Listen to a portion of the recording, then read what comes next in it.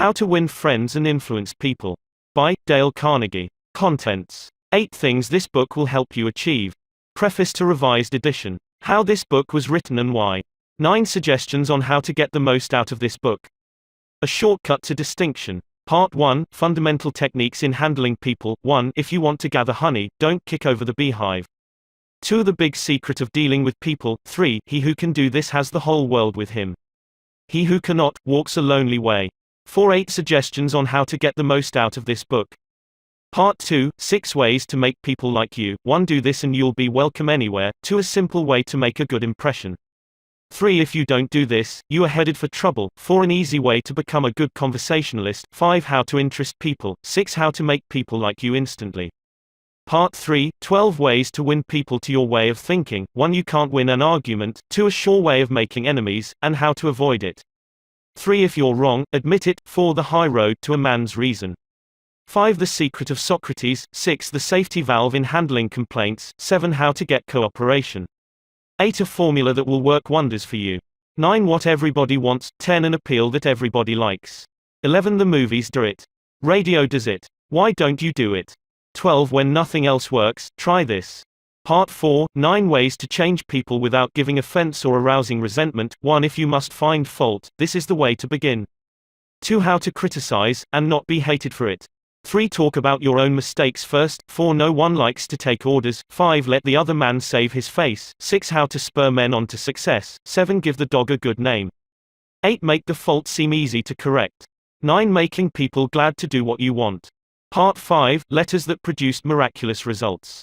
Part 6, 7 rules for making your home life happier. 1. How to dig your marital grave in the quickest possible way. 2. Love and let live. 3. Do this and you'll be looking up the timetables to Reno. 4. A quick way to make everybody happy. 5. They mean so much to a woman. 6. If you want to be happy, don't neglect this one. 7. Don't be a marriage illiterate. 8 things this book will help you achieve. 1. Get out of a mental rut, think new thoughts, acquire new visions, discover new ambitions. 2. Make friends quickly and easily. 3. Increase your popularity. 4. Win people to your way of thinking.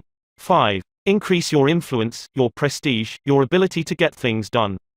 6. Handle complaints, avoid arguments, keep your human contacts smooth and pleasant. 7. Become a better speaker, a more entertaining conversationalist. 8. Arouse enthusiasm among your associates. Preface to Revised Edition. How to Win Friends and Influence People was first published in 1937 in an edition of only 5,000 copies. Neither Dale Carnegie nor the publishers, Simon & Schuster, anticipated more than this modest sale. To their amazement, the book became an overnight sensation, and edition after edition rolled off the presses to keep up with the increasing public demand. Now To Win Friends and Influence People took its place in publishing history as one of the all-time international bestsellers.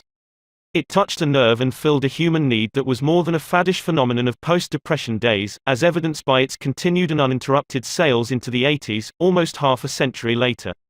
Dale Carnegie used to say that it was easier to make $1 million than to put a phrase into the English language. How to Win Friends and Influence People became such a phrase, quoted, paraphrased, parodied, used in innumerable contexts from political cartoon to novels. The book itself was translated into almost every known written language. Each generation has discovered it anew and has found it relevant. Which brings us to the logical question, why revise a book that has proven and continues to prove its vigorous and universal appeal? Why tamper with success? To answer that, we must realize that Dale Carnegie himself was a tireless reviser of his own work during his lifetime. How to Win Friends and Influence People was written to be used as a textbook for his courses in effective speaking and human relations and is still used in those courses today. Until his death in 1955, he constantly improved and revised the course itself to make it applicable to the evolving needs of an ever-growing public. No one was more sensitive to the changing currents of present-day life than Dale Carnegie.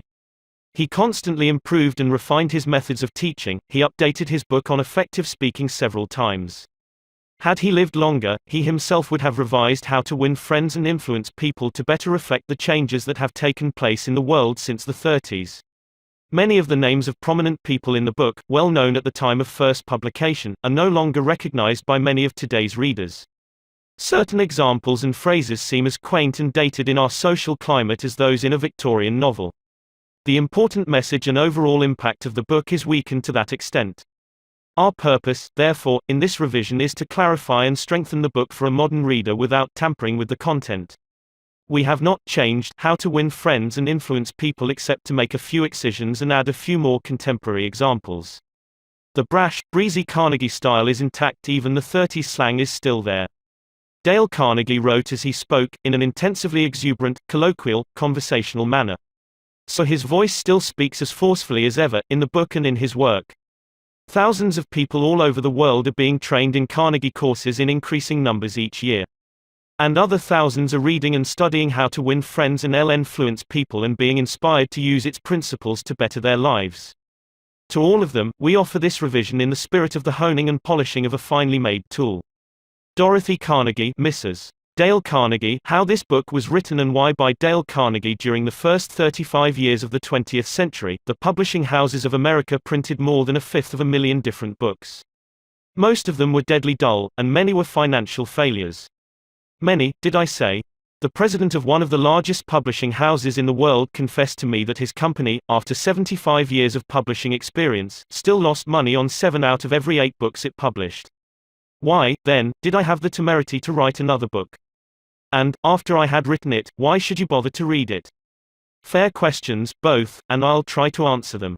I have, since 1912, been conducting educational courses for business and professional men and women in New York.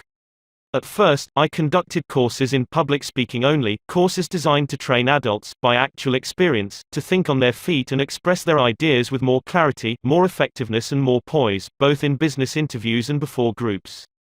But gradually, as the seasons passed, I realized that as sorely as these adults needed training in effective speaking, they needed still more training in the fine art of getting along with people in everyday business and social contacts. I also gradually realized that I was sorely in need of such training myself. As I look back across the years, I am appalled at my own frequent lack of finesse and understanding. How I wish a book such as this had been placed in my hands 20 years ago. What a priceless boon it would have been. Dealing with people is probably the biggest problem you face, especially if you are in business. Yes, and that is also true if you are a housewife, architect or engineer. Research done a few years ago under the auspices of the Carnegie Foundation for the Advancement of Teaching uncovered a most important and significant fact, a fact later confirmed by additional studies made at the Carnegie Institute of Technology. These investigations revealed that even in such technical lines as engineering, about 15% of one's financial success is due to one's technical knowledge and about 85% is due to skill in human engineering to personality and the ability to lead people.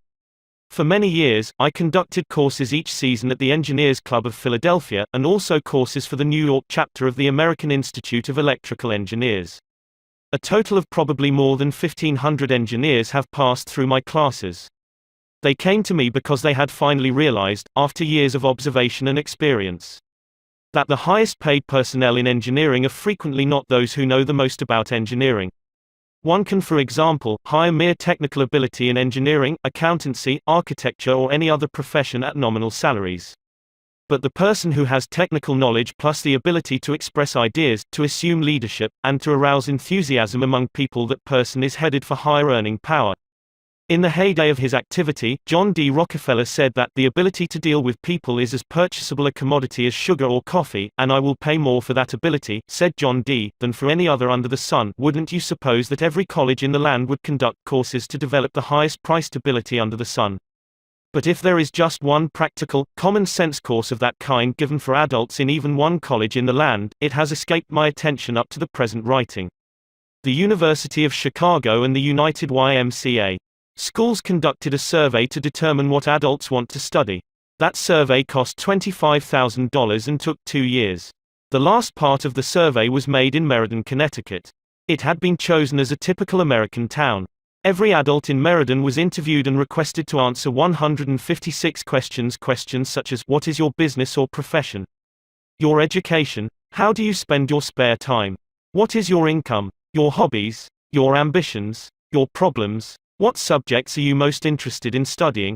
And so on. That survey revealed that health is the prime interest of adults and that the second interest is people, how to understand and get along with people, how to make people like you, and how to win others to your way of thinking. So the committee conducting this survey resolved to conduct such a course for adults in Meriden. They searched diligently for a practical textbook on the subject and found not one.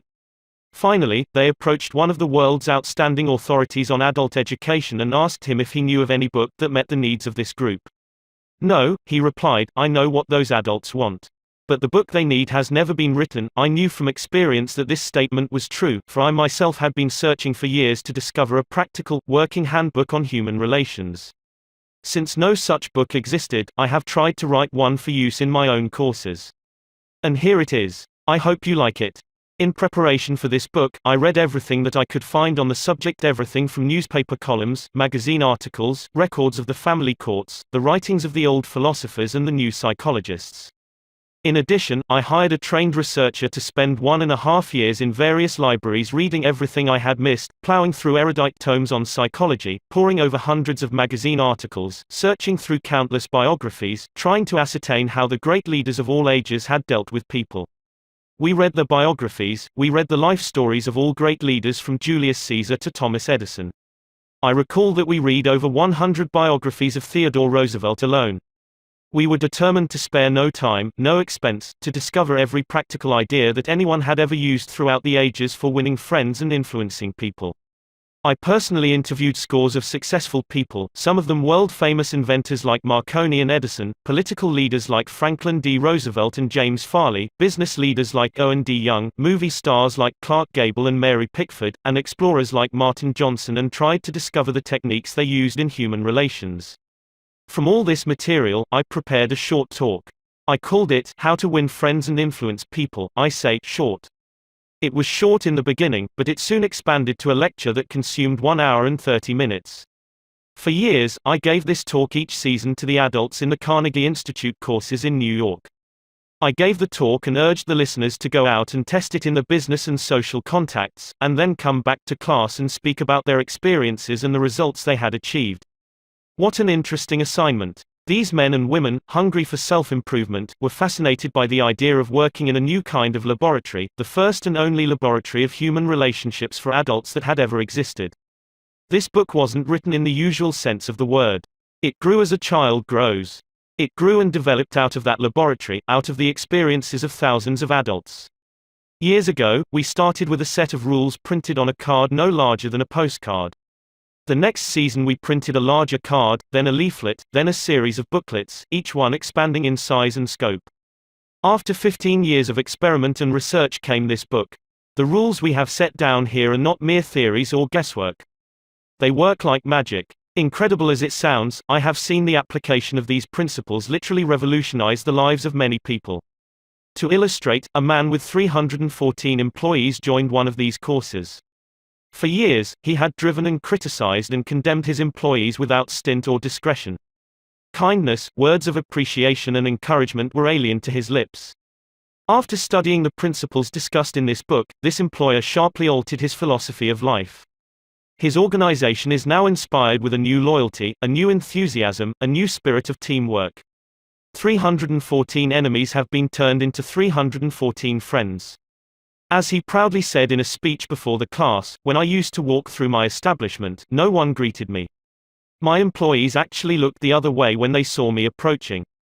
But now they are all my friends and even the janitor calls me by my first name. This employer gained more profit, more leisure, and what is infinitely more important, he found far more happiness in his business and in his home. Countless numbers of salespeople have sharply increased their sales by the use of these principles. Many have opened up new accounts that they had formerly solicited in vain. Executives have been given increased authority, increased pay. One executive reported a large increase in salary because he applied these truths. Another, an executive in the Philadelphia Gas Works Company, was slated for demotion when he was 65 because of his belligerence, because of his inability to lead people skillfully. This training not only saved him from the demotion but brought him a promotion with increased pay.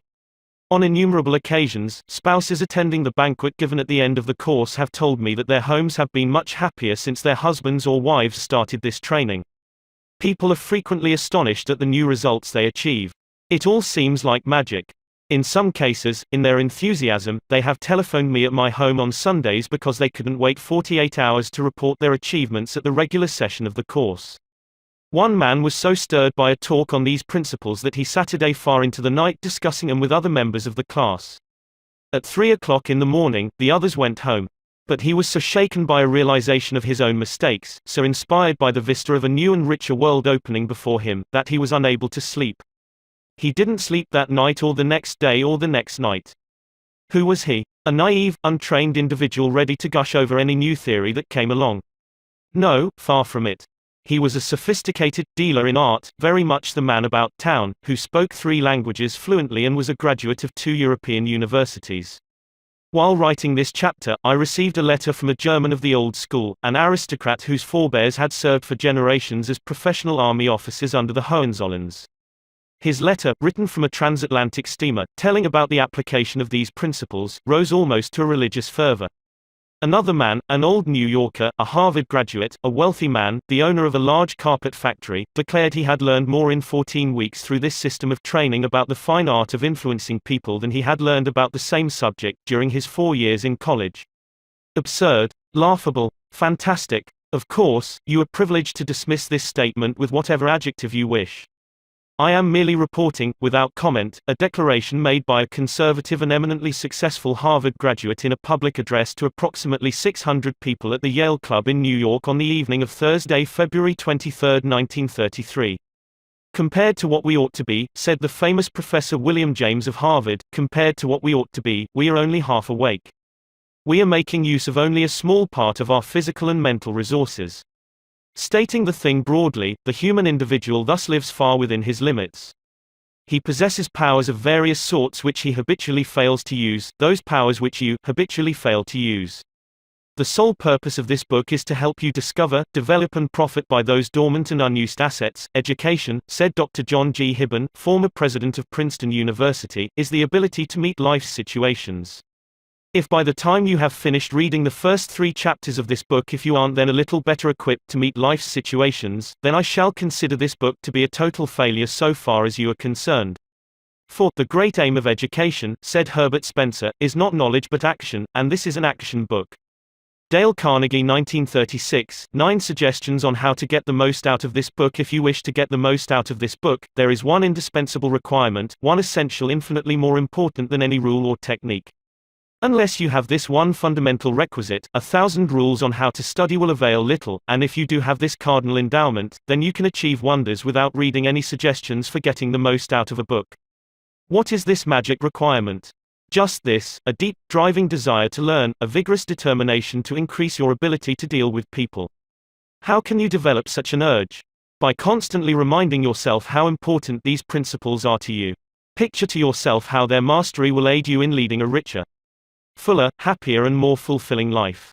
Say to yourself over and over, my popularity, my happiness and sense of worth depend to no small extent upon my skill in dealing with people. Read each chapter rapidly at first to get a bird's eye view of it. You will probably be tempted then to rush on to the next one. But don't, unless you are reading merely for entertainment. But if you are reading because you want to increase your skill in human relations, then go back and reread each chapter thoroughly. In the long run, this will mean saving time and getting results. Stop frequently in your reading to think over what you are reading. Ask yourself just how and when you can apply each suggestion. Read with a crayon, pencil, pen, magic marker or highlighter in your hand. When you come across a suggestion that you feel you can use, draw a line beside it. If it is a 4-star suggestion, then underscore every sentence or highlight it, or mark it with ********. Marking and underscoring a book makes it more interesting, and far easier to review rapidly. I knew a woman who had been office manager for a large insurance concern for 15 years. Every month, she read all the insurance contracts her company had issued that month. Yes, she read many of the same contracts over month after month, year after year. Why? Because experience had taught her that that was the only way she could keep the provisions clearly in mind. I once spent almost 2 years writing a book on public speaking, and yet I found I had to keep going back over it from time to time in order to remember what I had written in my own book. The rapidity with which we forget is astonishing. So, if you want to get a real, lasting benefit out of this book, don't imagine that skimming through it once will suffice. After reading it thoroughly, you ought to spend a few hours reviewing it every month. Keep it on your desk in front of you every day. Glance through it often. Keep constantly impressing yourself with the rich possibilities for improvement that still lie in the offing. Remember that the use of these principles can be made habitual only by a constant and vigorous campaign of review and application. There is no other way. Bernard Shaw once remarked, "If you teach a man anything, he will never learn." Shaw was right. Learning is an active process. We learn by doing. So, if you desire to master the principles you are studying in this book, do something about them. Apply these rules at every opportunity. If you don't, you will forget them quickly. Only knowledge that is used sticks in your mind. You will probably find it difficult to apply these suggestions all the time. I know because I wrote the book, and yet frequently I found it difficult to apply everything I advocated.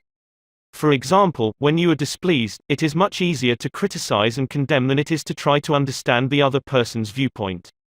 It is frequently easier to find fault than to find praise. It is more natural to talk about what they want than to talk about what the other person wants. And so on. So, as you read this book, remember that you are not merely trying to acquire information. You are attempting to form new habits. Ah yes, you are attempting a new way of life. That will require time and persistence and daily application. So refer to these pages often. Regard this as a working handbook on human relations, and whenever you are confronted with some specific problem, such as handling a child, winning your spouse to your way of thinking, or satisfying an irritated customer, hesitate about doing the natural thing, the impulsive thing. This is usually wrong. Instead, turn to these pages and review the paragraphs you have underscored. Then try these new ways and watch them achieve magic for you. Offer your spouse, your child, or some business associate a dime or a dollar every time he or she catches you violating a certain principle. Make a lively game out of mastering these rules. The president of an important Wall Street bank once described, in a talk before one of my classes, a highly efficient system he used for self-improvement. This man had little formal schooling, yet he had become one of the most important financiers in America, and he confessed that he owed most of his success to the constant application of his homemade system. This is what he does. I'll put it in his own words as accurately as I can remember. For years I have kept an engagement book showing all the appointments I had during the day. My family never made any plans for me on Saturday night, for the family knew that I devoted a part of each Saturday evening to the illuminating process of self-examination and review and appraisal. After dinner I went off by myself, opened my engagement book, and thought over all the interviews, discussions and meetings that had taken place during the week. I asked myself, what mistakes did I make that time, what did I do that was right, and in what way could I have improved my performance, what lessons can I learn from that experience? I often found that this weekly review made me very unhappy. I was frequently astonished at my own blunders. Of course, as the years passed, these blunders became less frequent. Sometimes I was inclined to pat myself on the back a little after one of these sessions. This system of self-analysis, self-education, continued year after year, did more for me than any other one thing I have ever attempted. It helped me improve my ability to make decisions, and it aided me enormously in all my contacts with people. I cannot recommend it too highly. Why not use a similar system to check up on your application of the principles discussed in this book? If you do, two things will result. First, you will find yourself engaged in an educational process that is both intriguing and priceless. Second, you will find that your ability to meet and deal with people will grow enormously. You will find at the end of this book several blank pages on which you should record your triumphs in the application of these principles. Be specific. Give names, dates, results. Keeping such a record will inspire you to greater efforts, and how fascinating these entries will be when you chance upon them some evening years from now. In order to get the most out of this book, A. Develop a deep, driving desire to master the principles of human relations. B. Read each chapter twice before going on to the next one. C. As you read, stop frequently to ask yourself how you can apply each suggestion. D. Underscore each important idea. E. Review this book each month. F. Apply these principles at every opportunity. Use this volume as a working handbook to help you solve your daily problems. G. Make a lively game out of your learning by offering some friend a dime or a dollar every time he or she catches you violating one of these principles. H. Check up each week on the progress you are making. Ask yourself what mistakes you have made, what improvement, what lessons you have learned for the future. I. Keep notes in the back of this book showing how and when you have applied these principles. A Shortcut to Distinction by Lowell Thomas. This biographical information about Dale Carnegie was written as an introduction to the original edition of How to Win Friends and Influence People. It is reprinted in this edition to give the readers additional background on Dale Carnegie. It was a cold January night in 1935, but the weather couldn't keep them away. 2,500 men and women thronged into the grand ballroom of the Hotel Pennsylvania in New York. Every available seat was filled by 7:30. At 8 o'clock, the eager crowd was still pouring in. The spacious balcony was soon jammed. Presently even standing space was at a premium, and hundreds of people, tired after navigating a day in business, stood up for an hour and a half that night to witness, what? A fashion show, a 6-day bicycle race, or a personal appearance by Clark Gable. No, these people had been lured there by a newspaper ad. 2 evenings previously, they had seen this full-page announcement in the New York Sun staring them in the face: learn to speak effectively, prepare for leadership. Old stuff. Yes, but believe it or not, in the most sophisticated town on earth, during a depression with 20% of the population on relief, 2,500 people had left their homes and hustled to the hotel in response to that ad. The people who responded were of the upper economic strata, executives, employers and professionals. These men and women had come to hear the opening gun of an ultra-modern, ultra-practical course in Effective Speaking and Influencing Men in Business, a course given by the Dale Carnegie Institute of Effective Speaking and Human Relations. Why were they there, these 2,500 businessmen and women? Because of a sudden hunger for more education because of the Depression? Apparently not, for this same course had been playing to packed houses in New York City every season for the preceding 24 years. During that time, more than 15,000 business and professional people had been trained by Dale Carnegie. Even large, skeptical, conservative organizations such as the Westinghouse Electric Company, the McGraw-Hill Publishing Company, the Brooklyn Union Gas Company, the Brooklyn Chamber of Commerce, the American Institute of Electrical Engineers and the New York Telephone Company have had this training conducted in their own offices for the benefit of their members and executives. The fact that these people, 10 or 20 years after leaving grade school, high school or college, come and take this training is a glaring commentary on the shocking deficiencies of our educational system. What do adults really want to study? That is an important question, and in order to answer it, the University of Chicago, the American Association for Adult Education, and the United YMCA Schools made a survey over a 2-year period. That survey revealed that the prime interest of adults is health. It also revealed that the second interest is in developing skill in human relationships. They want to learn the technique of getting along with and influencing other people. They don't want to become public speakers, and they don't want to listen to a lot of high-sounding talk about psychology. They want suggestions they can use immediately in business, in social contacts and in the home. So that was what adults wanted to study, was it? All right, said the people making the survey. Fine. If that is what they want, we'll give it to them. Looking around for a textbook, they discovered that no working manual had ever been written to help people solve their daily problems in human relationships. Here was a fine kettle of fish. For hundreds of years, learned volumes had been written on Greek and Latin and higher mathematics, topics about which the average adult doesn't give two hoots.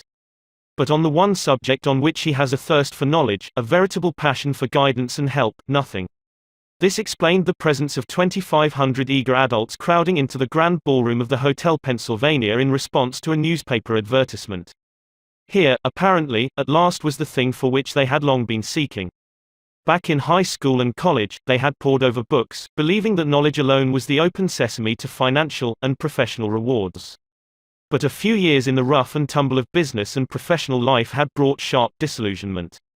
They had seen some of the most important business successes won by men who possessed, in addition to their knowledge, the ability to talk well, to win people to their way of thinking, and to sell themselves and their ideas.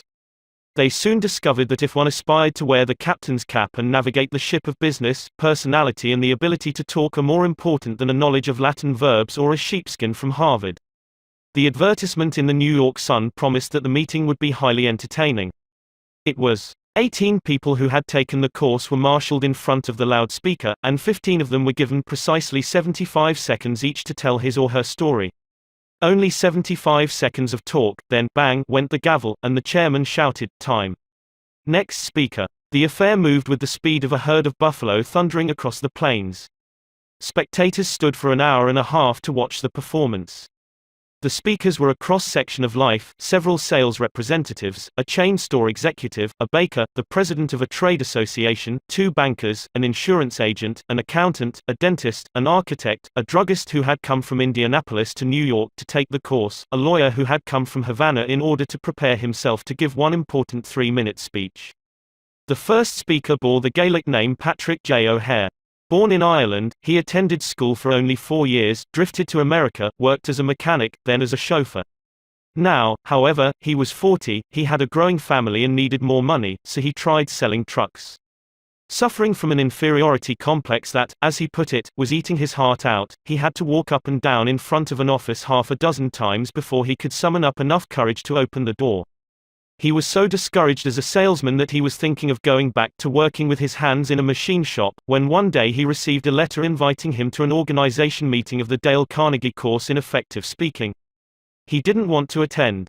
He feared he would have to associate with a lot of college graduates, that he would be out of place. His despairing wife insisted that he go, saying, "It may do you some good, Pat. God knows you need it." He went down to the place where the meeting was to be held and stood on the sidewalk for 5 minutes before he could generate enough self-confidence to enter the room. The first few times he tried to speak in front of the others, he was dizzy with fear. But as the weeks drifted by, he lost all fear of audiences and soon found that he loved to talk. The bigger the crowd, the better. And he also lost his fear of individuals and of his superiors. He presented his ideas to them, and soon he had been advanced into the sales department. He had become a valued and much liked member of his company. This night, in the Hotel Pennsylvania, Patrick O'Hare stood in front of 2,500 people and told a gay, rollicking story of his achievements. Wave after wave of laughter swept over the audience. Few professional speakers could have equaled his performance. The next speaker, Godfrey Mayer, was a gray-headed banker, the father of 11 children. The first time he had attempted to speak in class, he was literally struck dumb. His mind refused to function. His story is a vivid illustration of how leadership gravitates to the person who can talk. He worked on Wall Street, and for 25 years he had been living in Clifton, New Jersey. During that time, he had taken no active part in community affairs and knew perhaps 500 people. Shortly after he had enrolled in the Carnegie course, he received his tax bill and was infuriated by what he considered unjust charges. Ordinarily, he would have Saturday at home and fumed, or he would have taken it out in grousing to his neighbors. But instead, he put on his hat that night, walked into the town meeting, and blew off steam in public. As a result of that talk of indignation, the citizens of Clifton, New Jersey, urged him to run for the town council. So for weeks he went from one meeting to another, denouncing waste and municipal extravagance.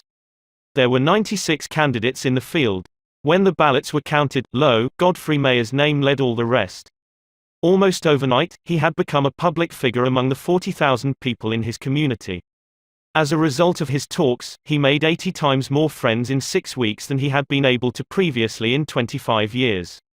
And his salary as councilman meant that he got a return of 1,000% a year on his investment in the Carnegie course. The third speaker, the head of a large national association of food manufacturers, told how he had been unable to stand up and express his ideas at meetings of a board of directors. As a result of learning to think on his feet, 2 astonishing things happened. He was soon made president of his association, and in that capacity, he was obliged to address meetings all over the United States. Excerpts from his talks were put on the Associated Press wires and printed in newspapers and trade magazines throughout the country. In 2 years, after learning to speak more effectively, he received more free publicity for his company and its products than he had been able to get previously with $250,000 spent in direct advertising. This speaker admitted that he had formerly hesitated to telephone some of the more important business executives in Manhattan and invite them to lunch with him. But as a result of the prestige he had acquired by his talks, these same people telephoned him and invited him to lunch and apologized to him for encroaching on his time. The ability to speak is a shortcut to distinction. It puts a person in the limelight, raises one head and shoulders above the crowd. And the person who can speak acceptably is usually given credit for an ability out of all proportion to what he or she really possesses. A movement for adult education has been sweeping over the nation, and the most spectacular force in that movement was Dale Carnegie, a man who listened to and critiqued more talks by adults than has any other man in captivity. According to a cartoon by, believe it or not, Ripley, he had criticized 150,000 speeches. If that grand total doesn't impress you, remember that it meant one talk for almost every day that has passed since Columbus discovered America. Or, to put it in other words, if all the people who had spoken before him had used only 3 minutes and had appeared before him in succession, it would have taken 10 months, listening day and night, to hear them all. Dale Carnegie's own career, filled with sharp contrasts, was a striking example of what a person can accomplish when obsessed with an original idea and afire with enthusiasm. Born on a Missouri farm 10 miles from a railway, he never saw a streetcar until he was 12 years old, yet by the time he was 46, he was familiar with the far-flung corners of the earth, everywhere from Hong Kong to Hammerfest, and, at one time, he approached closer to the North Pole than Admiral Byrd's headquarters at Little America was to the South Pole. This Missouri lad who had once picked strawberries and cut cockleburrs for 5 cents an hour became the highly paid trainer of the executives of large corporations in the art of self-expression. This erstwhile cowboy who had once punched cattle and branded calves and ridden fences out in western South Dakota later went to London to put on shows under the patronage of the royal family. This chap who was a total failure the first half dozen times he tried to speak in public later became my personal manager. Much of my success has been due to training under Dale Carnegie. Young Carnegie had to struggle for an education, for hard luck was always battering away at the old farm in northwest Missouri with a flying tackle and a body slam. Year after year, the 102 river rose and drowned the corn and swept away the hay. Season after season, the fat hogs sickened and died from cholera, the bottom fell out of the market for cattle and mules, and the bank threatened to foreclose the mortgage. Sick with discouragement, the family sold out and bought another farm near the State Teachers College at Warrensburg, Missouri. Board and room could be had in town for $1 a day, but young Carnegie couldn't afford it. So he stayed on the farm and commuted on horseback 3 miles to college each day. At home, he milked the cows, cut the wood, fed the hogs, and studied his Latin verbs by the light of a coal oil lamp until his eyes blurred and he began to nod. Even when he got to bed at midnight, he set the alarm for 3 o'clock. His father bred pedigreed Durrick Jersey hogs, and there was danger, during the bitter cold nights, that the young pigs would freeze to death, so they were put in a basket, covered with a gunny sack, and set behind the kitchen stove. True to their nature, the pigs demanded a hot meal at 3 a.m. So when the alarm went off, Dale Carnegie crawled out of the blankets, took the basket of pigs out to their mother, waited for them to nurse, and then brought them back to the warmth of the kitchen stove. There were 600 students in State Teachers College, and Dale Carnegie was one of the isolated half-dozen who couldn't afford to board in town.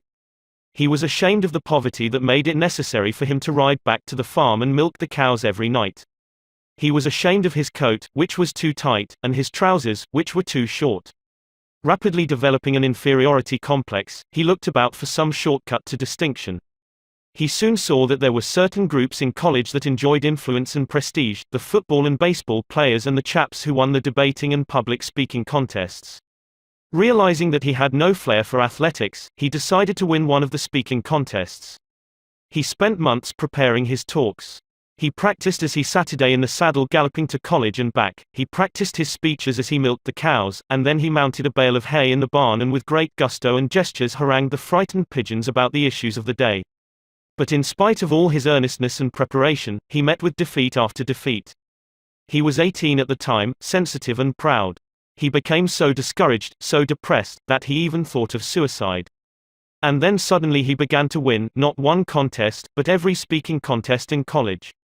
Other students pleaded with him to train them, and they won also. After graduating from college, he started selling correspondence courses to the ranchers among the sandhills of western Nebraska and eastern Wyoming. In spite of all his boundless energy and enthusiasm, he couldn't make the grade. He became so discouraged that he went to his hotel room in Alliance, Nebraska, in the middle of the day, threw himself across the bed, and wept in despair. He longed to go back to college, he longed to retreat from the harsh battle of life, but he couldn't. So he resolved to go to Omaha and get another job. He didn't have the money for a railroad ticket, so he traveled on a freight train, feeding and watering 2 carloads of wild horses in return for his passage. After landing in South Omaha, he got a job selling bacon and soap and lard for Armour and Company. His territory was up among the Badlands and the cow and Indian country of western South Dakota. He covered his territory by freight train and stage coach and horseback and slept in pioneer hotels where the only partition between the rooms was a sheet of muslin. He studied books on salesmanship, rode bucking broncos, played poker with the Indians, and learned how to collect money. And when, for example, an inland storekeeper couldn't pay cash for the bacon and hams he had ordered, Dale Carnegie would take a dozen pairs of shoes off his shelf, sell the shoes to the railroad men, and forward the receipts to Armour and Company. He would often ride a freight train 100 miles a day. When the train stopped to unload freight, he would dash uptown, see 3 or 4 merchants, get his orders, and when the whistle blew, he would dash down the street again lickety-split and swing onto the train while it was moving. Within 2 years, he had taken an unproductive territory that had stood in the 25th place and had boosted it to first place among all the 29 car routes leading out of South Omaha. Armour and Company offered to promote him, saying, "You have achieved what seemed impossible." But he refused the promotion and resigned, went to New York, studied at the American Academy of Dramatic Arts, and toured the country, playing the role of Dr. Hartley in Polly of the Circus. He would never be a Booth or a Barrymore. He had the good sense to recognize that, so back he went to sales work, selling automobiles and trucks for the Packard Motor Car Company. He knew nothing about machinery and cared nothing about it. Dreadfully unhappy, he had to scourge himself to his task each day. He longed to have time to study, to write the books he had dreamed about writing back in college. So he resigned. He was going to spend his days writing stories and novels and support himself by teaching in a night school. Teaching what? As he looked back and evaluated his college work, he saw that his training in public speaking had done more to give him confidence, courage, poise and the ability to meet and deal with people in business than had all the rest of his college courses put together, so he urged the YMCA schools in New York to give him a chance to conduct courses in public speaking for people in business. What? Make orators out of business people? Absurd. The YMCA people knew.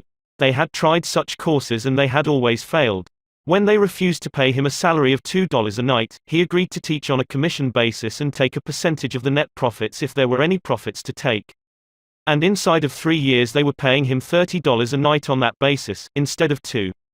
The course grew. Other East heard of it, then other cities. Dale Carnegie soon became a glorified circuit rider covering New York, Philadelphia, Baltimore and later London and Paris. All the textbooks were too academic and impractical for the business people who flocked to his courses. Because of this he wrote his own book entitled Public Speaking and Influencing Men in Business. It became the official text of all the YMCAs as well as of the American Bankers Association and the National Credit Men's Association. Dale Carnegie claimed that all people can talk when they get mad. He said that if you hit the most ignorant man in town on the jaw and knock him down, he would get on his feet and talk with an eloquence, heat and emphasis that would have rivaled that world-famous orator William Jennings Bryan at the height of his career. He claimed that almost any person can speak acceptably in public if he or she has self-confidence and an idea that is boiling and stewing within. The way to develop self-confidence, he said, is to do the thing you fear to do and get a record of successful experiences behind you. So he forced each class member to talk at every session of the course.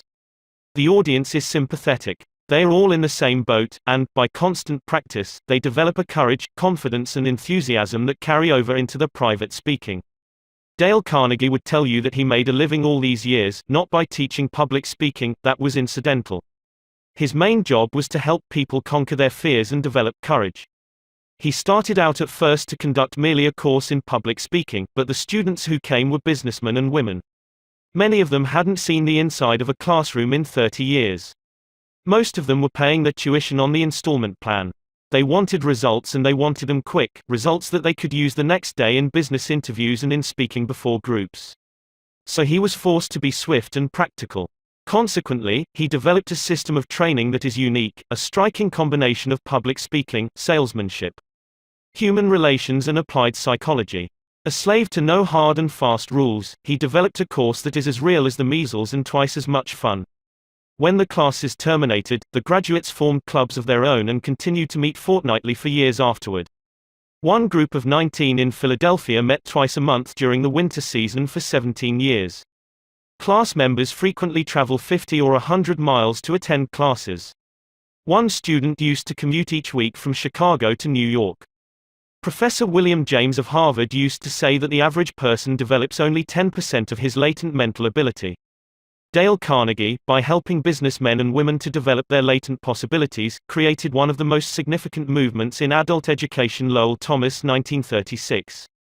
Part 1, Fundamental Techniques in Handling People. If you want to gather honey, don't kick over the beehive. On May 7, 1931, the most sensational manhunt New York City had ever known had come to its climax. After weeks of search, two-gun Crowley, the killer, the gunman who didn't smoke or drink, was at bay, trapped in his sweetheart's apartment on West End Avenue. 150 policemen and detectives laid siege to his top-floor hideaway. They chopped holes in the roof, they tried to smoke out Crowley, the cop killer, with tear gas. Then they mounted their machine guns on surrounding buildings, and for more than an hour one of New York's fine residential areas reverberated with the crack of pistol fire and the rut-tat-tat of machine guns. Crowley, crouching behind an overstuffed chair, fired incessantly at the police. 10,000 excited people watched the battle. Nothing like it ever been seen before on the sidewalks of New York. When Crowley was captured, Police Commissioner E.P. Mulrooney declared that the two-gun desperado was one of the most dangerous criminals ever encountered in the history of New York. "He will kill," said the commissioner, "at the drop of a feather." But how did two-gun Crowley regard himself? We know, because while the police were firing into his apartment, he wrote a letter addressed to whom it may concern, and, as he wrote, the blood flowing from his wounds left a crimson trail on the paper. In this letter Crowley said, "Under my coat is a weary heart, but a kind one, one that would do nobody any harm." A short time before this, Crowley had been having a necking party with his girlfriend on a country road out on Long Island. Suddenly a policeman walked up to the car and said, "Let me see your license." Without saying a word, Crowley drew his gun and cut the policeman down with a shower of lead. As the dying officer fell, Crowley leaped out of the car, grabbed the officer's revolver, and fired another bullet into the prostrate body. And that was the killer who said, "Under my coat is a weary heart, but a kind one, one that would do nobody any harm." Crowley was sentenced to the electric chair. When he arrived at the death house in Sing Sing, did he say, "This is what I get for killing people"? No, he said, "This is what I get for defending myself." The point of the story is this: two-gun Crowley didn't blame himself for anything. Is that an unusual attitude among criminals? If you think so, listen to this. "I have spent the best years of my life giving people the lighter pleasures, helping them have a good time, and all I get is abuse, the existence of a hunted man." That's Al Capone speaking. Yes, America's most notorious public enemy, the most sinister gang leader who ever shot up Chicago. Capone didn't condemn himself. He actually regarded himself as a public benefactor, an unappreciated and misunderstood public benefactor. And so did Dutch Schultz before he crumpled up under gangster bullets in Newark. Dutch Schultz, one of New York's most notorious rats, said in a newspaper interview that he was a public benefactor. And he believed it. I have had some interesting correspondence with Louis Laws, who was warden of New York's infamous Sing Sing prison for many years, on this subject, and he declared that few of the criminals in Sing Sing regard themselves as bad men. They are just as human as you and I, so they rationalize, they explain. They can tell you why they had to crack a safe or be quick on the trigger finger. Most of them attempt by a form of reasoning, fallacious or logical, to justify their antisocial acts even to themselves, consequently stoutly maintaining that they should never have been imprisoned at all.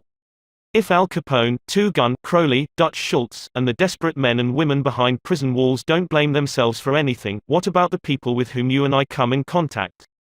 John Wanamaker, founder of the stores that bear his name, once confessed, "I learned 30 years ago that it is foolish to scold.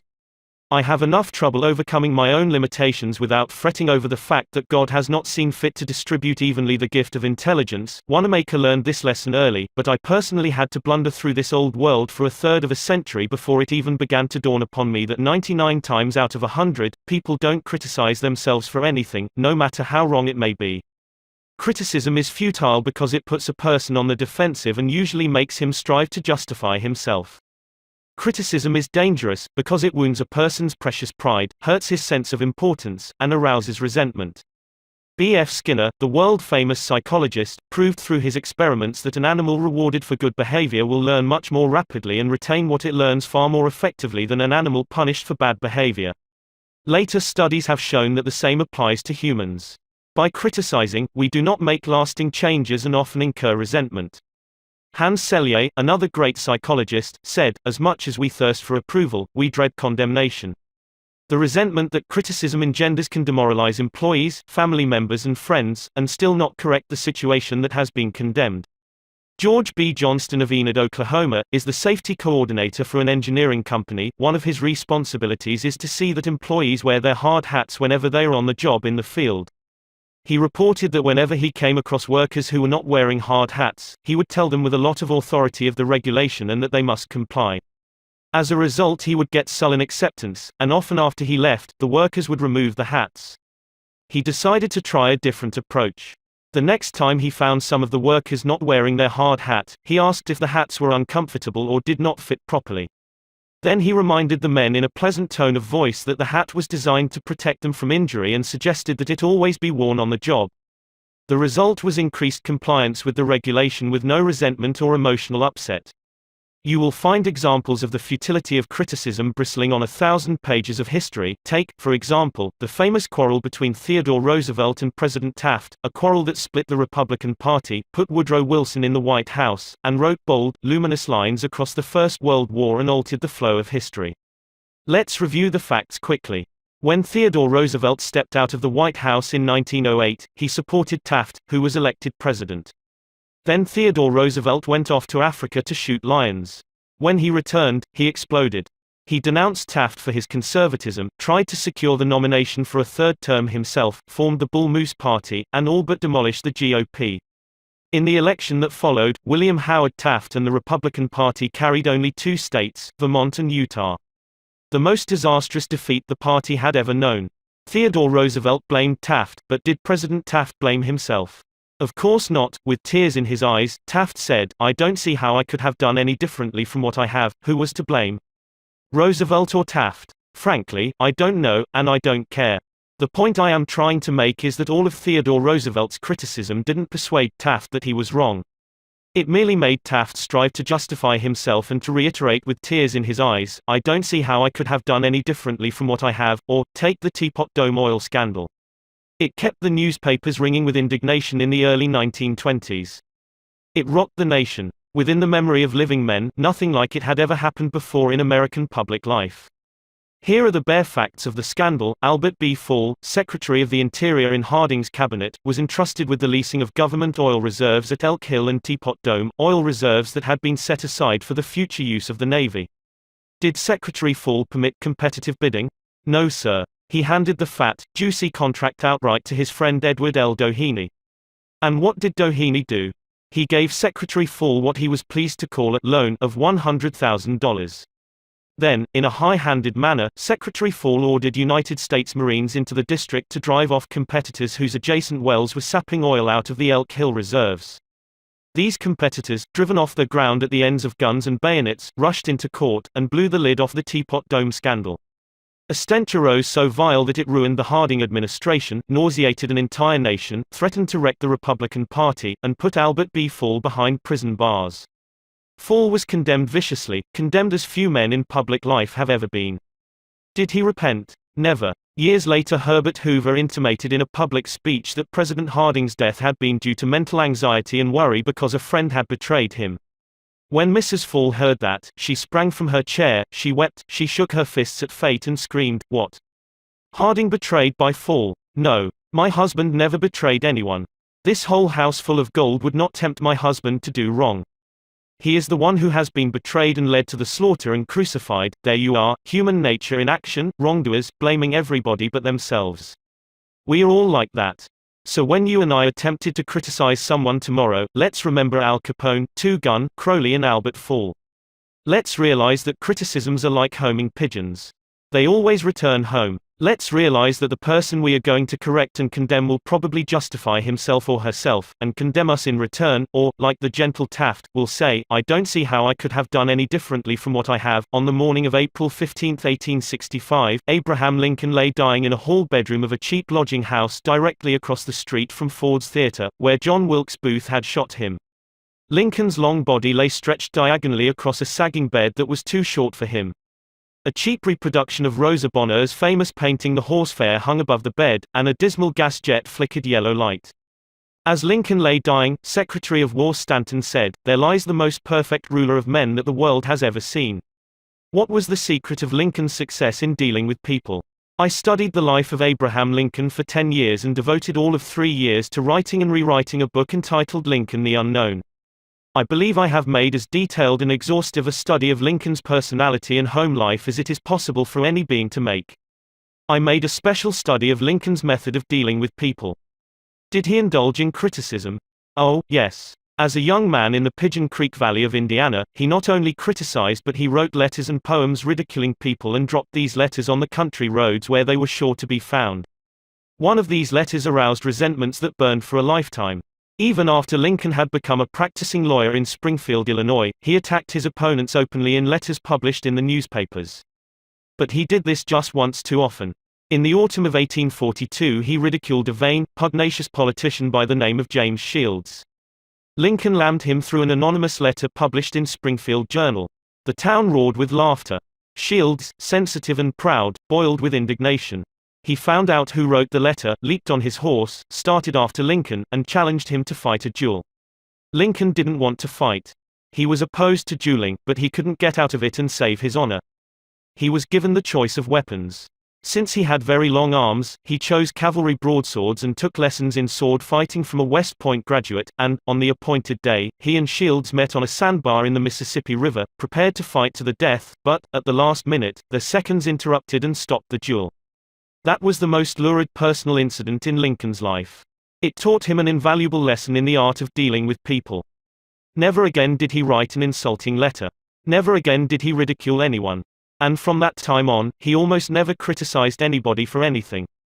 Time after time, during the Civil War, Lincoln put a new general at the head of the Army of the Potomac, and each one in turn, McClellan, Pope, Burnside, Hooker, Meade, blundered tragically and drove Lincoln to pacing the floor in despair. Half the nation savagely condemned these incompetent generals, but Lincoln, with malice toward none, with charity for all, held his peace. One of his favorite quotations was, "Judge not, that ye be not judged," and when Mrs. Lincoln and others spoke harshly of the Southern people, Lincoln replied, "Don't criticize them, they are just what we would be under similar circumstances." Yet if any man ever had occasion to criticize, surely it was Lincoln. Let's take just one illustration. The Battle of Gettysburg was fought during the first 3 days of July 1863. During the night of July 4, Lee began to retreat southward while storm clouds deluged the country with rain. When Lee reached the Potomac with his defeated army, he found a swollen, impassable river in front of him, and a victorious Union army behind him. Lee was in a trap. He couldn't escape. Lincoln saw that. Here was a golden, heaven-sent opportunity, the opportunity to capture Lee's army and end the war immediately. So, with a surge of high hope, Lincoln ordered Meade not to call a council of war but to attack Lee immediately. Lincoln telegraphed his orders and then sent a special messenger to Meade demanding immediate action. And what did General Meade do? He did the very opposite of what he was told to do. He called a council of war in direct violation of Lincoln's orders. He hesitated. He procrastinated. He telegraphed all manner of excuses. He refused point blank to attack Lee. Finally, the waters receded, and Lee escaped over the Potomac with his forces. Lincoln was furious. "What does this mean?" Lincoln cried to his son Robert. "Great God! What does this mean? We had them within our grasp and had only to stretch forth our hands and they were ours, yet nothing that I could say or do could make the army move. Under the circumstances, almost any general could have defeated Lee. If I had gone up there, I could have whipped him myself." In bitter disappointment, Lincoln sat a day down and wrote Meade this letter. And remember, at this period of his life Lincoln was extremely conservative and restrained in his phraseology. So, this letter coming from Lincoln in 1863 was tantamount to the severest rebuke. "My dear General, I do not believe you appreciate the magnitude of the misfortune involved in Lee's escape. He was within our easy grasp, and to have closed upon him would, in connection with our other late successes, have ended the war. As it is, the war will be prolonged indefinitely. If you could not safely attack Lee last Monday, how can you possibly do so south of the river, when you can take with you very few, no more than 2/3 of the force you then had in hand? It would be unreasonable to expect, and I do not expect, that you can now effect much. Your golden opportunity is gone, and I am distressed immeasurably because of it." What do you suppose Meade did when he read the letter? Meade never saw that letter. Lincoln never mailed it. It was found among his papers after his death. My guess is, and this is only a guess, that after writing that letter, Lincoln looked out of the window and said to himself, "Just a minute. Maybe I ought not to be so hasty. It is easy enough for me to sit here in the quiet of the White House and order Meade to attack, but if I had been up at Gettysburg, and if I had seen as much blood as Meade has seen during the last week, and if my ears had been pierced with the screams and shrieks of the wounded and dying, maybe I wouldn't be so anxious to attack either. If I had Meade's timid temperament, perhaps I would have done just what he had done." Anyhow, it is water under the bridge now. If I send this letter, it will relieve my feelings, but it will make me try to justify himself. It will make him condemn me. It will arouse hard feelings, impair all his further usefulness as a commander, and perhaps force him to resign from the army. So, as I have already said, Lincoln put the letter aside, for he had learned by bitter experience that sharp criticisms and rebukes almost invariably end in futility. Theodore Roosevelt said that when he, as president, was confronted with a perplexing problem, he used to lean back and look up at a large painting of Lincoln which hung above his desk in the White House and ask himself, what would Lincoln do if he were in my shoes? How would he solve this problem? The next time we attempted to admonish somebody, let's pull a $5 bill out of our pocket, look at Lincoln's picture on the bill, and ask, how would Lincoln handle this problem if he had it? Mark Twain lost his temper occasionally and wrote letters that turned the paper brown. For example, he once wrote to a man who had aroused his ire, "The thing for you is a burial permit. You have only to speak and I will see that you get it." On another occasion he wrote to an editor about a proofreader's attempts to improve my spelling and punctuation. He ordered, "Set the matter according to my copy hereafter and see that the proofreader retains his suggestions in the mush of his decayed brain." The writing of these stinging letters made Mark Twain feel better. They allowed him to blow off steam, and the letters didn't do any real harm, because Mark's wife secretly lifted them out of the mail. They were never sent. Do you know someone you would like to change and regulate and improve? Good. That is fine. I am all in favor of it, but why not begin on yourself? From a purely selfish standpoint, that is a lot more profitable than trying to improve others, yes, and a lot less dangerous. Don't complain about the snow on your neighbor's roof, said Confucius, when your own doorstep is unclean. When I was still young and trying hard to impress people, I wrote a foolish letter to Richard Harding Davis, an author who once loomed large on the literary horizon of America. I was preparing a magazine article about authors, and I asked Davis to tell me about his method of work. A few weeks earlier, I had received a letter from someone with this notation at the bottom, "Dictated but not read." I was quite impressed. I felt that the writer must be very big and busy and important. I wasn't the slightest bit busy, but I was eager to make an impression on Richard Harding Davis, so I ended my short note with the words, "Dictated but not read." He never troubled to answer the letter. He simply returned it to me with this scribbled across the bottom: "Your bad manners are exceeded only by your bad manners." True, I had blundered, and perhaps I deserved this rebuke. But, being human, I resented it. I resented it so sharply that when I read of the death of Richard Harding Davis 10 years later, the one thought that still persisted in my mind, I am ashamed to admit, was the hurt he had given me. If you and I want to stir up a resentment tomorrow that may rankle across the decades and endure until death, just let us indulge in a little stinging criticism no matter how certain we are that it is justified. When dealing with people, let us remember we are not dealing with creatures of logic. We are dealing with creatures of emotion, creatures bristling with prejudices and motivated by pride and vanity. Bitter criticism caused the sensitive Thomas Hardy, one of the finest novelists ever to enrich English literature, to give up forever the writing of fiction. Criticism drove Thomas Chatterton, the English poet, to suicide. Benjamin Franklin, tactless in his youth, became so diplomatic, so adroit at handling people, that he was made American ambassador to France. The secret of his success: "I will speak ill of no man," he said, "and speak all the good I know of everybody. Any fool can criticize, condemn and complain, and most fools do. But it takes character and self-control to be understanding and forgiving. A great man shows his greatness," said Carlyle, "by the way he treats little men." Bob Hoover, a famous test pilot and frequent performer at air shows, was returning to his home in Los Angeles from an air show in San Diego. As described in the magazine Flight Operations, at 300 feet in the air, both engines suddenly stopped. By deft maneuvering he managed to land the plane, but it was badly damaged although nobody was hurt. Hoover's first act after the emergency landing was to inspect the airplane's fuel. Just as he suspected, the World War II propeller plane he had been flying had been fueled with jet fuel rather than gasoline. Upon returning to the airport, he asked to see the mechanic who had serviced his airplane. The young man was sick with the agony of his mistake. Tears streamed down his face as Hoover approached. He had just caused the loss of a very expensive plane and could have caused the loss of 3 lives as well. You can imagine Hoover's anger. One could anticipate the tongue lashing that this proud and precise pilot would unleash for that carelessness. But Hoover didn't scold the mechanic, he didn't even criticize him. Instead, he put his big arm around the man's shoulder and said, "To show you I'm sure that you'll never do this again, I want you to service my F-51 tomorrow." Often parents attempted to criticize their children. You would expect me to say, don't. But I will not. I am merely going to say, before you criticize them, read one of the classics of American journalism, Father Forgets. It originally appeared as an editorial in the People's Home Journal. We are reprinting it here with the author's permission, as condensed in the Reader's Digest. Father Forgets is one of those little pieces which, dashed off in a moment of sincere feeling, strikes an echoing chord in so many readers as to become a perennial reprint favorite. Since its first appearance, Father Forgets has been reproduced, writes the author, W. Livingston Land, in hundreds of magazines and house organs, and in newspapers the country over. It has been reprinted almost as extensively in many foreign languages. I have given personal permission to thousands who wish to read it from school, church, and lecture platforms. It has been on the air on countless occasions and programs. Oddly enough, college periodicals have used it, and high school magazines. Sometimes a little piece seems mysteriously to click. This one certainly did. Father Forgets. W. Livingston Land. Listen, son, I am saying this as you lie asleep, one little paw crumpled under your cheek and the blonde curls stickily wet on your damp forehead. I have stolen into your room alone.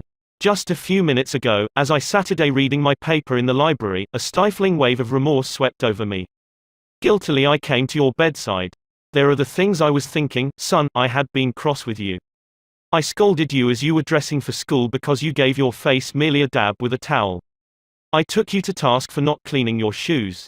I called out angrily when you threw some of your things on the floor. At breakfast I found fault, too. You spilled things. You gulped down your food. You put your elbows on the table. You spread butter too thick on your bread. And as you started off to play and I made for my train, you turned and waved a hand and called, "Goodbye, Daddy," and I frowned, and said in reply, "Hold your shoulders back." Then it began all over again in the late afternoon. As I came up the road, I spied you, down on your knees, playing marbles. There were holes in your stockings. I humiliated you before your boyfriends by marching you ahead of me to the house. Stockings were expensive, and if you had to buy them you would be more careful. Imagine that, son, from a father. Do you remember, later, when I was reading in the library, how you came in timidly, with a sort of hurt look in your eyes? When I glanced up over my paper, impatient at the interruption, you hesitated at the door. "What is it you want?" I snapped.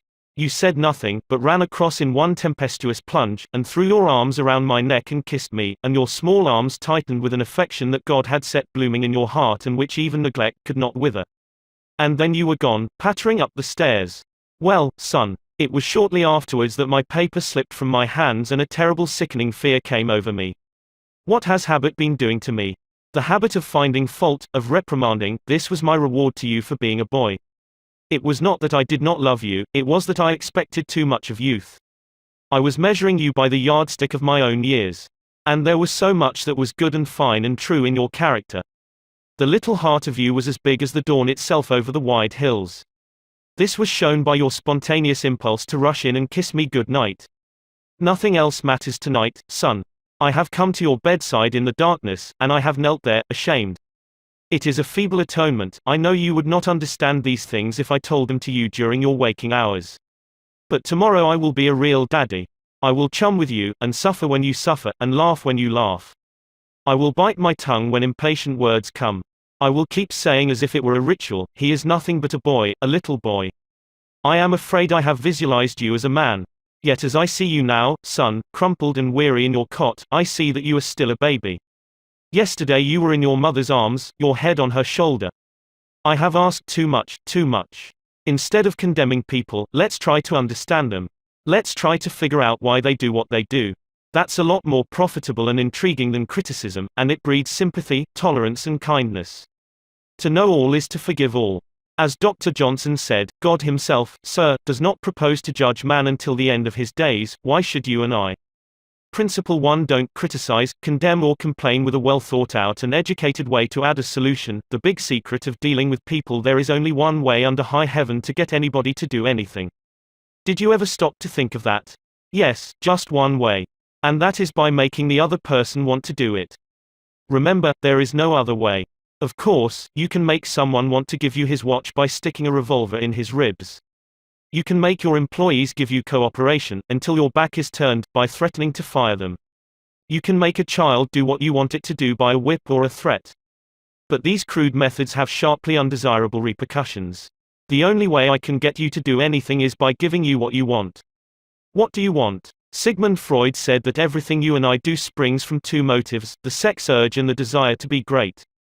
John Dewey, one of America's most profound philosophers, phrased it a bit differently.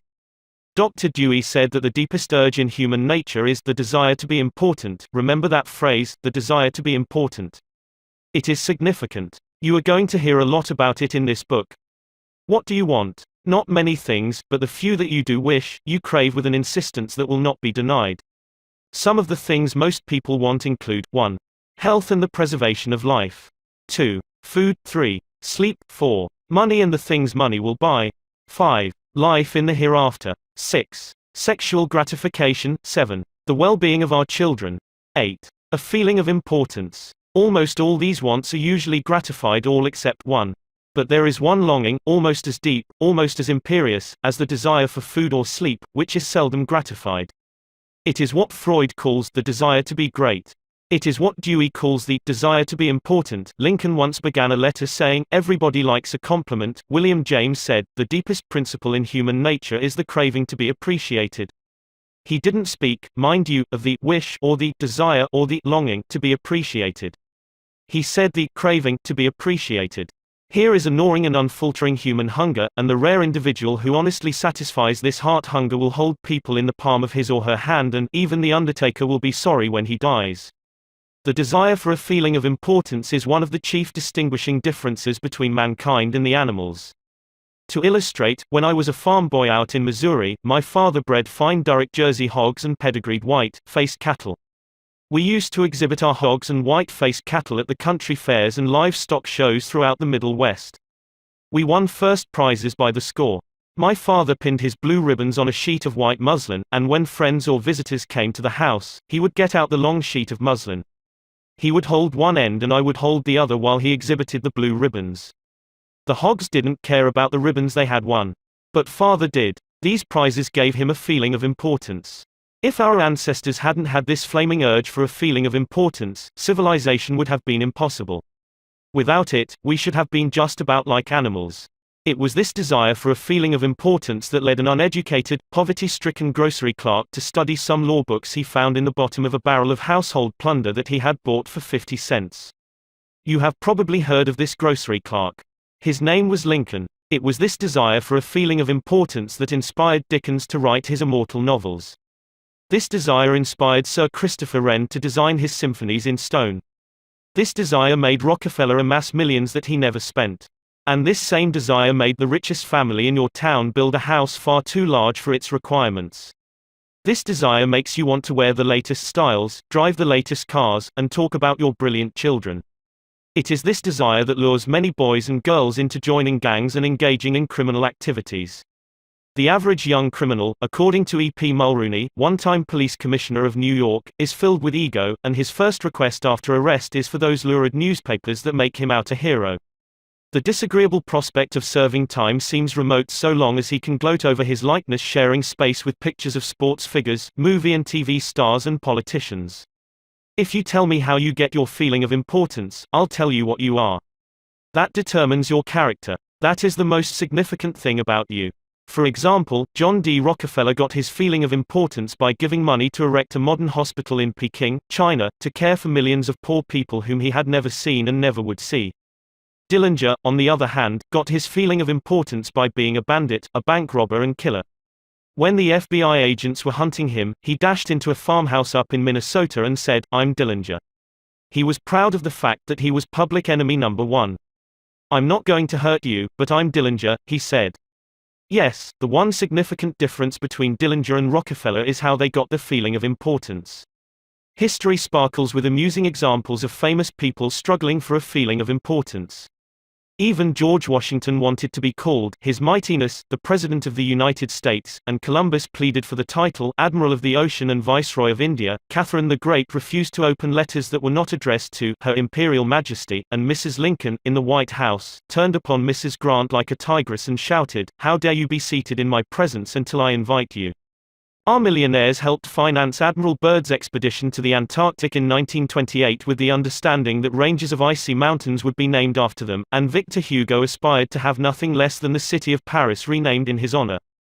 Even Shakespeare, mightiest of the mighty, tried to add luster to his name by procuring a coat of arms for his family. People sometimes became invalids in order to win sympathy and attention and get a feeling of importance. For example, take Mrs. McKinley. She got a feeling of importance by forcing her husband, the President of the United States, to neglect important affairs of state while he reclined on the bed beside her for hours at a time, his arm about her, soothing her to sleep.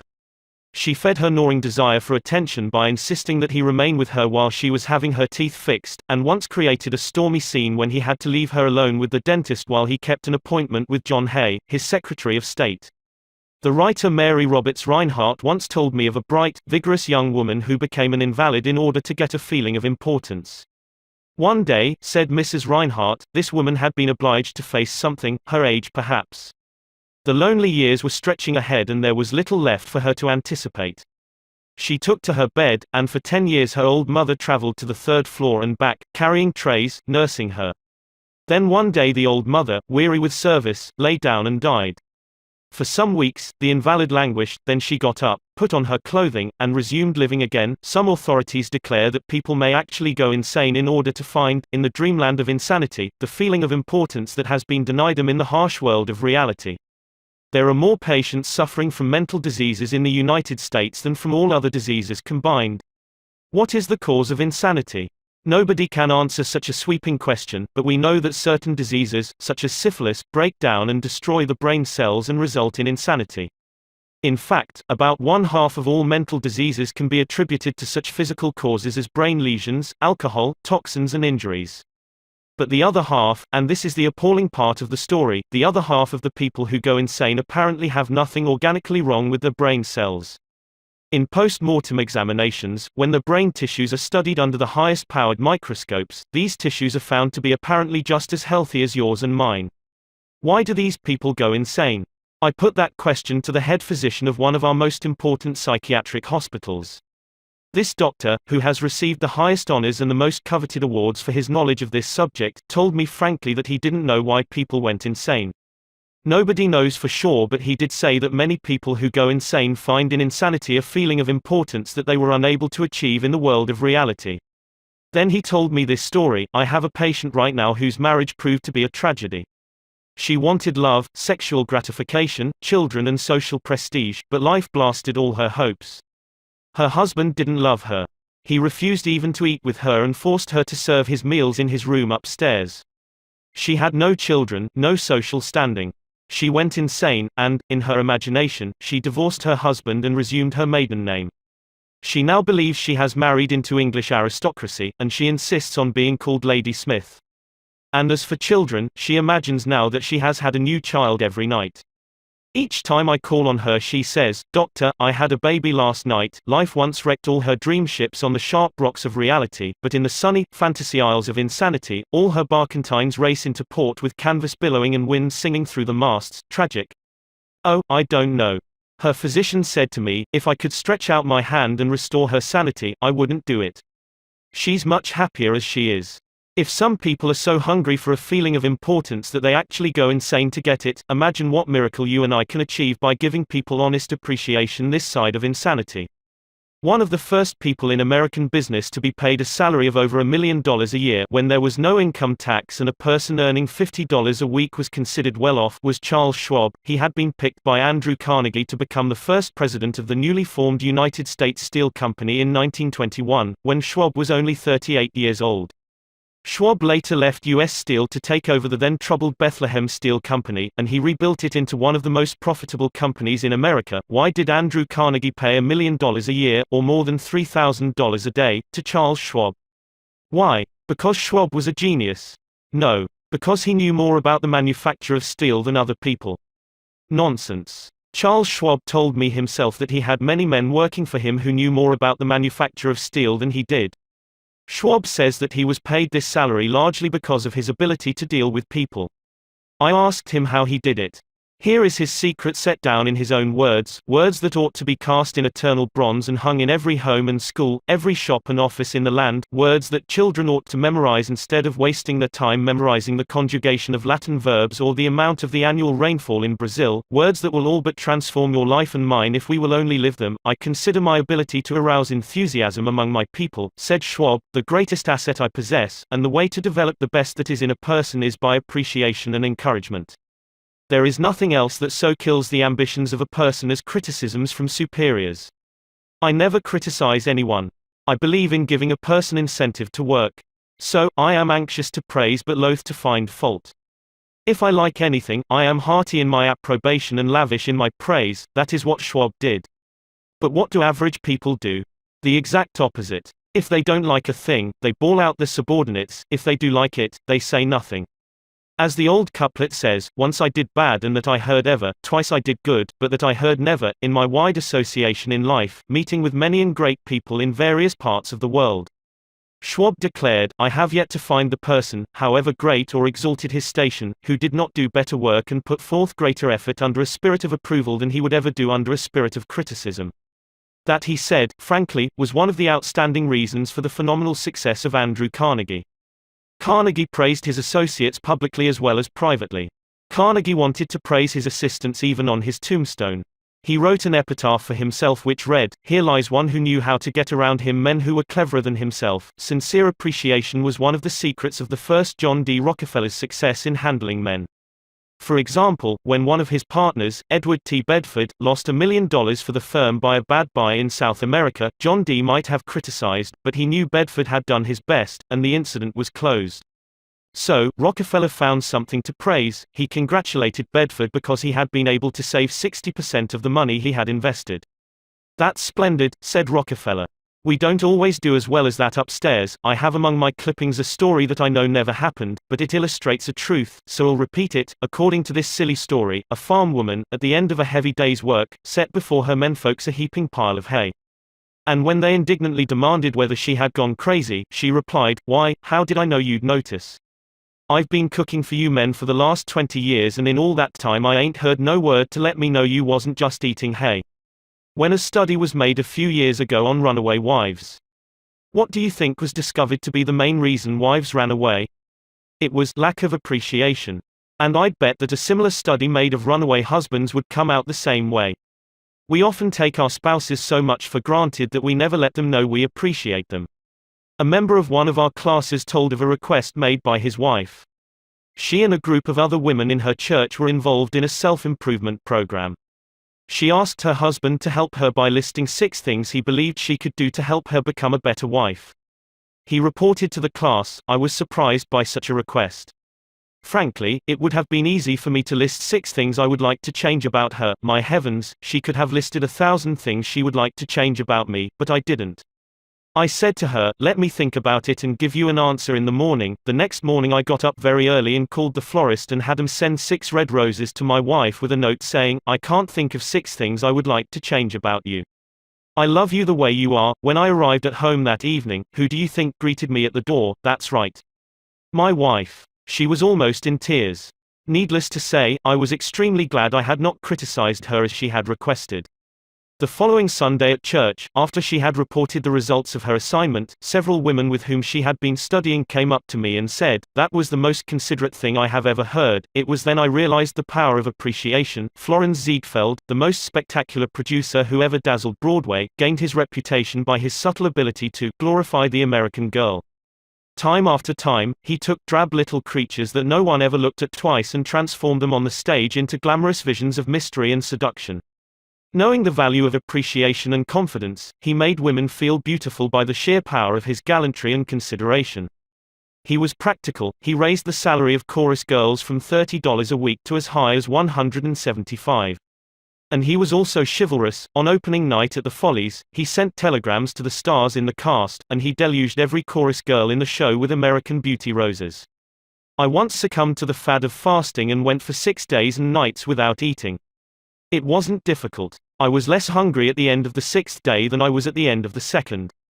Yet I know, as you know, people who would think they had committed a crime if they let their families or employees go for 6 days without food, but they will let them go for 6 days, and 6 weeks, and sometimes 60 years without giving them the hearty appreciation that they crave almost as much as they crave food. When Alfred Lunt, one of the great actors of his time, played the leading role in Reunion in Vienna, he said, "There is nothing I need so much as nourishment for my self-esteem. We nourish the bodies of our children and friends and employees, but how seldom do we nourish their self-esteem? We provide them with roast beef and potatoes to build energy, but we neglect to give them kind words of appreciation that would sing in their memories for years like the music of the morning stars." Paul Harvey, in one of his radio broadcasts, The Rest of the Story, told how showing sincere appreciation can change a person's life. He reported that years ago a teacher in Detroit asked Stevie Morris to help her find a mouse that was lost in the classroom. You see, she appreciated the fact that nature had given Stevie something no one else in the room had. Nature had given Stevie a remarkable pair of ears to compensate for his blind eyes. But this was really the first time Stevie had been shown appreciation for those talented ears. Now, years later, he says that this act of appreciation was the beginning of a new life. You see, from that time on he developed his gift of hearing and went on to become, under the stage name of Stevie Wonder, one of the great pop singers and songwriters of the 70s, *** Paul Orant, Paul Harvey's The Rest of the Story, New York, Doubleday, 1977. Edited and compiled by Lynn Harvey. Copyright C by Paulin, Inc. Some readers are saying right now as they read these lines, "Oh, phooey.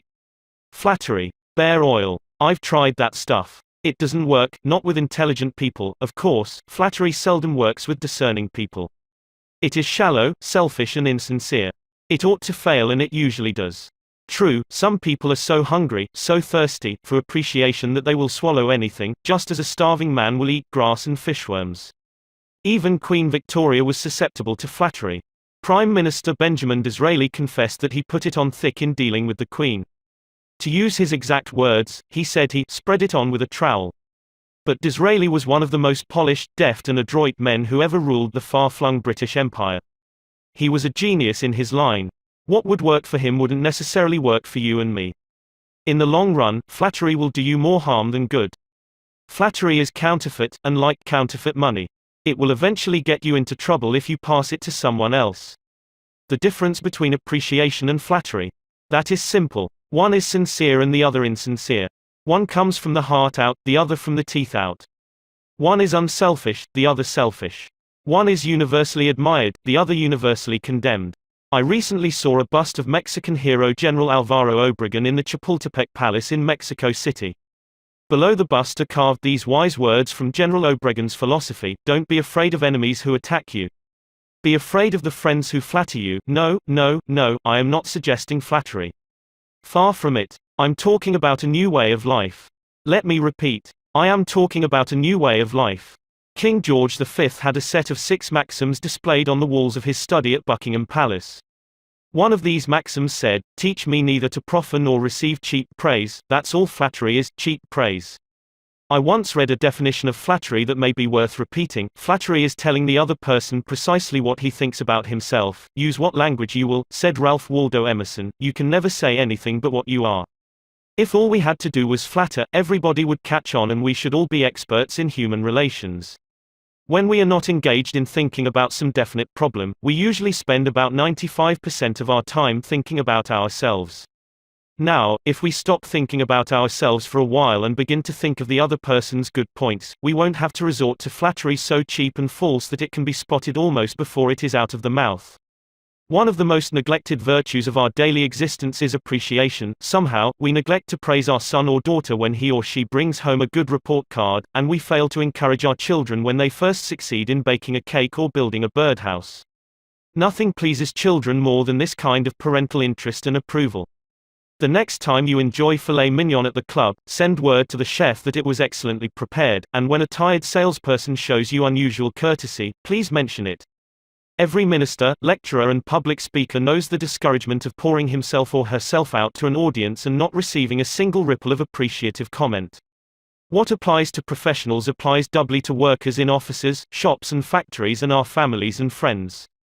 In our interpersonal relations we should never forget that all our associates are human beings and hunger for appreciation. It is the legal tender that all souls enjoy. Try leaving a friendly trail of little sparks of gratitude on your daily trips. You will be surprised how they will set small flames of friendship that will be rose beacons on your next visit. Pamela Dunham of New Fairfield, Connecticut, had among her responsibilities on her job the supervision of a janitor who was doing a very poor job. The other employees would jeer at him and litter the hallways to show him what a bad job he was doing. It was so bad, productive time was being lost in the shop. Without success, Pam tried various ways to motivate this person. She noticed that occasionally he did a particularly good piece of work. She made a point to praise him for it in front of the other people. Each day the job he did all around got better, and pretty soon he started doing all his work efficiently. Now he does an excellent job and other people give him appreciation and recognition. Honest appreciation got results where criticism and ridicule failed. Hurting people not only does not change them, it is never called for.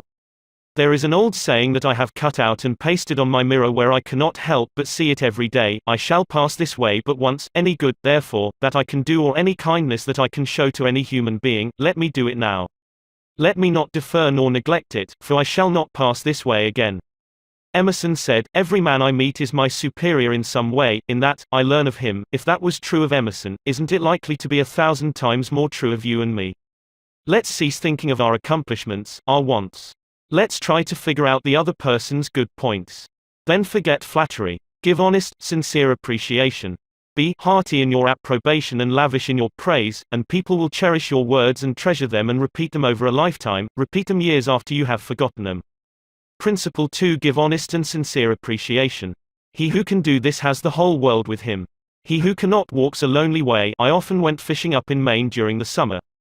Personally, I am very fond of strawberries and cream, but I have found that for some strange reason, fish prefer worms. So, when I went fishing, I didn't think about what I wanted. I thought about what they wanted. I didn't bait the hook with strawberries and cream. Rather, I dangled a worm or a grasshopper in front of the fish and said, "Wouldn't you like to have that?" Why not use the same common sense when fishing for people? That is what Lloyd George, Great Britain's Prime Minister during World War I, did. When someone asked him how he managed to stay in power after the other wartime leaders, Wilson, Orlando and Clemenceau, had been forgotten, he replied that if his staying on top might be attributed to any one thing, it would be to his having learned that it was necessary to bait the hook to suit the fish. Why talk about what we want? That is childish. Absurd. Of course, you are interested in what you want. You are eternally interested in it. But no one else is. The rest of us are just like you, we are interested in what we want. So the only way CM Earth to influence other people is to talk about what they want and show them how to get it. Remember that tomorrow when you are trying to get somebody to do something. If, for example, you don't want your children to smoke, don't preach at them, and don't talk about what you want, but show them that cigarettes may keep them from making the basketball team or winning the 100-yard dash. This is a good thing to remember regardless of whether you are dealing with children or calves or chimpanzees. For example, one day Ralph Waldo Emerson and his son tried to get a calf into the barn. But they made the common mistake of thinking only of what they wanted. Emerson pushed, and his son pulled. But the calf was doing just what they were doing, he was thinking only of what he wanted, so, he stiffened his legs and stubbornly refused to leave the pasture. The Irish housemaid saw their predicament. She couldn't write essays and books, but, on this occasion at least, she had more horse sense, or calf sense, than Emerson had. She thought of what the calf wanted, so she put her maternal finger in the calf's mouth and let the calf suck her finger as she gently led him into the barn. Every act you have ever performed since the day you were born was performed because you wanted something. How about the time you gave a large contribution to the Red Cross? Yes, that is no exception to the rule. You gave the Red Cross the donation because you wanted to lend a helping hand, you wanted to do a beautiful, unselfish, divine act, inasmuch as ye have done it unto one of the least of these my brethren, ye have done it unto me. If you hadn't wanted that feeling more than you wanted your money, you would not have made the contribution. Of course, you might have made the contribution because you were ashamed to refuse or because a customer asked you to do it. But one thing is certain. You made the contribution because you wanted something. Harry A. Overstreet in his illuminating book Influencing Human Behavior said, "Action springs out of what we fundamentally desire, and the best piece of advice which can be given to would-be persuaders, whether in business, in the home, in the school, in politics, is, first, arouse in the other person an eager want.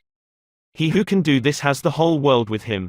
He who cannot walks a lonely way. Andrew Carnegie, the poverty-stricken Scotch lad who started to work at 2 cents an hour and finally gave away $365 million, learned early in life that the only way to influence people is to talk in terms of what the other person wants.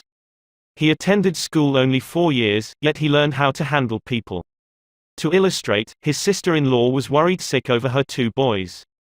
They were at Yale, and they were so busy with their own affairs that they neglected to write home and paid no attention whatever to their mother's frantic letters. Then Carnegie offered to wager $100 that he could get an answer by return mail, without even asking for it. Someone called his bet, so he wrote his nephews a chatty letter, mentioning casually in a postscript that he was sending each one a $5 bill. He neglected, however, to enclose the money. Back came replies by return mail thanking "Dear Uncle Andrew" for his kind note, and you can finish the sentence yourself. Another example of persuading comes from Stan Novak of Cleveland, Ohio, a participant in our course. Stan came home from work one evening to find his youngest son, Tim, kicking and screaming on the living room floor. He was to start kindergarten the next day and was protesting that he would not go.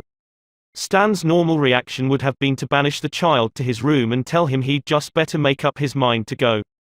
He had no choice. But tonight, recognizing that this would not really help Tim start kindergarten in the best frame of mind, Stan Saturday down and thought, if I were Tim, why would I be excited about going to kindergarten? He and his wife made a list of all the fun things Tim would do, such as finger painting, singing songs, making new friends. Then they put them into action. We all started finger painting on the kitchen table, my wife, Lil, my other son Bob, and myself, all having fun. Soon Tim was peeping around the corner. Next he was begging to participate. Oh, no. You have to go to kindergarten first to learn how to finger paint. With all the enthusiasm I could muster, I went through the list, talking in terms he could understand, telling him all the fun he would have in kindergarten. The next morning, I thought I was the first one up.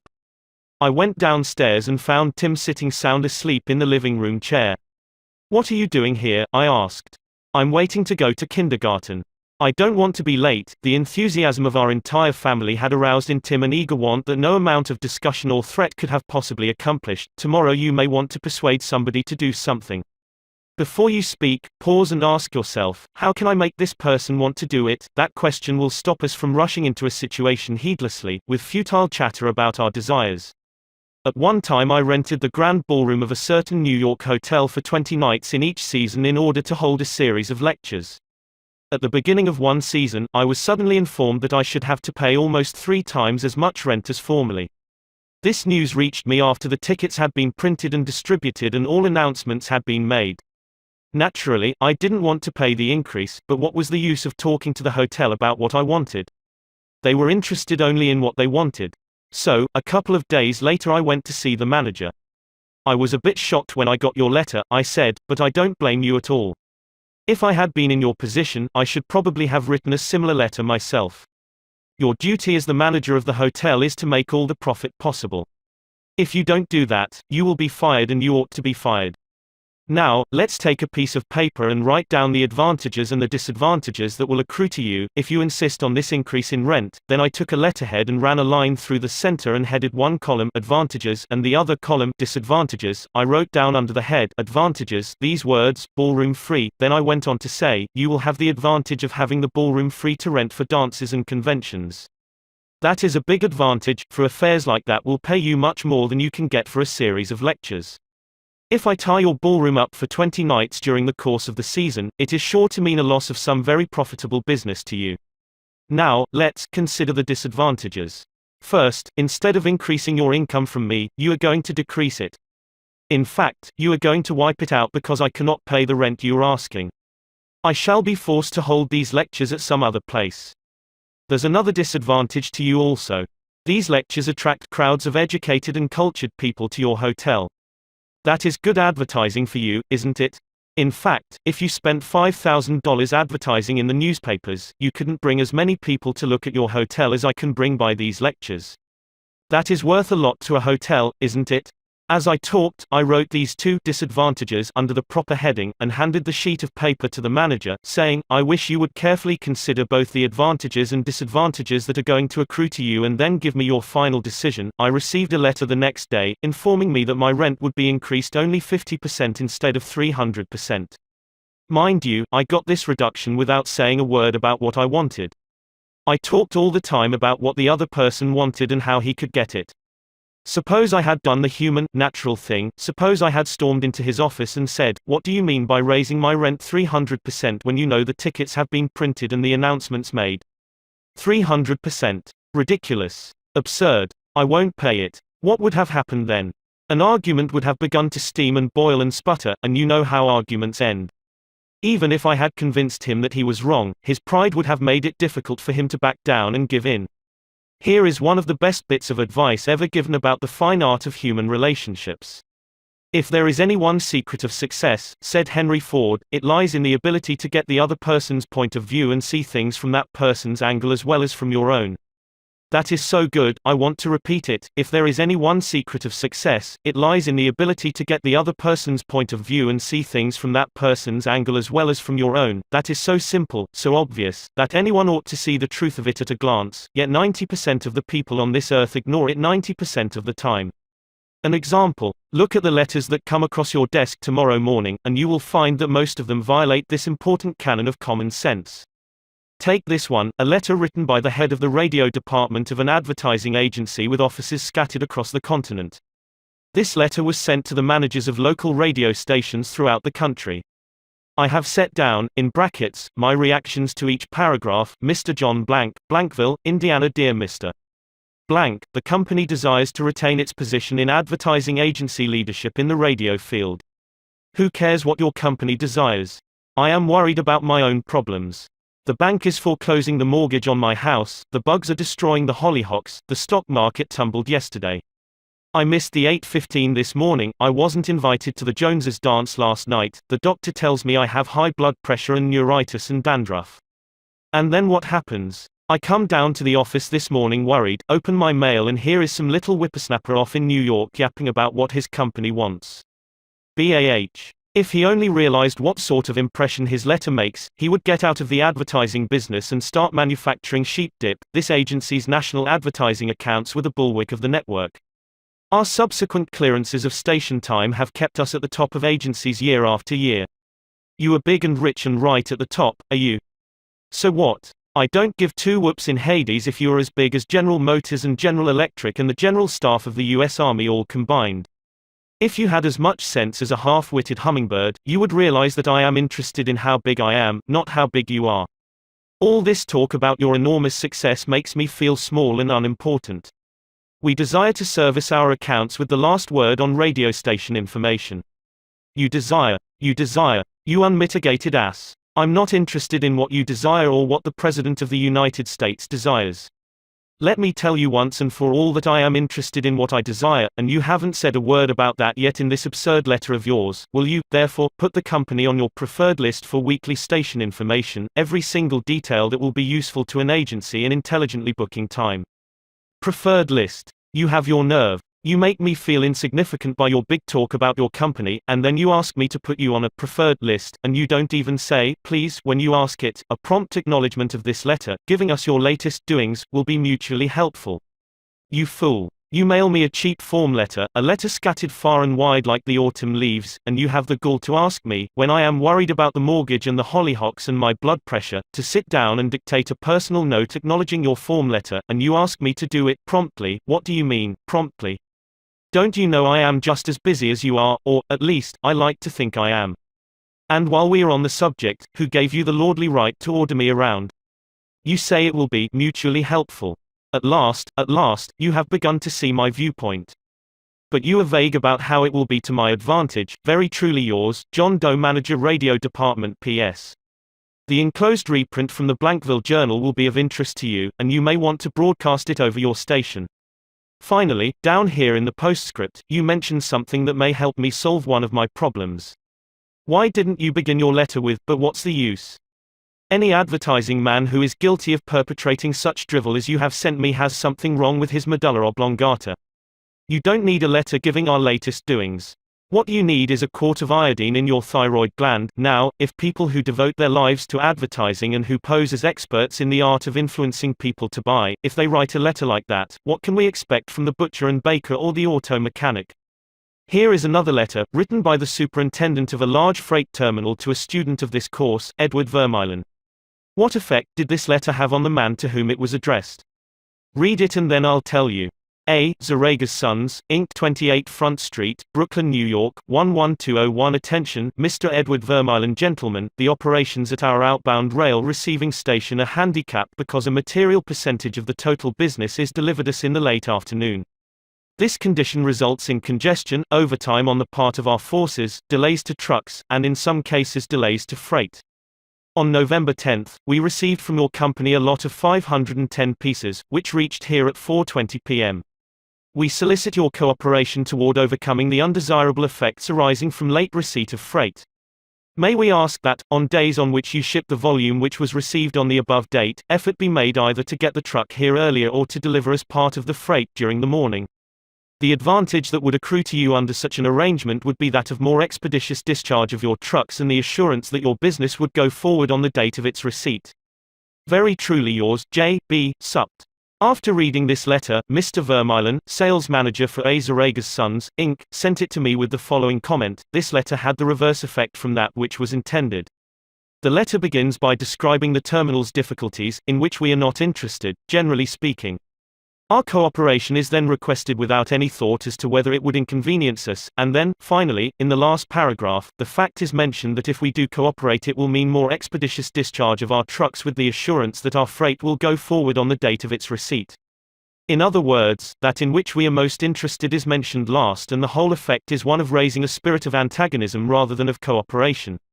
Let's see if we can't rewrite and improve this letter. Let's not waste any time talking about our problems. As Henry Ford admonishes, let's get the other person's point of view and see things from his or her angle, as well as from our own. Here is one way of revising the letter. It may not be the best way, but isn't it an improvement?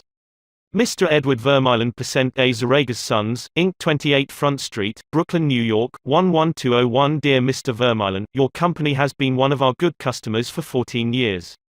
Naturally, we are very grateful for your patronage and are eager to give you the speedy, efficient service you deserve. However, we regret to say that it isn't possible for us to do that when your trucks bring us a large shipment late in the afternoon, as they did on November 10. Why? Because many other customers make late afternoon deliveries also. Naturally, that causes congestion. That means your trucks are held up unavoidably at the pier and sometimes even your freight is delayed. That's bad, but it can be avoided. If you make your deliveries at the pier in the morning when possible, your trucks will be able to keep moving, your freight will get immediate attention, and our workers will get home early at night to enjoy a dinner of the delicious macaroni and noodles that you manufacture. Regardless of when your shipments arrive, we shall always cheerfully do all in our power to serve you promptly. You are busy. Please don't trouble to answer this note.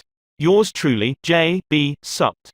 Barbara Anderson, who worked in a bank in New York, desired to move to Phoenix, Arizona, because of the health of her son. Using the principles she had learned in our course, she wrote the following letter to 12 banks in Phoenix: Dear Sir, my 10 years of bank experience should be of interest to a rapidly growing bank like yours. In various capacities in bank operations with the Bankers Trust Company in New York, leading to my present assignment as branch manager, I have acquired skills in all phases of banking including depositor relations, credits, loans and administration. I will be relocating to Phoenix in May and I am sure I can contribute to your growth and profit. I will be in Phoenix the week of April 3rd and would appreciate the opportunity to show you how I can help your bank meet its goals. Sincerely, Barbara L. Anderson. Do you think Mrs. Anderson received any response from that letter? 11 of the 12 banks invited her to be interviewed, and she had a choice of which bank's offer to accept. Why? Mrs. Anderson did not state what she wanted but wrote in the letter how she could help them, and focused on their wants, not her own. Thousands of salespeople are pounding the pavements today, tired, discouraged and underpaid. Why? Because they are always thinking only of what they want. They don't realize that neither you nor I want to buy anything. If we did, we would go out and buy it. But both of us are eternally interested in solving our problems. And if salespeople can show us how their services or merchandise will help us solve our problems, they won't need to sell us. We'll buy. And customers like to feel that they are buying, not being sold. Yet many salespeople spend a lifetime in selling without seeing things from the customer's angle. For example, for many years I lived in Forest Hills, a little community of private homes in the center of Greater New York. One day as I was rushing to the station, I chanced to meet a real estate operator who had bought and sold property in that area for many years. He knew Forest Hills well, so I hurriedly asked him whether or not my stucco house was built with metal lath or hollow tile. He said he didn't know and told me what I already knew, that I could find out by calling the Forest Hills Garden Association. The following morning, I received a letter from him. Did he give me the information I wanted? He could have gotten it in 60 seconds by a telephone call. But he didn't. He told me again that I could get it by telephoning, and then asked me to let him handle my insurance. He was not interested in helping me. He was interested only in helping himself. J. Howard Lucas of Birmingham, Alabama, tells how two salespeople from the same company handled the same type of situation. He reported, "Several years ago, I was on the management team of a small company. Headquartered near us was the district office of a large insurance company. Their agents were assigned territories, and our company was assigned to two agents, whom I shall refer to as Carl and John. One morning, Carl dropped by our office and casually mentioned that his company had just introduced a new life insurance policy for executives and thought we might be interested later on, and he would get back to us when he had more information on it. The same day, John saw us on the sidewalk while returning from a coffee break, and he shouted, 'Hey Luke, hold up, I have some great news for you fellows.' He hurried over and very excitedly told us about an executive life insurance policy his company had introduced that very day. It was the same policy that Carl had casually mentioned. He wanted us to have one of the first issued. He gave us a few important facts about the coverage and ended saying, 'The policy is so new, I'm going to have someone from the Home Office come out tomorrow and explain it. Now, in the meantime, let's get the application signed and on the way, so he can have more information to work with.' His enthusiasm aroused in us an eager want for this policy even though we still did not have details. When they were made available to us, they confirmed John's initial understanding of the policy, and he not only sold each of us a policy, but later doubled our coverage. Carl could have had those sales, but he made no effort to arouse in us any desire for the policies. The world is full of people who are grabbing and self-seeking. So, the rare individual who unselfishly tries to serve others has an enormous advantage. He has little competition. Owen D. Young, a noted lawyer and one of America's great business leaders, once said, "People who can put themselves in the place of other people who can understand the workings of their minds, need never worry about what the future has in store for them." If out of reading this book you get just one thing, an increased tendency to think always in terms of other people's point of view, and see things from their angle, if you get that one thing out of this book, it may easily prove to be one of the building blocks of your career. Looking at the other person's point of view and arousing in him an eager want for something is not to be construed as manipulating that person so that he will do something that is only for your benefit and his detriment. Each party should gain from the negotiation. In the letters to Mr. Vermeulen, both the sender and the receiver of the correspondence gained by implementing what was suggested. Both the bank and Mrs. Anderson won by her letter in that the bank obtained a valuable employee and Mrs. Anderson a suitable job. And in the example of John's sale of insurance to Mr. Lucas, both gained through this transaction. Another example in which everybody gains through this principle of arousing an eager want comes from Michael E. Whidden of Warwick, Rhode Island, who is a territory salesman for the Shell Oil Company. Mike wanted to become the number one salesperson in his district, but one service station was holding him back. It was run by an older man who could not be motivated to clean up his station. It was in such poor shape that sales were declining significantly. This manager would not listen to any of Mike's pleas to upgrade the station. After many exhortations and heart-to-heart talks, all of which had no impact, Mike decided to invite the manager to visit the newest Shell station in his territory. The manager was so impressed by the facilities at the new station that when Mike visited him the next time, his station was cleaned up and had recorded a sales increase. This enabled Mike to reach the number one spot in his district. All his talking and discussion hadn't helped, but by arousing an eager want in the manager, by showing him the modern station, he had accomplished his goal, and both the manager and Mike benefited. Most people go through college and learn to read Virgil and master the mysteries of calculus without ever discovering how their own minds function. For instance, I once gave a course in effective speaking for the young college graduates who were entering the employ of the Carrier Corporation, the large air conditioner manufacturer. One of the participants wanted to persuade the others to play basketball in their free time, and this is about what he said: "I want you to come out and play basketball. I like to play basketball, but the last few times I've been to the gymnasium there haven't been enough people to get up a game. 2 or 3 of us got to throwing the ball around the other night, and I got a black eye. I wish all of you would come down tomorrow night. I want to play basketball. Did he talk about anything you want? You don't want to go to a gymnasium that no one else goes to, do you? You don't care about what he wants. You don't want to get a black eye. Could he have shown you how to get the things you want by using the gymnasium? Surely. More pep, keener edge to the appetite. Clearer brain. Fun, games. Basketball. To repeat Professor Overstreet's wise advice, first, arouse in the other person an eager want. He who can do this has the whole world with him. He who cannot walks a lonely way. One of the students in the author's training course was worried about his little boy. The child was underweight and refused to eat properly. His parents used the usual method. They scolded and nagged. Mother wants you to eat this and that, father wants you to grow up to be a big man. Did the boy pay any attention to these pleas? Just about as much as you pay to one fleck of sand on a sandy beach. No one with a trace of horse sense would expect a child 3 years old to react to the viewpoint of a father 30 years old. Yet that was precisely what that father had expected. It was absurd. He finally saw that. So he said to himself, what does that boy want? How can I tie up what I want to what he wants? It was easy for the father when he started thinking about it. His boy had a tricycle that he loved to ride up and down the sidewalk in front of the house in Brooklyn. A few doors down the street lived a bully, a bigger boy who would pull the little boy off his tricycle and ride it himself. Naturally, the little boy would run screaming to his mother, and she would have to come out and take the bully off the tricycle and put her little boy on again. This happened almost every day. What did the little boy want? It didn't take a Sherlock Holmes to answer that one. His pride, his anger, his desire for a feeling of importance, all the strongest emotions in his makeup, goaded him to get revenge, to smash the bully in the nose. And when his father explained that the boy would be able to wallop the daylights out of the bigger kid someday if he would only eat the things his mother wanted him to eat, when his father promised him that there was no longer any problem of dietetics. That boy would have eaten spinach, sauerkraut, salt mackerel, anything in order to be big enough to whip the bully who had humiliated him so often. After solving that problem, the parents tackled another. The little boy had the unholy habit of wetting his bed. He slept with his grandmother. In the morning, his grandmother would wake up and feel the sheet and say, "Look, Johnny, what you did again last night." He would say, "No, I didn't do it." "You did it," scolding, spanking, shaming him, reiterating that the parents didn't want him to do it. None of these things kept the bed dry.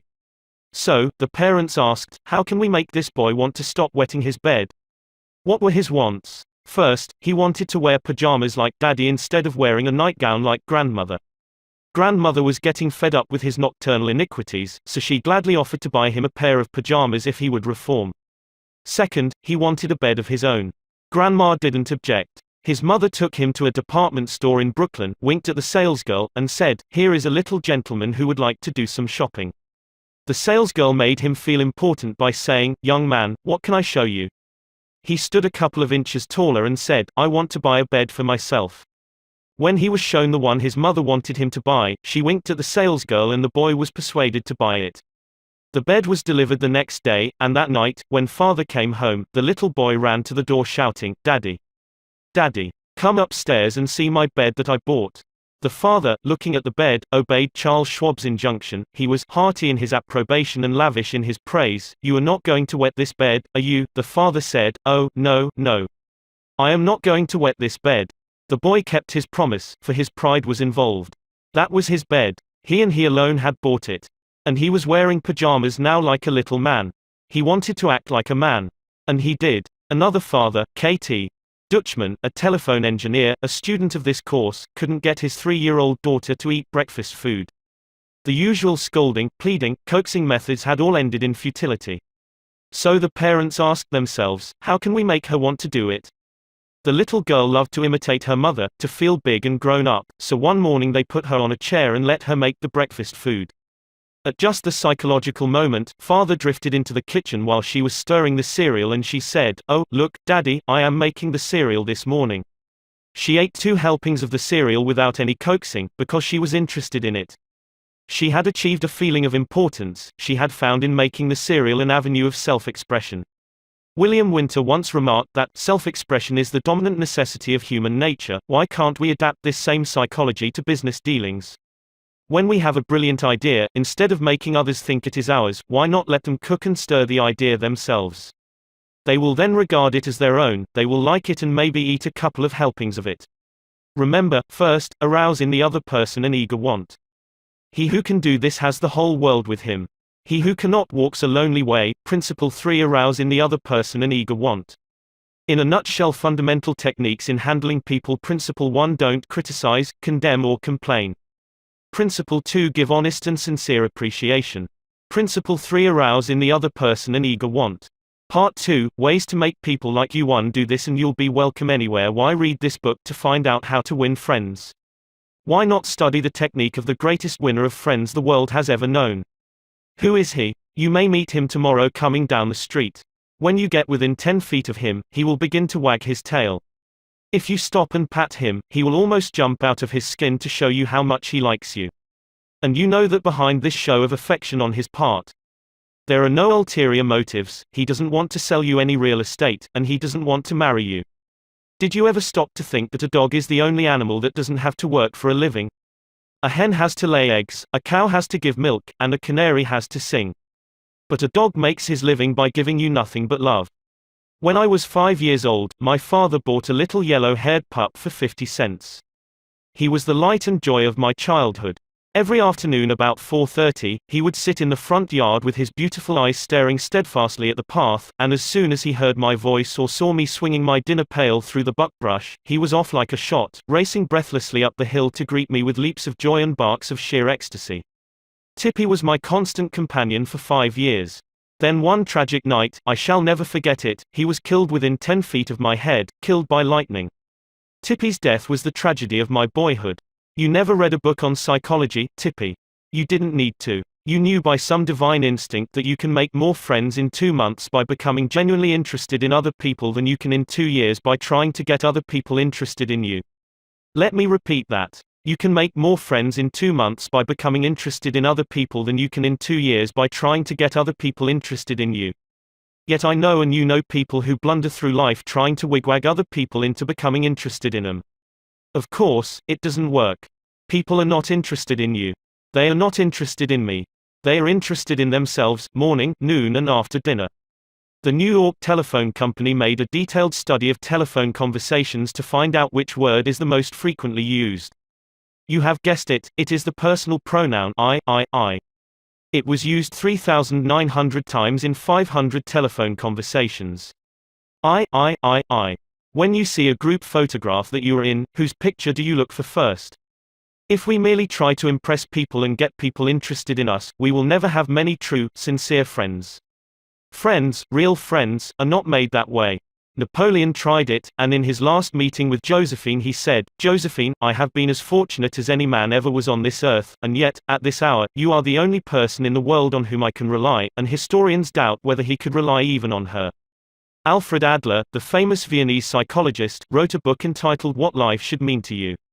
In that book he says, "It is the individual who is not interested in his fellow men who has the greatest difficulties in life and provides the greatest injury to others. It is from among such individuals that all human failures spring." You may read scores of erudite tomes on psychology without coming across a statement more significant for you and for me. Adler's statement is so rich with meaning that I am going to repeat it in italics. It is the individual who is not interested in his fellow men who has the greatest difficulties in life and provides the greatest injury to others. It is from among such individuals that all human failures spring. I once took a course in short story writing at New York University, and during that course the editor of a leading magazine talked to our class. He said he could pick up any one of the dozens of stories that drifted across his desk every day, and after reading a few paragraphs he could feel whether the author liked people. If the author doesn't like people, he said, people won't like his or her stories. This hard-boiled editor stopped twice in the course of his talk on fiction writing and apologized for preaching a sermon. "I am telling you," he said, "the same things your preacher would tell you, but remember, you have to be interested in people if you want to be a successful writer of stories. If that is true of writing fiction, you can be sure it is true of dealing with people face to face." I spent an evening in the dressing room of Howard Thurston the last time he appeared on Broadway. Thurston was the acknowledged dean of magicians. For 40 years he had traveled all over the world, time and again, creating illusions, mystifying audiences, and making people gasp with astonishment. More than 60 million people had paid admission to his show, and he had made almost $2 million in profit. I asked Mr. Thurston to tell me the secret of his success.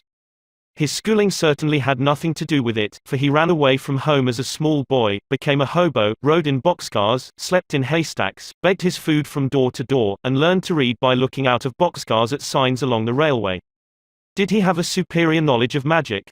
No, he told me hundreds of books had been written about legerdemain and scores of people knew as much about it as he did. But he had two things that the others didn't have. First, he had the ability to put his personality across the footlights. He was a master showman. He knew human nature. Everything he did, every gesture, every intonation of his voice, every lifting of an eyebrow had been carefully rehearsed in advance, and his actions were timed to split seconds. But, in addition to that, Thurston had a genuine interest in people. He told me that many magicians would look at the audience and say to themselves, well, there is a bunch of suckers out there, a bunch of hicks, I'll fool them all right.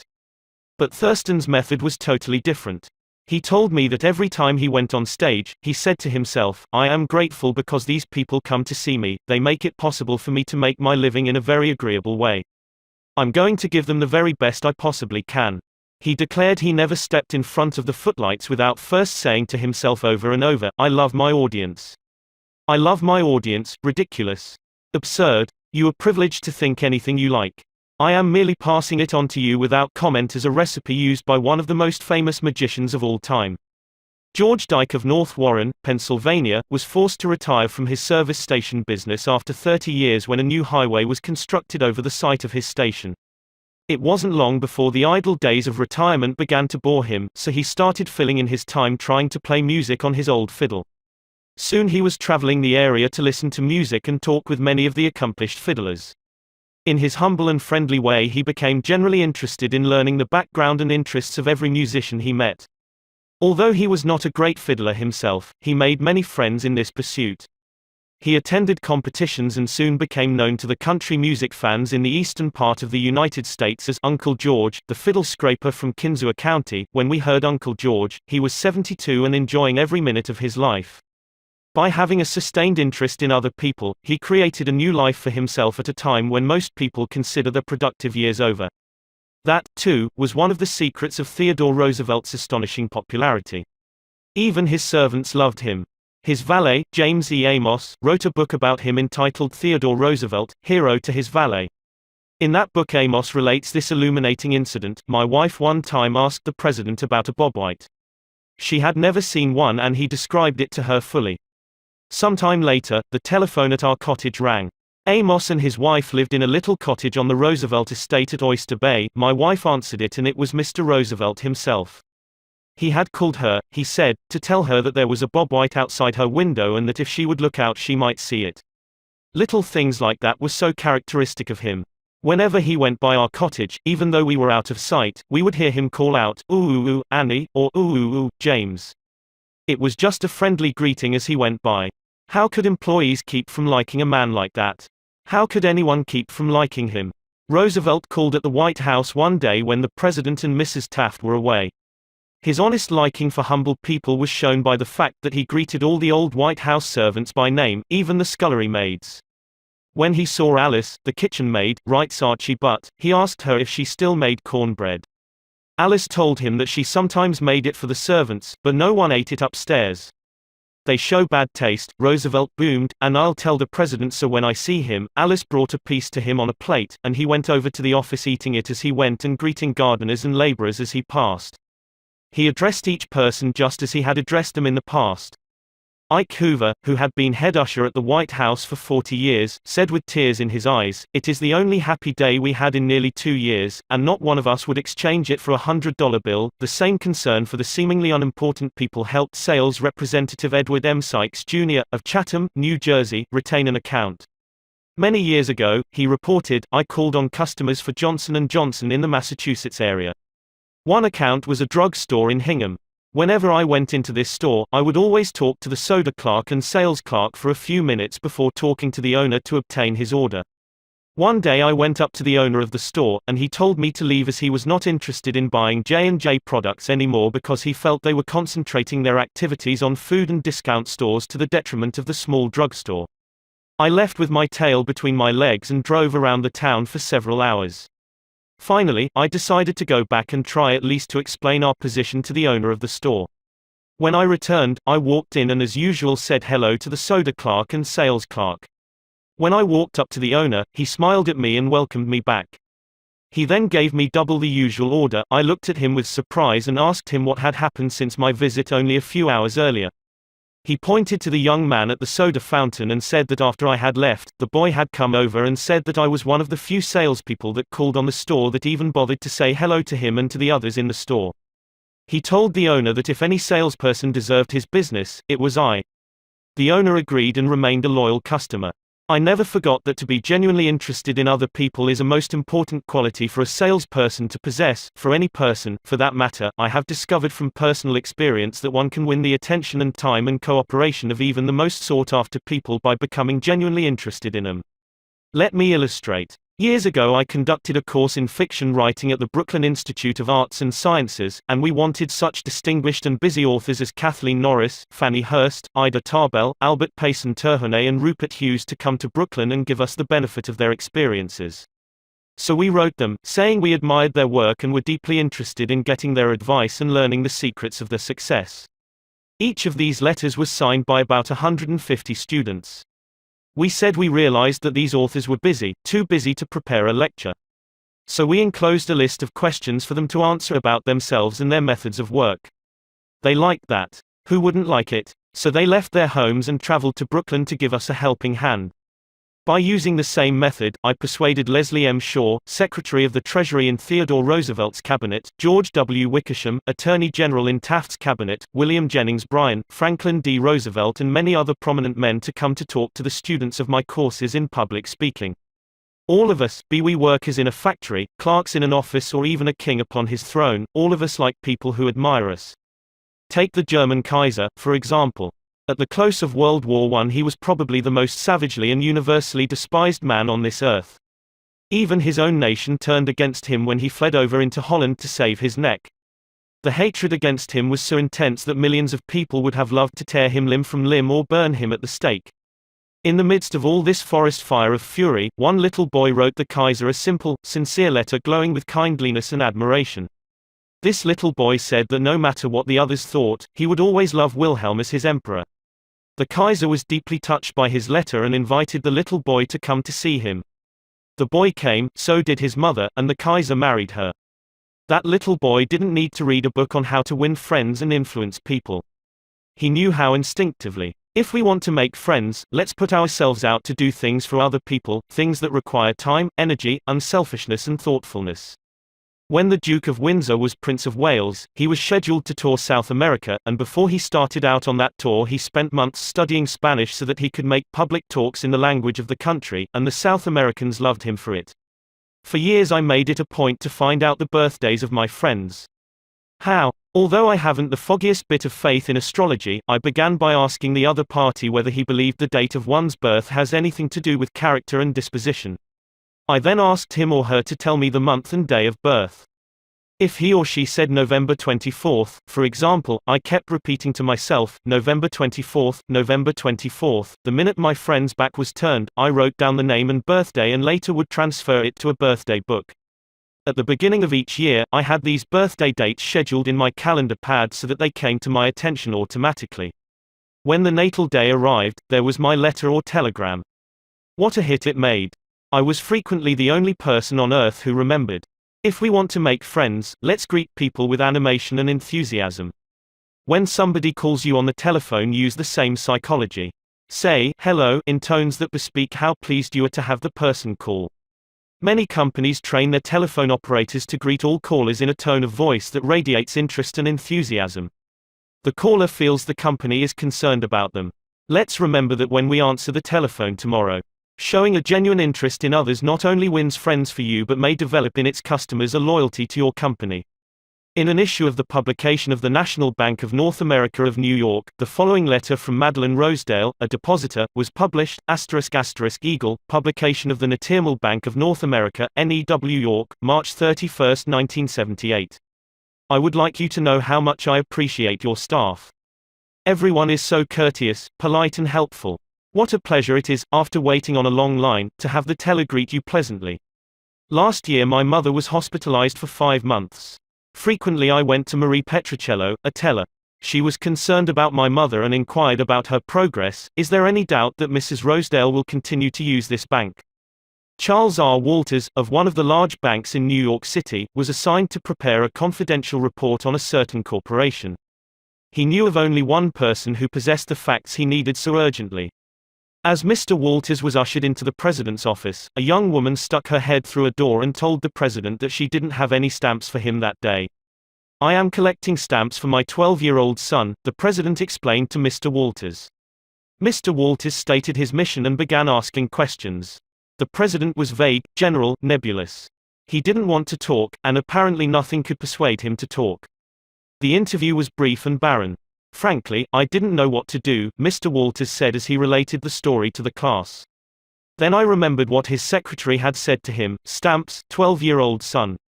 And I also recalled that the foreign department of our bank collected stamps taken from letters pouring in from every continent washed by the 7 seas. The next afternoon I called on this man and sent in word that I had some stamps for his boy. Was I ushered in with enthusiasm? Yes, sir, he couldn't have shaken my hand with more enthusiasm if he had been running for Congress. He radiated smiles and goodwill. My George will love this one," he kept saying as he fondled the stamps. "And look at this. This is a treasure." We spent half an hour talking stamps and looking at a picture of his boy, and he then devoted more than an hour of his time to giving me every bit of information I wanted, without my even suggesting that he do it. He told me all he knew, and then called in his subordinates and questioned them. He telephoned some of his associates. He loaded me down with facts, figures, reports and correspondence. In the parlance of newspaper reporters, I had a scoop. Here is another illustration. M. Nafley Jr. of Philadelphia had tried for years to sell fuel to a large chain store organization. But the chain store company continued to purchase its fuel from an out-of-town dealer and haul it right past the door of Nal's office. Mr. Nafley made a speech one night before one of my classes, pouring out his hot wrath upon chain stores, branding them as a curse to the nation. And still he wondered why he couldn't sell them. I suggested that he try different tactics. To put it briefly, this is what happened. We staged a debate between members of the course on whether the spread of the chain store is doing the country more harm than good. Mr. Nafley, at my suggestion, took the negative side. He agreed to defend the chain stores, and then went straight to an executive of the chain store organization that he despised and said, "I am not here to try to sell fuel. I have come to ask you to do me a favor." He then told about his debate and said, "I have come to you for help because I can't think of anyone else who would be more capable of giving me the facts I want. I'm anxious to win this debate, and I'll deeply appreciate whatever help you can give me." Here is the rest of the story in Mr. Nal's own words. I had asked this man for precisely 1 minute of his time. It was with that understanding that he consented to see me. After I had stated my case, he motioned me to a chair and talked to me for exactly 1 hour and 47 minutes. He called in another executive who had written a book on chain stores. He wrote to the National Chain Store Association and secured for me a copy of a debate on the subject. He feels that the chain store is rendering a real service to humanity. He is proud of what he is doing for hundreds of communities. His eyes fairly glowed as he talked, and I must confess that he opened my eyes to things I had never even dreamed of. He changed my whole mental attitude.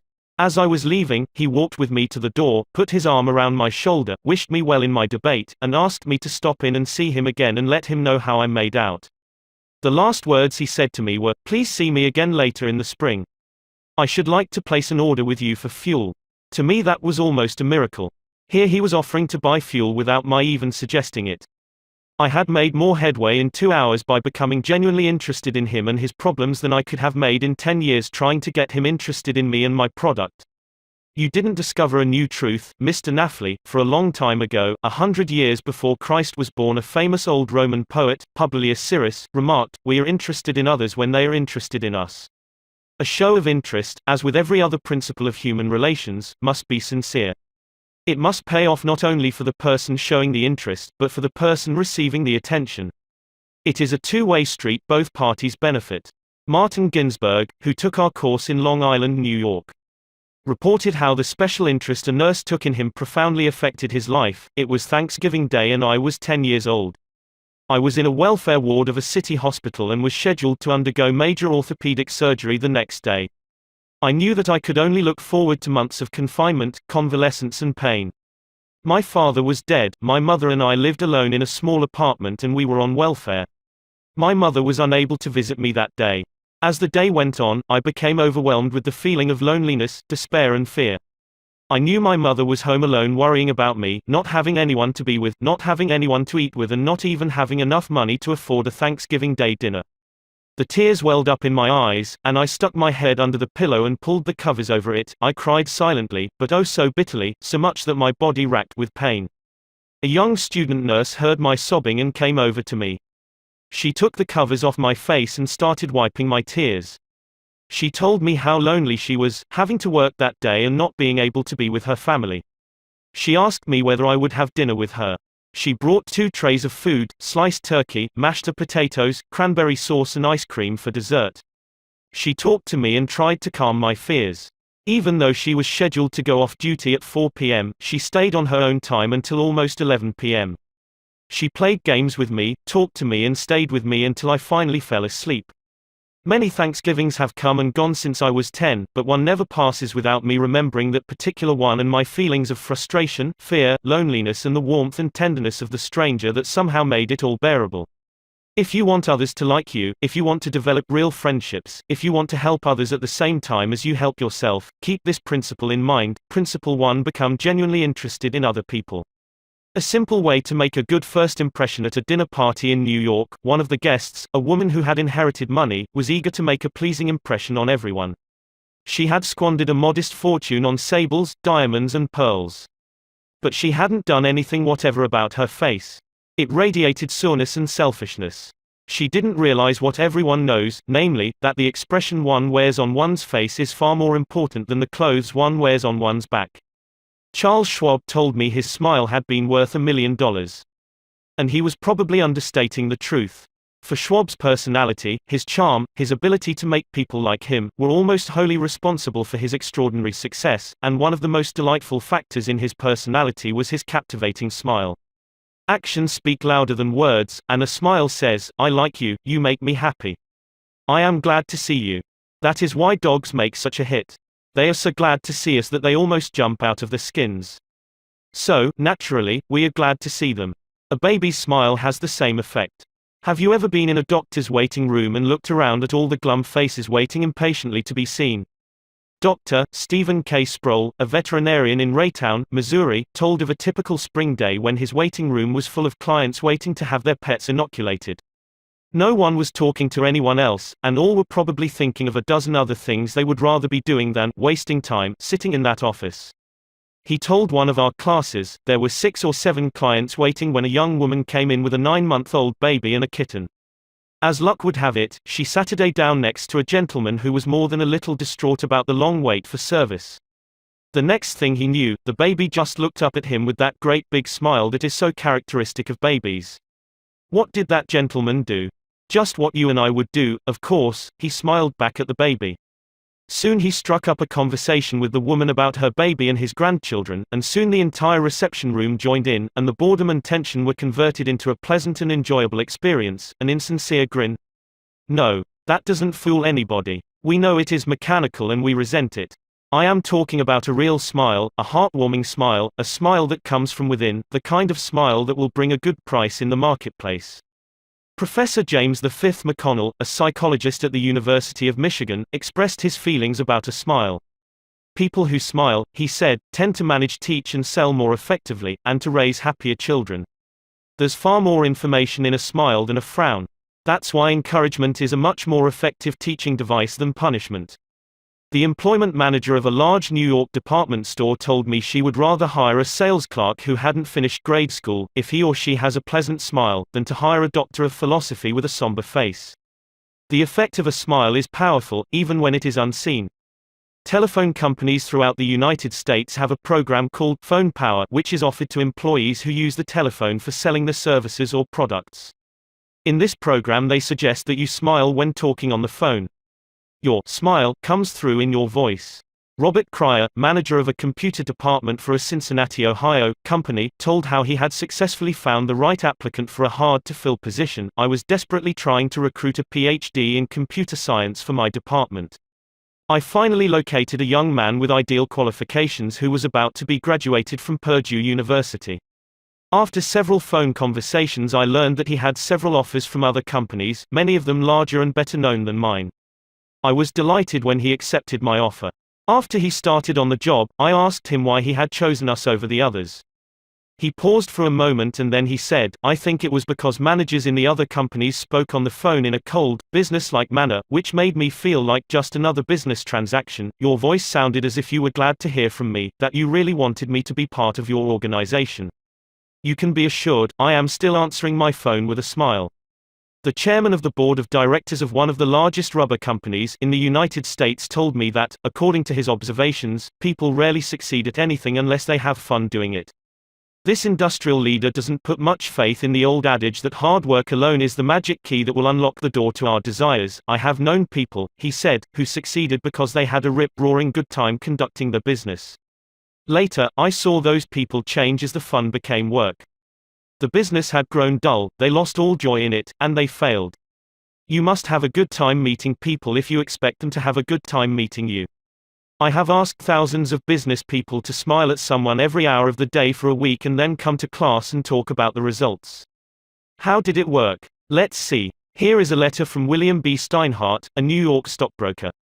His case isn't isolated. In fact, it is typical of hundreds of cases. "One have been married for over 18 years, wrote Mr. Steinhardt, and in all that time I seldom smiled at my wife or spoke 24 words to her from the time I got up until I was ready to leave for business. I was one of the worst grouches who ever walked down Broadway. When you asked me to make a talk about my experience with smiles, I thought I would try it for a week. So the next morning, while combing my hair, I looked at my glum mug in the mirror and said to myself, Bill, you are going to wipe the scowl off that sourpuss of yours today. You are going to smile. And you are going to begin right now." As I sat down to breakfast, I greeted my wife with a "Good morning, my dear," and smiled as I said it. You warned me that she might be surprised. Well, you underestimated her reaction. She was bewildered. She was shocked. I told her that in the future she could expect this as a regular occurrence, and I kept it up every morning. This changed attitude of mine brought more happiness into our home in the 2 months since I started than there was during the last year. As I leave for my office, I greet the elevator operator in the apartment house with a "Good morning" and a smile. I greet the doorman with a smile. I smile at the cashier in the subway booth when I ask for change. As I stand on the floor of the stock exchange, I smile at people who until recently never saw me smile. I soon found that everybody was smiling back at me. I treat those who come to me with complaints or grievances in a cheerful manner. I smile as I listen to them, and I find that adjustments are accomplished much easier. I find that smiles are bringing me dollars, many dollars every day. I share my office with another broker. One of his clerks is a likable young chap, and I was so elated about the results I was getting that I told him recently about my new philosophy of human relations. He then confessed that when I first came to share my office with his firm he thought me a terrible grouch, and only recently changed his mind. He said I was really human when I smiled. I have also eliminated criticism from my system. I give appreciation and praise now instead of condemnation. I have stopped talking about what I want. I am now trying to see the other person's viewpoint. And these things have literally revolutionized my life. I am a totally different man, a happier man, a richer man, richer in friendships and happiness, the only things that matter much after all. You don't feel like smiling? Then what? 2 things. First, force yourself to smile. If you are alone, force yourself to whistle or hum a tune or sing. Act as if you were already happy, and that will tend to make you happy. Here is the way the psychologist and philosopher William James put it: action seems to follow feeling, but really action and feeling go together, and by regulating the action, which is under the more direct control of the will, we can indirectly regulate the feeling, which is not. Thus the sovereign voluntary path to cheerfulness, if our cheerfulness be lost, is to sit up cheerfully and to act and speak as if cheerfulness were already there. Quote. Everybody in the world is seeking happiness, and there is one sure way to find it. That is by controlling your thoughts. Happiness doesn't depend on outward conditions. It depends on inner conditions. It isn't what you have or who you are or where you are or what you are doing that makes you happy or unhappy. It is what you think about it. For example, 2 people may be in the same place, doing the same thing, both may have about an equal amount of money and prestige, and yet one may be miserable and the other happy. Why? Because of a different mental attitude. I have seen just as many happy faces among the poor peasants toiling with their primitive tools in the devastating heat of the tropics as I have seen in air-conditioned offices in New York, Chicago or Los Angeles. There is nothing either good or bad, said Shakespeare, but thinking makes it so. Abe Lincoln once remarked that most folks are about as happy as they make up their minds to be. He was right. I saw a vivid illustration of that truth as I was walking up the stairs of the Long Island Railroad station in New York. Directly in front of me 30 or 40 crippled boys on canes and crutches were struggling up the stairs. One boy had to be carried up. I was astonished at their laughter and gaiety. I spoke about it to one of the men in charge of the boys. "Oh, yes," he said, "when a boy realizes that he is going to be a cripple for life, he is shocked at first, but after he gets over the shock, he usually resigns himself to his fate and then becomes as happy as normal boys." I felt like taking my hat off to those boys. They taught me a lesson I hope I shall never forget. Working all by oneself in a closed-off room in an office not only is lonely, but it denies one the opportunity of making friends with other employees in the company. Sikora Maria Gonzalez of Guadalajara, Mexico, had such a job. She envied the shared comradeship of other people in the company as she heard their chatter and laughter. As she passed them in the hall during the first weeks of her employment, she shyly looked the other way.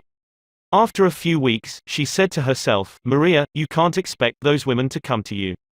You have to go out and meet them." The next time she walked to the water cooler, she put on her brightest smile and said, "Hi, how are you today?" to each of the people she met. The effect was immediate. Smiles and hellos were returned, the hallway seemed brighter, the job friendlier. Acquaintanceships developed and some ripened into friendships. Her job and her life became more pleasant and interesting. Peruse this bit of sage advice from the essayist and publisher Elbert Hubbard, but remember, perusing it won't do you any good unless you apply it. Whenever you go out of doors, draw the chin in, carry the crown of the head high, and fill the lungs to the utmost, drink in the sunshine, greet your friends with a smile, and put soul into every handclasp. Do not fear being misunderstood and do not waste a minute thinking about your enemies. Try to fix firmly in your mind what you would like to do, and then, without veering off direction, you will move straight to the goal. Keep your mind on the great and splendid things you would like to do, and then, as the days go gliding away, you will find yourself unconsciously seizing upon the opportunities that are required for the fulfillment of your desire, just as the coral insect takes from the running tide the element it needs. Picture in your mind the able, earnest, useful person you desire to be, and the thought you hold is hourly transforming you into that particular individual. Thought is supreme. Preserve a right mental attitude, the attitude of courage, frankness, and good cheer. To think rightly is to create. All things come through desire and every sincere prayer is answered. We become like that on which our hearts are fixed. Carry your chin in and the crown of your head high. We are gods in the chrysalis. The ancient Chinese were a wise lot, wise in the ways of the world, and they had a proverb that you and I ought to cut out and paste inside our hats. It goes like this: a man without a smiling face must not open a shop. Your smile is a messenger of your goodwill. Your smile brightens the lives of all who see it. To someone who has seen a dozen people frown, scowl or turn their faces away, your smile is like the sun breaking through the clouds.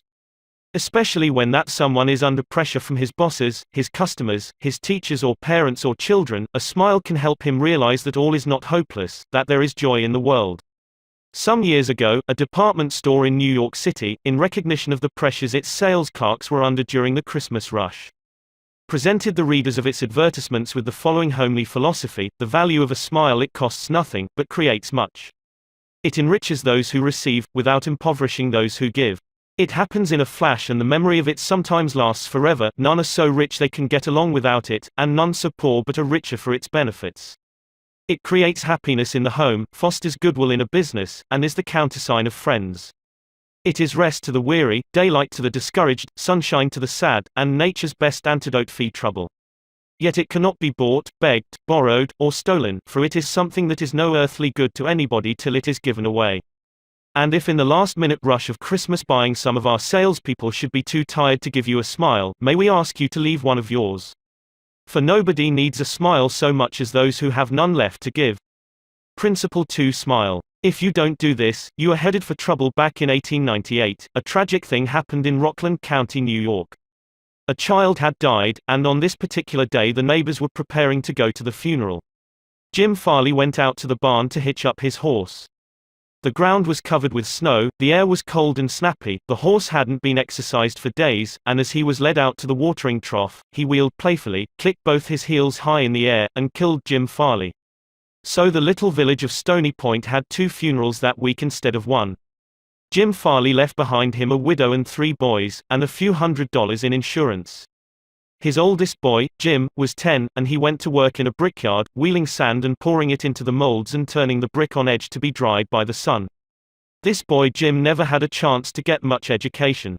But with his natural geniality, he had a flair for making people like him, so he went into politics, and as the years went by, he developed an uncanny ability for remembering people's names. He never saw the inside of a high school, but before he was 46 years of age, 4 colleges had honored him with degrees and he had become chairman of the Democratic National Committee and Postmaster General of the United States. I once interviewed Jim Farley and asked him the secret of his success. He said, "Hard work," and I said, "Don't be funny." He then asked me what I thought was the reason for his success. I replied, "I understand you can call 10,000 people by their first names." "No. You are wrong," he said. "I can call 50,000 people by their first names, make no mistake about it." That ability helped Mr. Farley put Franklin Roosevelt in the White House when he managed Roosevelt's campaign in 1932. During the years that Jim Farley traveled as a salesman for a gypsum concern, and during the years that he held office as town clerk in Stony Point, he built up a system for remembering names. In the beginning, it was a very simple one. Whenever he met a new acquaintance, he found out his or her complete name and some facts about his or her family, business and political opinions. He fixed all these facts well in mind as part of the picture, and the next time he met that person, even if it was a year later, he was able to shake hands, inquire after the family, and ask about the hollyhocks in the backyard. No wonder he developed a following. For months before Roosevelt's campaign for president began, Jim Farley wrote hundreds of letters a day to people all over the western and northwestern states. Then he hopped onto a train and in 19 days covered 20 states and 12,000 miles, traveling by buggy, train, automobile and boat. He would drop into town, meet his people at lunch or breakfast, tea or dinner, and give them a heart-to-heart talk, then he'd dash off again on another leg of his journey. As soon as he arrived back east, he wrote to one person in each town he had visited, asking for a list of all the guests to whom he had talked. The final list contained thousands and thousands of names, yet each person on that list was paid the subtle flattery of getting a personal letter from James Farley. These letters began, "Dear Bill" or "Dear Jane," and they were always signed, Jim. Jim Farley discovered early in life that the average person is more interested in his or her own name than in all the other names on earth put together. Remember that name and call it easily, and you have paid a subtle and very effective compliment. But forget it or misspell it, and you have placed yourself at a sharp disadvantage. For example, I once organized a public speaking course in Paris and sent form letters to all the American residents in the city. French typists with apparently little knowledge of English filled in the names and naturally they made blunders. One man, the manager of a large American bank in Paris, wrote me a scathing rebuke because his name had been misspelled. Sometimes it is difficult to remember a name, particularly if it is hard to pronounce. Rather than even try to learn it, many people ignore it or call the person by an easy nickname. Sid Levy called on a customer for some time whose name was Nicodemus Papadoulos. Most people just called him Nick. Levy told us, "I made a special effort to say his name over several times to myself before I made my call. When I greeted him by his full name, 'Good afternoon, Mr. Nicodemus Papadoulos,' he was shocked. For what seemed like several minutes there was no reply from him at all. Finally, he said with tears rolling down his cheeks, 'Mr.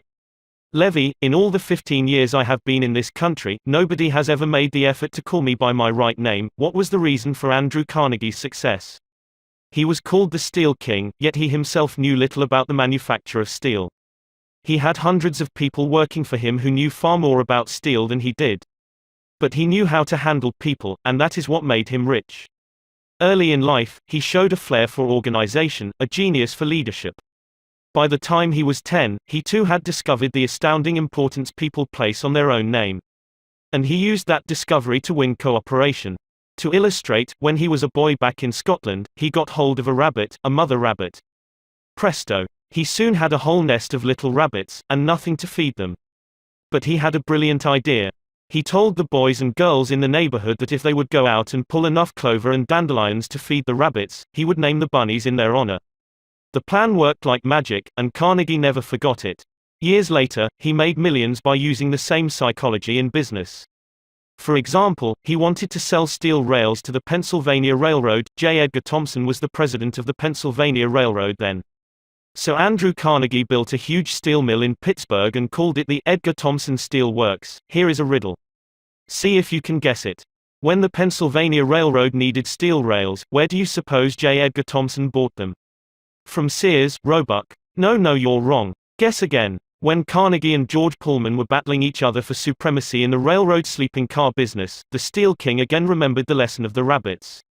The Central Transportation Company, which Andrew Carnegie controlled, was fighting with the company that Pullman owned. Both were struggling to get the sleeping car business of the Union Pacific Railroad, bucking each other, slashing prices, and destroying all chance of profit. Both Carnegie and Pullman had gone to New York to see the board of directors of the Union Pacific. Meeting one evening in the St. Nicholas Hotel, Carnegie said, "Good evening, Mr. Pullman, aren't we making a couple of fools of ourselves?" "What do you mean?" Pullman demanded. Then Carnegie expressed what he had on his mind, a merger of their two interests.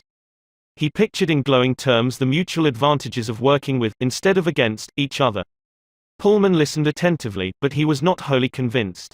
Finally he asked, "What would you call the new company?" And Carnegie replied promptly, "Why, the Pullman Palace Car Company, of course." Pullman's face brightened. "Come into my room," he said. "Let's talk it over." That talk made industrial history. This policy of remembering and honoring the names of his friends and business associates was one of the secrets of Andrew Carnegie's leadership.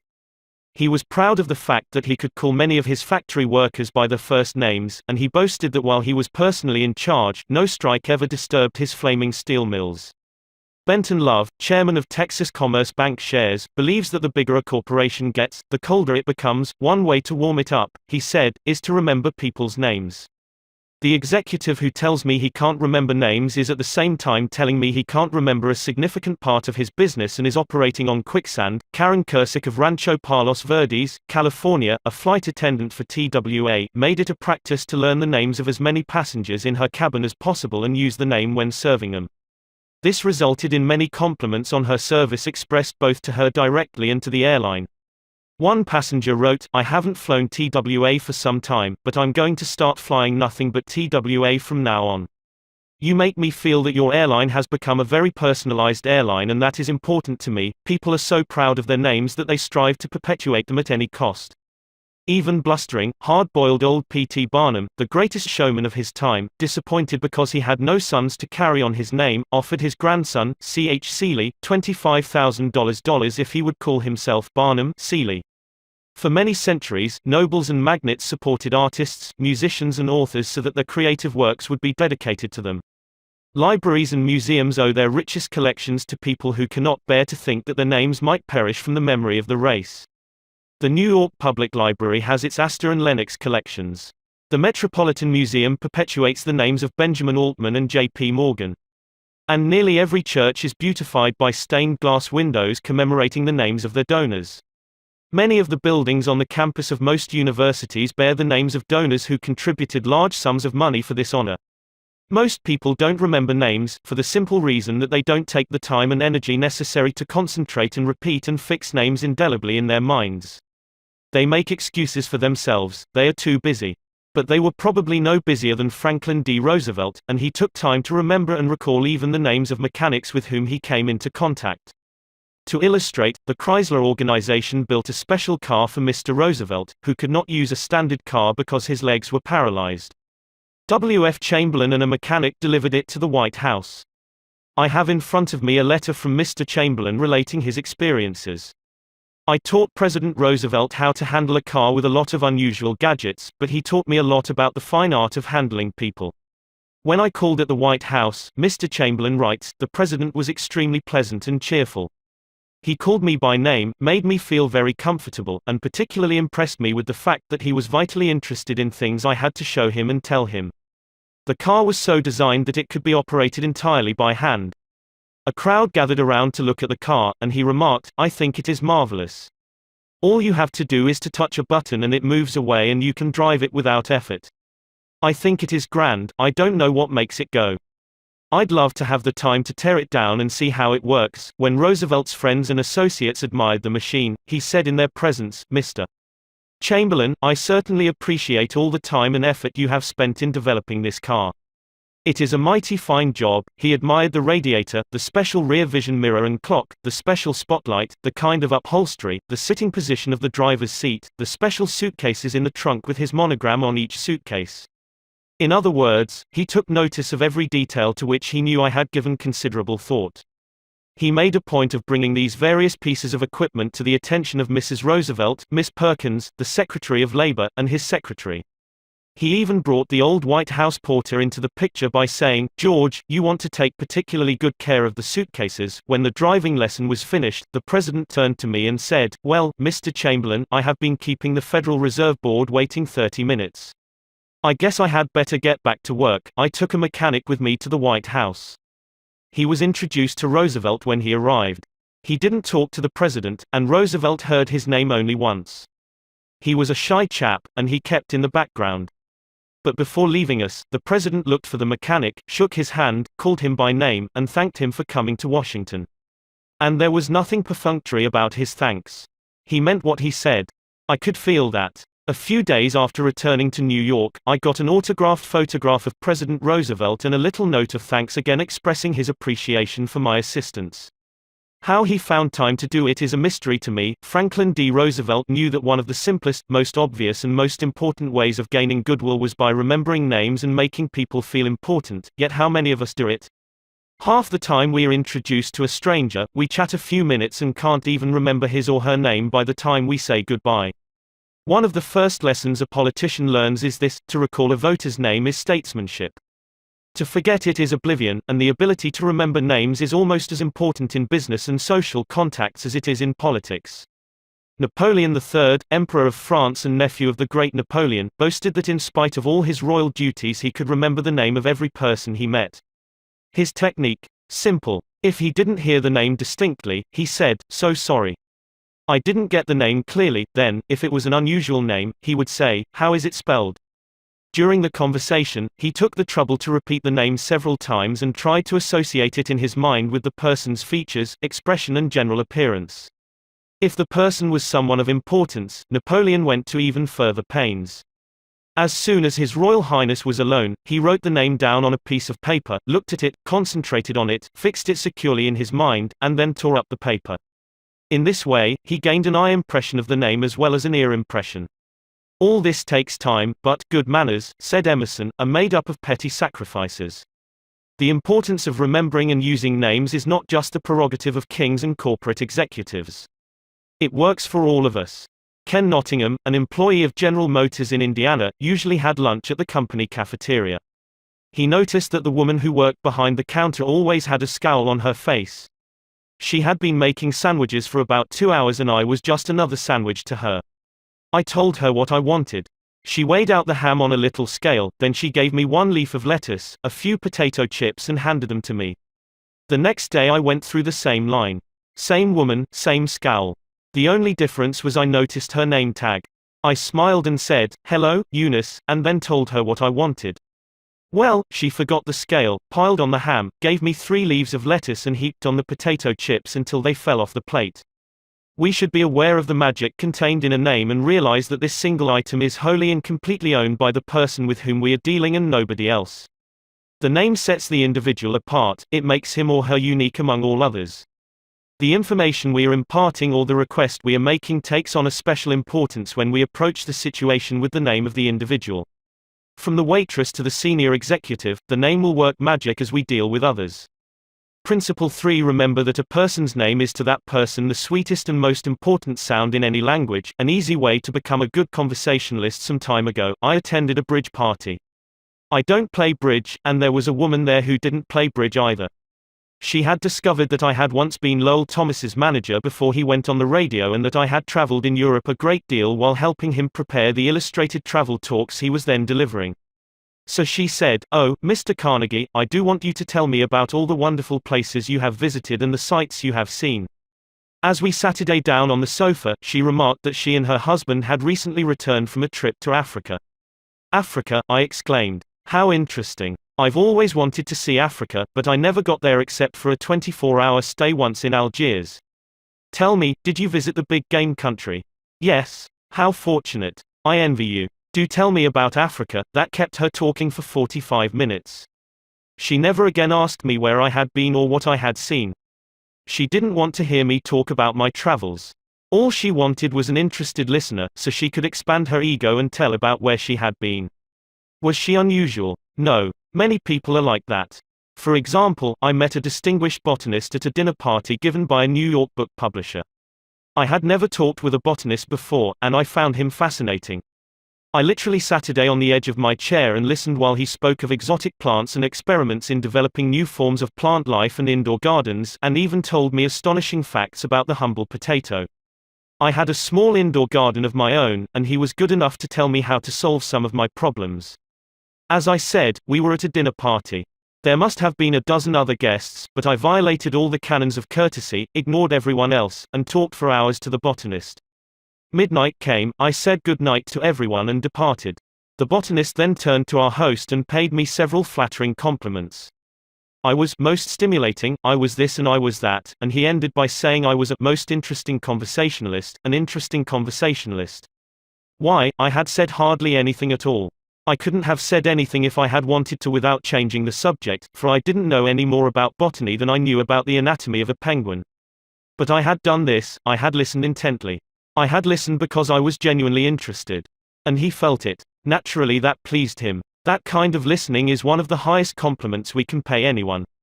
Few human beings, wrote Jack Woodford in Strangers in Love, few human beings are proof against the implied flattery of rapt attention. I went even further than giving him rapt attention. I was hearty in my approbation and lavish in my praise. I told him that I had been immensely entertained and instructed, and I had. I told him I wished I had his knowledge, and I did.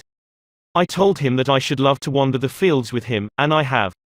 I told him I must see him again, and I did. And so I had him thinking of me as a good conversationalist when, in reality, I had been merely a good listener and had encouraged him to talk. What is the secret, the mystery, of a successful business interview? Well, according to former Harvard President Charles W. Eliot, there is no mystery about successful business intercourse. Exclusive attention to the person who is speaking to you is very important. Nothing else is so flattering as that. Eliot himself was a past master of the art of listening. Henry James, one of America's first great novelists, recalled, Dr. Eliot's listening was not mere silence, but a form of activity. Sitting very erect on the end of his spine with hands joined in his lap. Making no movement except that he revolved his thumbs around each other faster or slower, he faced his interlocutor and seemed to be hearing with his eyes as well as his ears. He listened with his mind and attentively considered what you had to say while you said it. At the end of an interview, the person who had talked to him felt that he had had his say. Self-evident, isn't it? You don't have to study for 4 years in Harvard to discover that. Yet I know and you know department store owners who will rent expensive space, buy their goods economically, dress their windows appealingly, spend thousands of dollars in advertising and then hire clerks who haven't the sense to be good listeners, clerks who interrupt customers, contradict them, irritate them, and all but drive them from the store. A department store in Chicago almost lost a regular customer who spent several $1,000s each year in that store because a sales clerk wouldn't listen. Mrs. Henrietta Douglas, who took our course in Chicago, had purchased a coat at a special sale. After she had brought it home, she noticed that there was a tear in the lining. She came back the next day and asked the sales clerk to exchange it.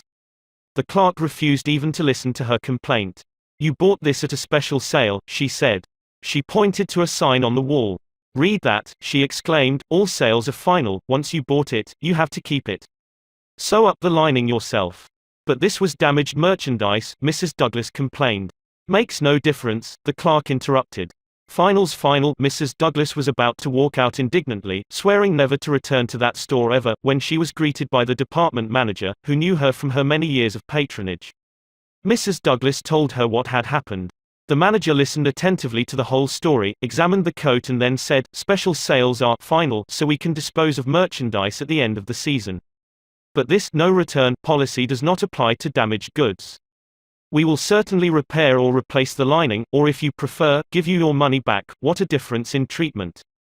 If that manager had not come along and listened to the customer, a long-term patron of that store could have been lost forever.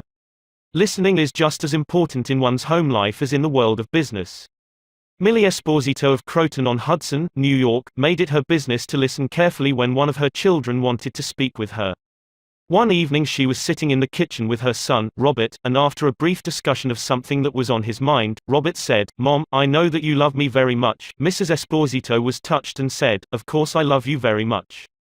Did you doubt it?" Robert responded, "No, but I really know you love me because whenever I want to talk to you about something you stop whatever you are doing and listen to me." The chronic clicker, even the most violent critic, will frequently soften and be subdued in the presence of a patient, sympathetic listener, a listener who will be silent while the irate fault finder dilates like a king cobra and spews the poison out of his system. To illustrate, the New York Telephone Company discovered a few years ago that it had to deal with one of the most vicious customers who ever cursed a customer service representative.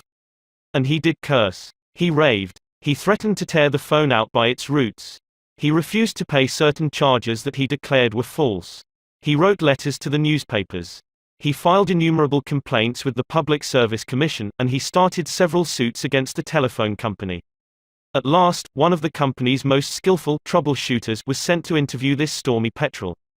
This troubleshooter listened and let the cantankerous customer enjoy himself pouring out his tirade. The telephone representative listened and said yes and sympathized with his grievance. He raved on and I listened for nearly 3 hours, the troubleshooter said as he related his experiences before one of the author's classes. Then I went back and listened some more. I interviewed him 4 times, and before the 4th visit was over I had become a charter member of an organization he was starting. He called it the Telephone Subscribers Protective Association. I am still a member of this organization, and, so far as I know, I'm the only member in the world today besides Mr. I listened and sympathized with him on every point that he made during these interviews. He had never had a telephone representative talk with him that way before, and he became almost friendly. The point on which I went to see him was not even mentioned on the first visit, nor was it mentioned on the second or third, but upon the 4th interview, I closed the case completely. He paid all his bills in full, and for the first time in the history of his difficulties with the telephone company he voluntarily withdrew his complaints from the Public Service Commission. Doubtless Mr. had considered himself a holy crusader, defending the public rights against callous exploitation. But in reality, what he had really wanted was a feeling of importance. He got this feeling of importance at first by kicking and complaining. But as soon as he got his feeling of importance from a representative of the company, his imagined grievances vanished into thin air. One morning years ago, an angry customer stormed into the office of Julian F. Detmer, founder of the Detmer Woolen Company, which later became the world's largest distributor of woolens to the tailoring trade. "This man owed us a small sum of money," Mr. Detmer explained to me. "The customer denied it, but we knew he was wrong. So our credit department had insisted that he pay. After getting a number of letters from our credit department, he packed his grip, made a trip to Chicago, and hurried into my office to inform me not only that he was not going to pay that bill, but that he was never going to buy another dollar's worth of goods from the Detmer Woolen Company." I listened patiently to all he had to say. I was tempted to interrupt, but I realized that would be bad policy, so I let him talk himself out. When he finally simmered down and got in a receptive mood, I said quietly, "I want to thank Vo for coming to Chicago to tell me about this. You have done me a great favor, for if our credit department has annoyed you, it may annoy other good customers, and that would be just too bad. Believe me, I am far more eager to hear this than you are to tell it." That was the last thing in the world he expected me to say. I think he was a trifle disappointed, because he had come to Chicago to tell me a thing or two, but here I was thanking him instead of scrapping with him. I assured him we would wipe the charge off the books and forget it, because he was a very careful man with only one account to look after, while our clerks had to look after thousands. Therefore, he was less likely to be wrong than we were. I told him that I understood exactly how he felt and that, if I were in his shoes, I should undoubtedly feel precisely as he did. Since he wasn't going to buy from us anymore, I recommended some other woolen houses. In the past, we had usually lunched together when he came to Chicago, so I invited him to have lunch with me this day. He accepted reluctantly, but when we came back to the office he placed a larger order than ever before. He returned home in a softened mood and, wanting to be just as fair with us as we had been with him, looked over his bills, found one that had been mislaid, and sent us a check with his apologies. Later, when his wife presented him with a baby boy, he gave his son the middle name of Detmer, and he remained a friend and customer of the house until his death 22 years afterwards. Years ago, a poor Dutch immigrant boy washed the windows of a bakery shop after school to help support his family. His people were so poor that in addition he used to go out in the street with a basket every day and collect stray bits of coal that had fallen in the gutter where the coal wagons had delivered fuel. That boy, Edward Bock, never got more than 6 years of schooling in his life, yet eventually he made himself one of the most successful magazine editors in the history of American journalism. How did he do it? That is a long story, but how he got his start can be told briefly. He got his start by using the principles advocated in this chapter. He left school when he was 13 and became an office boy for Western Union, but he didn't for one moment give up the idea of an education. Instead, he started to educate himself. He saved his car fares and went without lunch until he had enough money to buy an encyclopedia of American biography, and then he did an unheard of thing. He read the lives of famous people and wrote them asking for additional information about their childhoods. He was a good listener. He asked famous people to tell him more about themselves. He wrote General James A. Garfield, who was then running for president, and asked if it was true that he was once a towboy on a canal, and Garfield replied. He wrote General Grant asking about a certain battle, and Grant drew a map for him and invited this 14-year-old boy to dinner and spent the evening talking to him. Soon our Western Union messenger boy was corresponding with many of the most famous people in the nation: Ralph Waldo Emerson, Oliver Wendell Holmes, Longfellow, Mrs. Abraham Lincoln, Louisa May Alcott, General Sherman and Jefferson Davis. Not only did he correspond with these distinguished people, but as soon as he got a vacation, he visited many of them as a welcome guest in their homes. This experience imbued him with a confidence that was invaluable. These men and women fired him with a vision and ambition that shaped his life. And all this, let me repeat, was made possible solely by the application of the principles we are discussing here. Isaac F. Marcosson, a journalist who interviewed hundreds of celebrities, declared that many people fail to make a favorable impression because they don't listen attentively. They have been so much concerned with what they are going to say next that they do not keep their ears open. Very important people have told me that they prefer good listeners to good talkers, but the ability to listen seems rarer than almost any other good trait, and not only important personages crave a good listener, but ordinary folk do too. As the Reader's Digest once said, many persons call a doctor when all they want is an audience. During the darkest hours of the Civil War, Lincoln wrote to an old friend in Springfield, Illinois, asking him to come to Washington. Lincoln said he had some problems he wanted to discuss with him. The old neighbor called at the White House, and Lincoln talked to him for hours about the advisability of issuing a proclamation freeing the slaves. Lincoln went over all the arguments for and against such a move, and then read letters and newspaper articles, some denouncing him for not freeing the slaves and others denouncing him for fear he was going to free them. After talking for hours, Lincoln shook hands with his old neighbor, said good night, and sent him back to Illinois without even asking for his opinion. Lincoln had done all the talking himself. That seemed to clarify his mind. He seemed to feel easier after that talk, the old friend said. Lincoln hadn't wanted advice, he had wanted merely a friendly, sympathetic listener to whom he could unburden himself. That's what we all want when we are in trouble. That is frequently all the irritated customer wants, and the dissatisfied employee or the hurt friend. One of the great listeners of modern times was Sigmund Freud. A man who met Freud described his manner of listening. It struck me so forcibly that I shall never forget him. He had qualities which I had never seen in any other man. Never had I seen such concentrated attention. There was none of that piercing, soul-penetrating gaze business. His eyes were mild and genial. His voice was low and kind.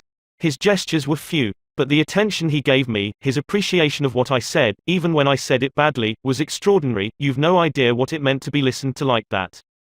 If you want to know how to make people shun you and laugh at you behind your back and even despise you, here is the recipe: never listen to anyone for long. Talk incessantly about yourself. If you have an idea while the other person is talking, don't wait for him or her to finish, bust right in and interrupt in the middle of a sentence. Do you know people like that? I do, unfortunately, and the astonishing part of it is that some of them are prominent.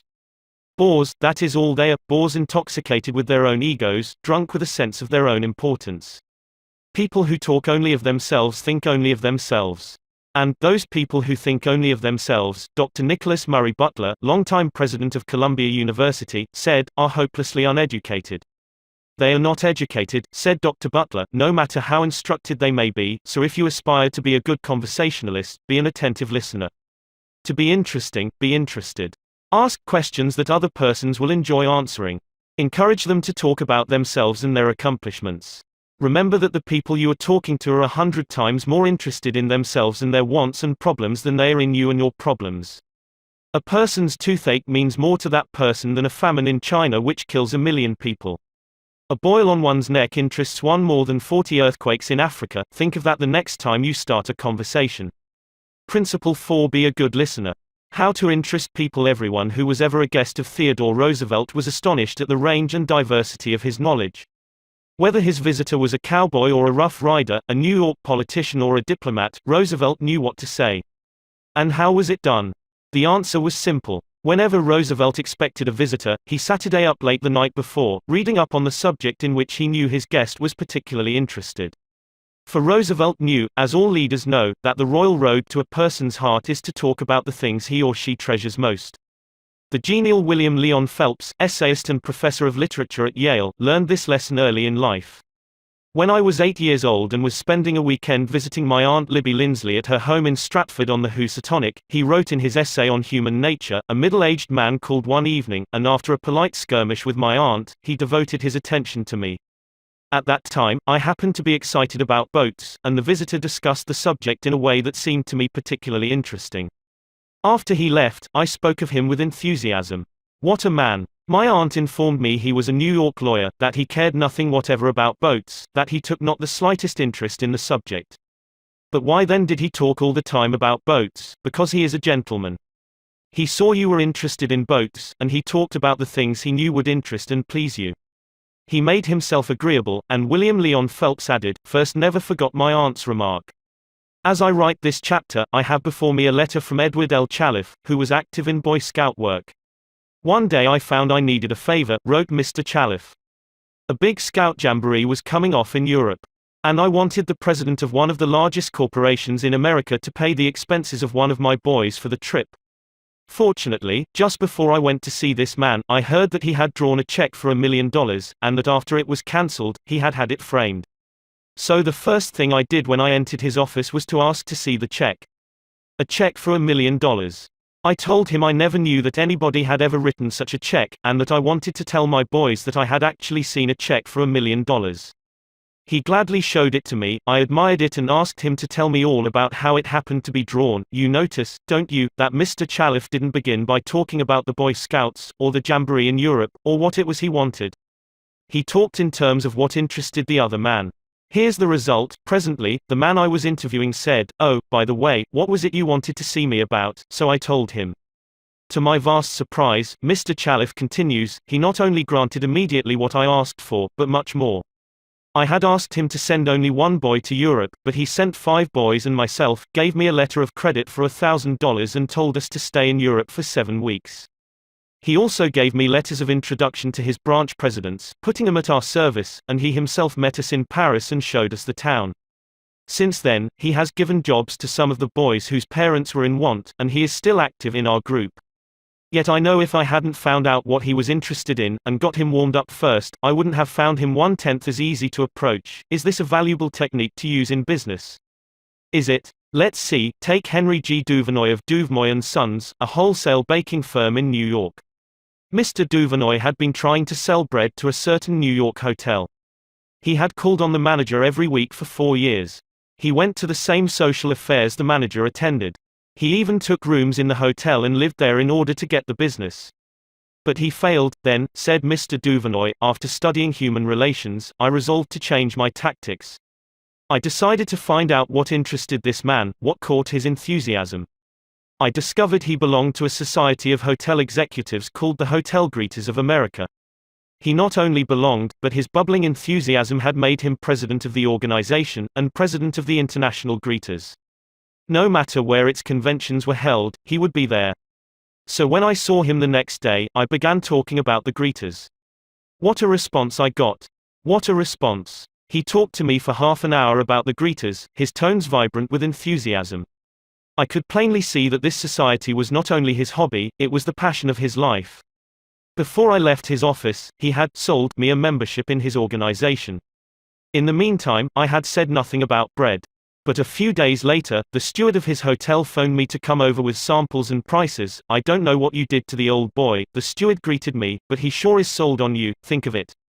I had been drumming at that man for 4 years, trying to get his business, and I'd still be drumming at him if I hadn't finally taken the trouble to find out what he was interested in, and what he enjoyed talking about. Edward E. Harriman of Hagerstown, Maryland, chose to live in the beautiful Cumberland Valley of Maryland after he completed his military service. Unfortunately, at that time there were few jobs available in the area. A little research uncovered the fact that a number of companies in the area were either owned or controlled by an unusual business maverick, R.J. Funkhauser, whose rise from poverty to riches intrigued Mr. Harriman. However, he was known for being inaccessible to job seekers. Mr. Harriman wrote, "I interviewed a number of people and found that his major interest was anchored in his drive for power and money. Since he protected himself from people like me by use of a dedicated and stern secretary, I studied her interests and goals, and only then I paid an unannounced visit at her office. She had been Mr. Funkhauser's orbiting satellite for about 15 years. When I told her I had a proposition for him which might translate itself into financial and political success for him, she became enthused. I also conversed with her about her constructive participation in his success. After this conversation, she arranged for me to meet Mr. Funkhauser. I entered his huge and impressive office determined not to ask directly for a job. He was seated behind a large carved desk and thundered at me. "How about it, young man?" I said. "Mr. Funkhauser, I believe I can make money for you." He immediately rose and invited me to sit in one of the large upholstered chairs. I enumerated my ideas and the qualifications I had to realize these ideas, as well as how they would contribute to his personal success and that of his businesses. R.J., as he became known to me, hired me at once, and for over 20 years I have grown in his enterprises and we both have prospered. Talking in terms of the other person's interests pays off for both parties. Howard Z. Herzig, a leader in the field of employee communications, has always followed this principle. When asked what reward he got from it, Mr. Herzig responded that he not only received a different reward from each person, but that in general the reward had been an enlargement of his life each time he spoke to someone. Principle 5: Talk in terms of the other person's interests. How to make people like you instantly. I was waiting in line to register a letter in the post office at 33rd Street and 8th Avenue in New York. I noticed that the clerk appeared to be bored with the job, weighing envelopes, handing out stamps, making change, issuing receipts, the same monotonous grind year after year. So I said to myself, I am going to try to make that clerk like me. Obviously, to make him like me, I must say something nice, not about myself, but about him. So I asked myself, what is there about him that I can honestly admire? That is sometimes a hard question to answer, especially with strangers, but, in this case, it happened to be easy. I instantly saw something I admired no end. So while he was weighing my envelope, I remarked with enthusiasm, "I certainly wish I had your head of hair." He looked up, half startled, his face beaming with smiles.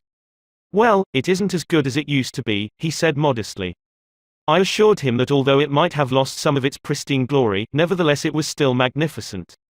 He was immensely pleased. We carried on a pleasant little conversation, and the last thing he said to me was, "Many people have admired my hair.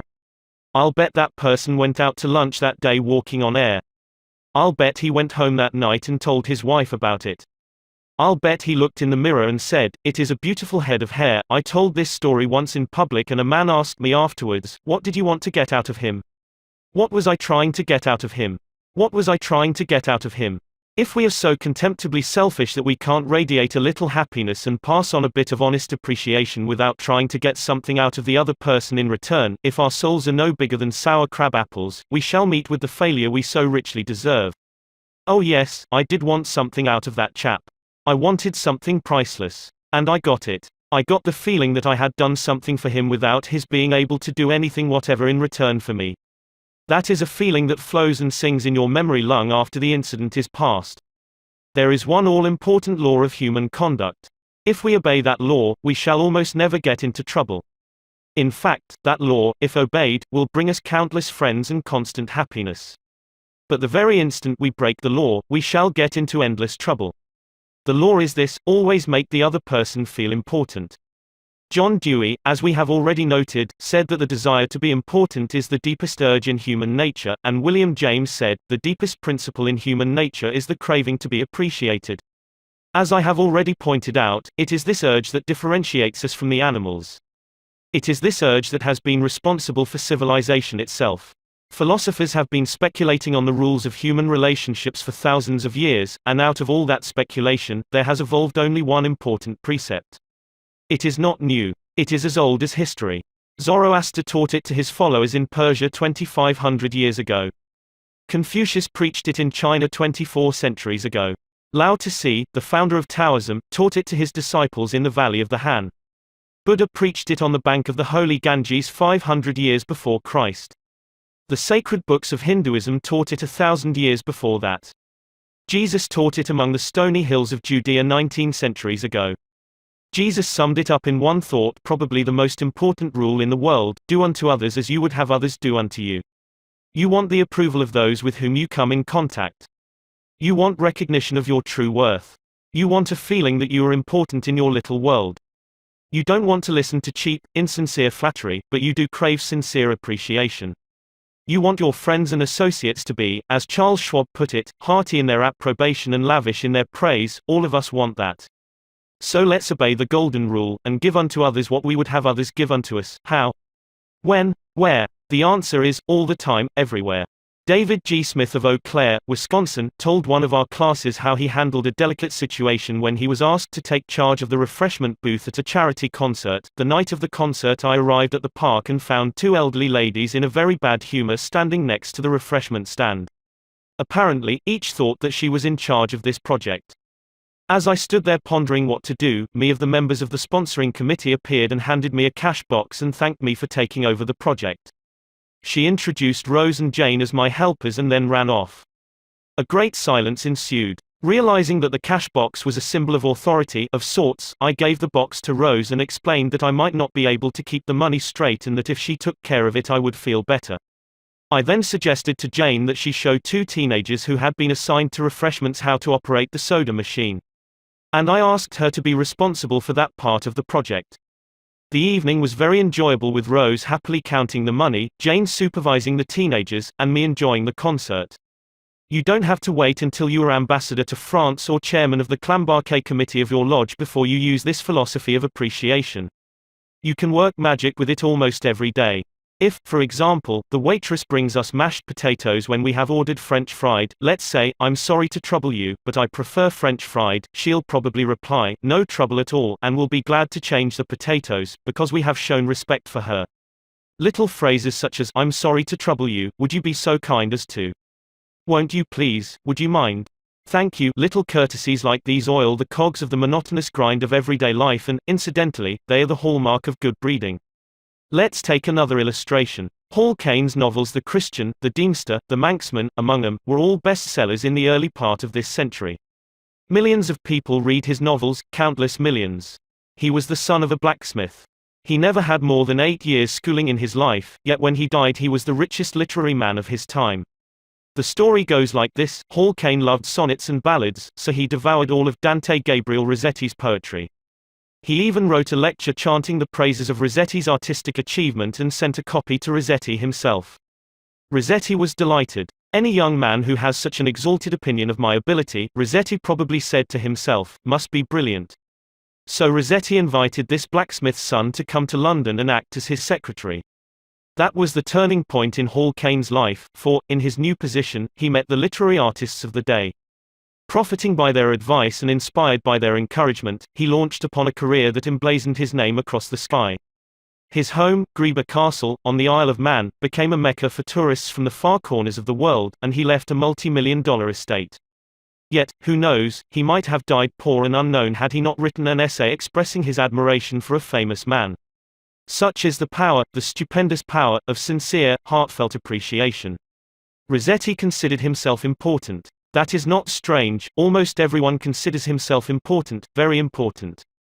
The life of many a person could probably be changed if only someone would make him feel important. Ronald J. Rowland, who is one of the instructors of our course in California, is also a teacher of arts and crafts. He wrote to us about a student named Chris in his beginning crafts class. Chris was a very quiet, shy boy lacking in self-confidence, the kind of student that often does not receive the attention he deserves. I also teach an advanced class that had grown to be somewhat of a status symbol and a privilege for a student to have earned the right to be in it. On Wednesday, Chris was diligently working at his desk. I really felt there was a hidden fire deep inside him. I asked Chris if he would like to be in the advanced class. How I wish I could express the look in Chris's face, the emotions in that shy 14-year-old boy, trying to hold back his tears. Who me, Mr. Rowland? Am I good enough? Yes, Chris, you are good enough. I had to leave at that point because tears were coming to my eyes. As Chris walked out of class that day, seemingly 2 inches taller, he looked at me with bright blue eyes and said in a positive voice, "Thank you, Mr. Rowland. Chris taught me a lesson I will never forget: our deep desire to feel important. To help me never forget this rule, I made a sign which reads, 'You are important.' This sign hangs in the front of the classroom for all to see and to remind me that each student I face is equally important. The unvarnished truth is that almost all the people you meet feel themselves superior to you in some way, and a sure way to their hearts is to let them realize in some subtle way that you recognize their importance, and recognize it sincerely. Remember what Emerson said, 'Every man I meet is my superior in some way.' In that, I learn of him, and the pathetic part of it is that frequently those who have the least justification for a feeling of achievement bolster up their egos by a show of tumult and conceit which is truly nauseating. As Shakespeare put it, man, proud man, doctorist in a little brief authority, plays such fantastic tricks before high heaven, as make the angels weep. I am going to tell you how business people in my own courses have applied these principles with remarkable results. Let's take the case of a Connecticut attorney. Because of his relatives, he prefers not to have his name mentioned. Shortly after joining the course, Mr. R drove to Long Island with his wife to visit some of her relatives. She left him to chat with an old aunt of hers, and Th rushed off by herself to visit some of the younger relatives. Since he soon had to give a speech professionally on how he applied the principles of appreciation, he thought he would gain some worthwhile experience talking with the elderly lady. So he looked around the house to see what he could honestly admire.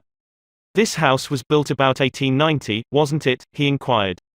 "Yes," she replied, "that is precisely the year it was built. It reminds me of the house I was born in," he said. "It's beautiful. Well built. Roomy. You know, they don't build houses like this anymore." "You're right," the old lady agreed. "The young folks nowadays don't care for beautiful homes. All they want is a small apartment, and then they go off gadding about in their automobiles." "This is a dream house," she said in a voice vibrating with tender memories. "This house was built with love. My husband and I dreamed about it for years before we built it. We didn't have an architect. We planned it all ourselves." She showed Mr. R about the house, and he expressed his hearty admiration for the beautiful treasures she had picked up in her travels and cherished over a lifetime: paisley shawls, an old English tea set, Wedgwood china, French beds and chairs, Italian paintings, and silk draperies that had once hung in a French chateau. After showing Mr. R through the house, she took him out to the garage. There, jacked up on blocks, was a Packard car, in mint condition. "My husband bought that car for me shortly before he passed on," she said softly. "I have never ridden in it since his death. You appreciate nice things, and I'm going to give this car to you." "Why, Auntie," he said, "you overwhelm me. I appreciate your generosity, of course, but I couldn't possibly accept it. I'm not even a relative of yours. I have a new car, and you have many relatives that would like to have that Packard." "Relatives?" she exclaimed. "Yes, I have relatives who are just waiting till I die so they can get that car. But they are not going to get it. If you don't want to give it to them, you can very easily sell it to a second-hand dealer," he told her. "Sell it?" she cried. "Do you think I would sell this car? Do you think I could stand to see strangers riding up and down the street in that car that my husband bought for me?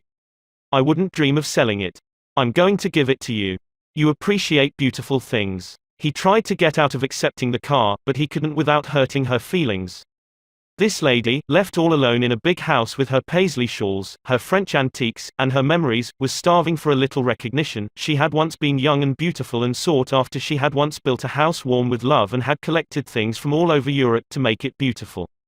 Now, in the isolated loneliness of old age, she craved a little human warmth, a little genuine appreciation, and no one gave it to her.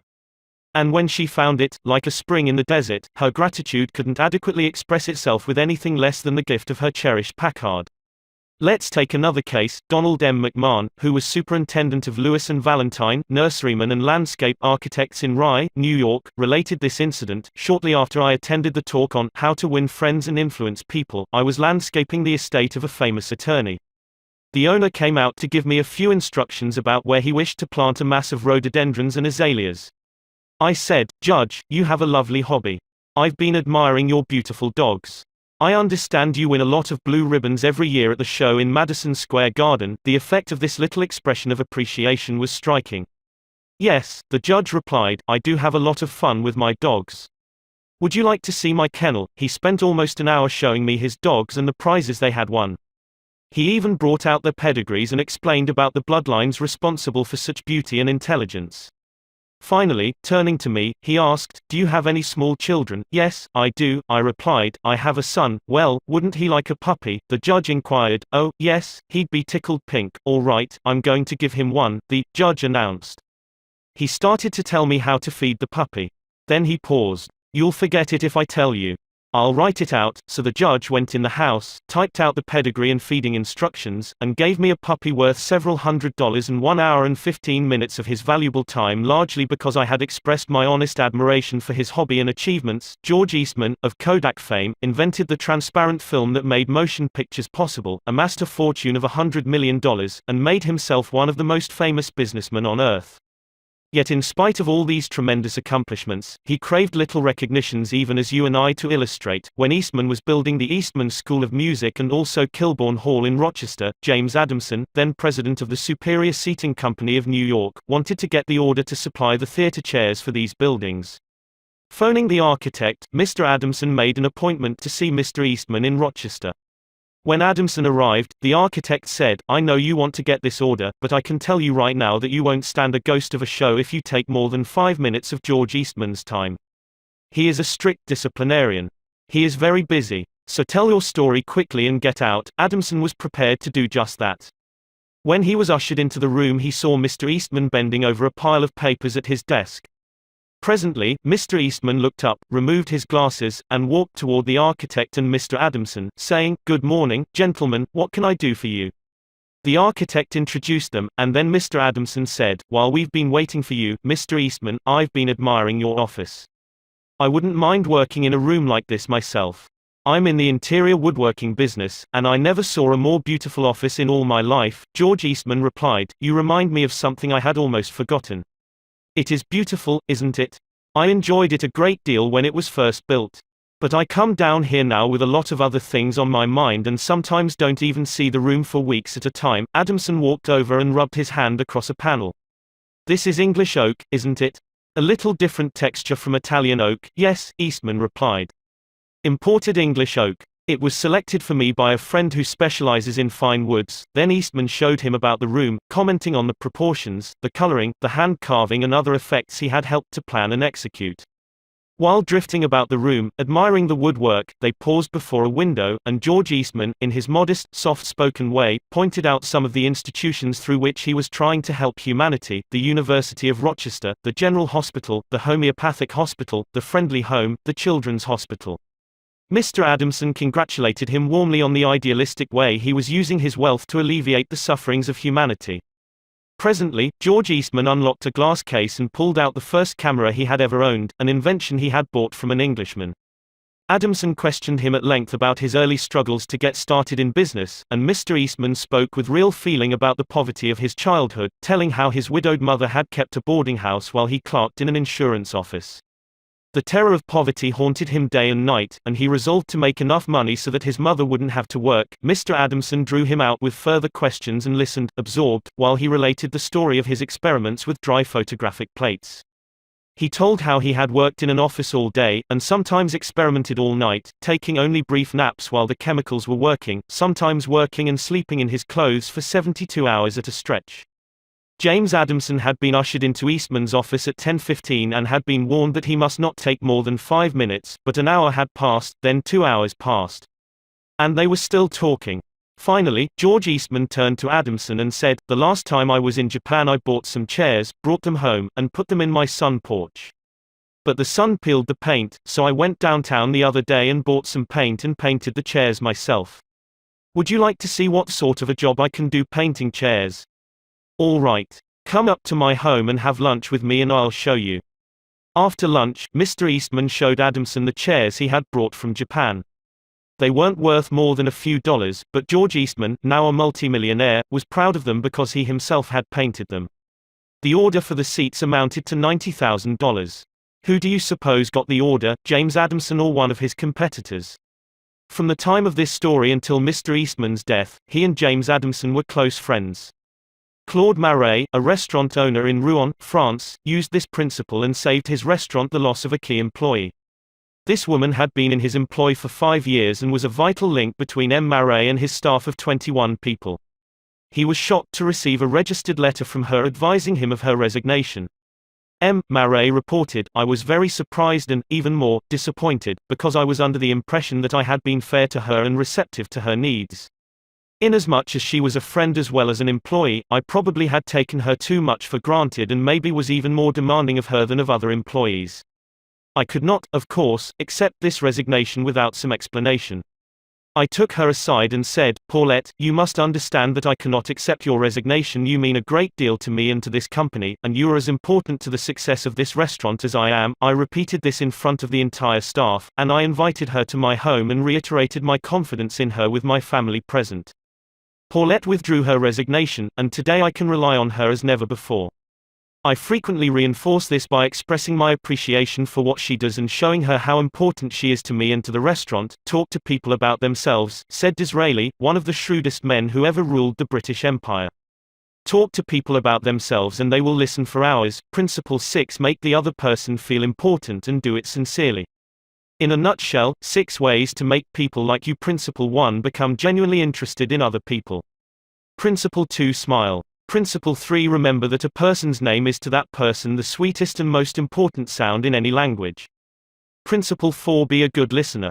Principle 5: Talk in terms of the other person's interests. Principle 6: Make the other person feel important and do it sincerely. Part 3: How to win people to your way of thinking. 1. You can't win an argument. Shortly after the close of World War I, I learned an invaluable lesson one night in London. I was manager at the time for Sir Ross Smith. During the war, Sir Ross had been the Australian ace out in Palestine, and shortly after peace was declared, he astonished the world by flying halfway around it in 30 days. No such feat had ever been attempted before. It created a tremendous sensation. The Australian government awarded him $50,000, the King of England knighted him, and, for a while, he was the most talked about man under the Union Jack.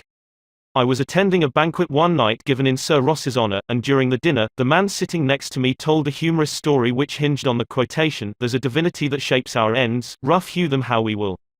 The raconteur mentioned that the quotation was from the Bible. He was wrong. I knew it positively. There couldn't be the slightest doubt about it. And so, to get a feeling of importance and display my superiority, I appointed myself as an unsolicited and unwelcome committee of one to correct him. He stuck to his guns. "What? From Shakespeare? Impossible. Absurd. That quotation was from the Bible." And he knew it. The storyteller was sitting on my right, and Frank Gammond, an old friend of mine, was seated at my left.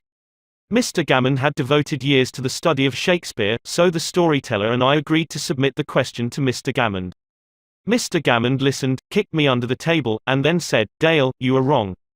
The gentleman is right. It is from the Bible." On our way home that night, I said to Mr. Gammond, "Frank, you knew that quotation was from Shakespeare?" "Yes, of course," he replied, "Hamlet, Act 5, Scene 2.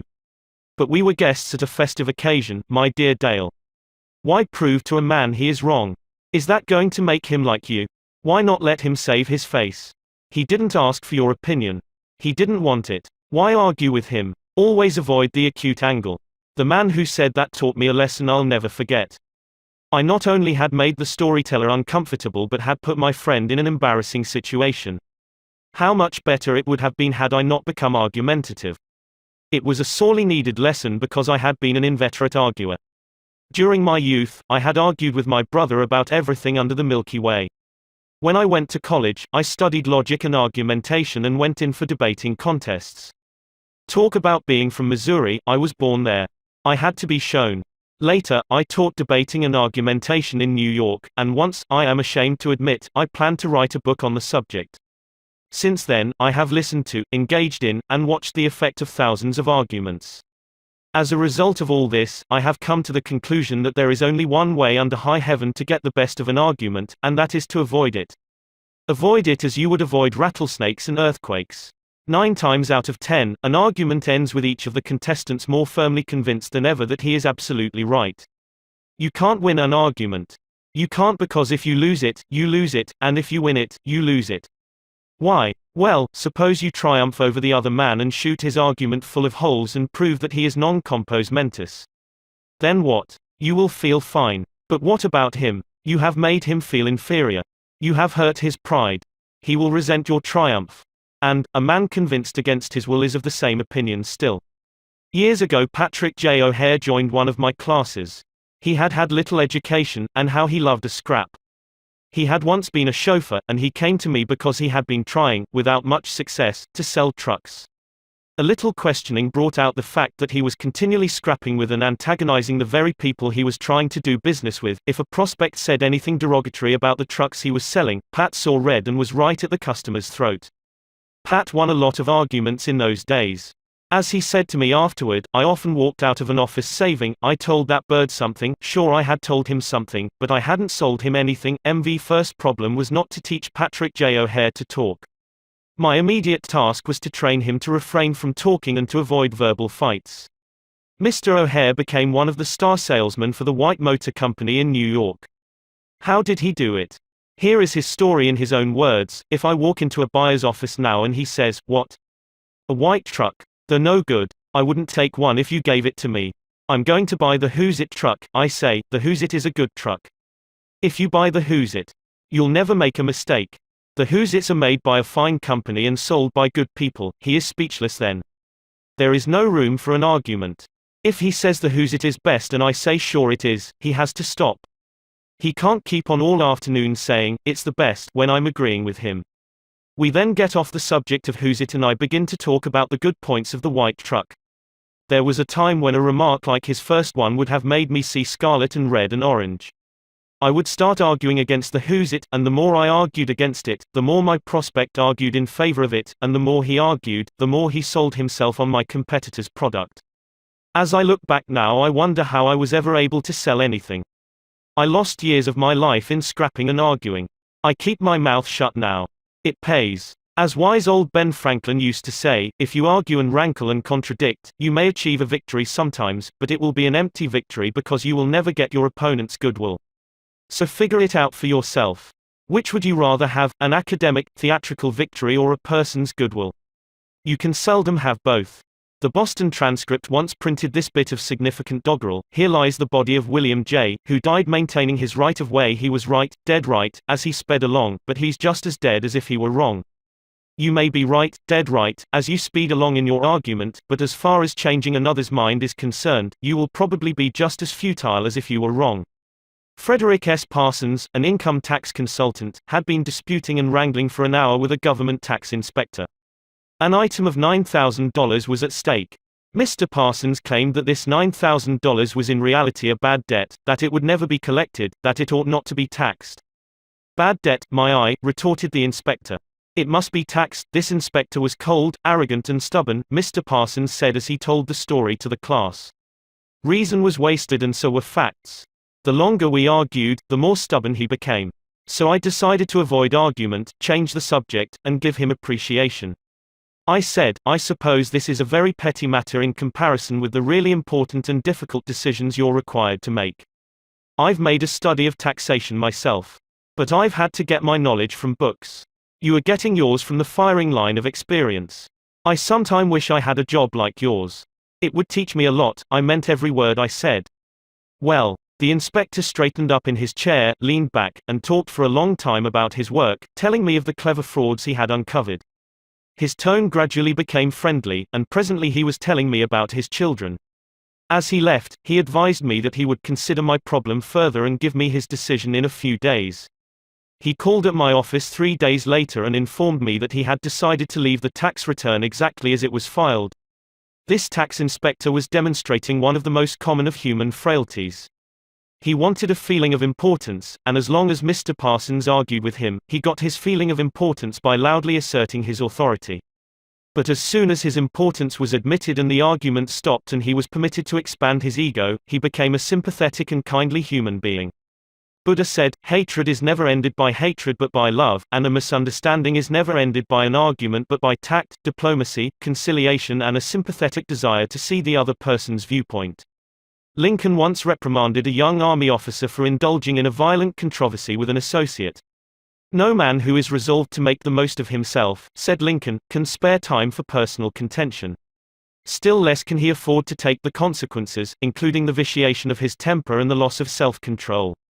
Yield larger things to which you show no more than equal rights, and yield lesser ones though clearly your own. Better give your path to a dog than be bitten by him in contesting for the right.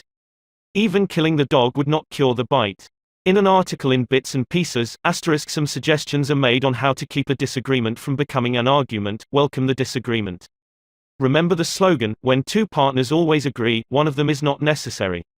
If there is some point you haven't thought about, be thankful if it is brought to your attention. Perhaps this disagreement is your opportunity to be corrected before you make a serious mistake. Distrust your first instinctive impression.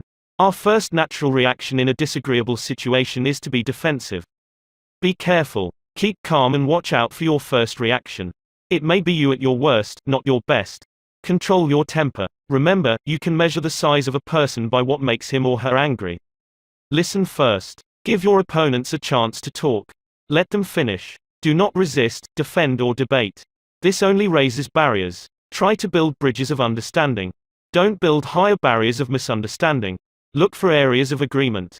When you have heard your opponents out, dwell first on the points and areas on which you agree. Be honest, look for areas where you can admit error and say so. Apologize for your mistakes. It will help disarm your opponents and reduce defensiveness. Promise to think over your opponent's ideas and study them carefully. And mean it. Your opponents may be right. It is a lot easier at this stage to agree to think about the points than to move rapidly ahead and find yourself in a position where your opponents can say, "We tried to tell you, but you wouldn't listen." Thank your opponents sincerely for their interest. Anyone who takes the time to disagree with you is interested in the same things you are.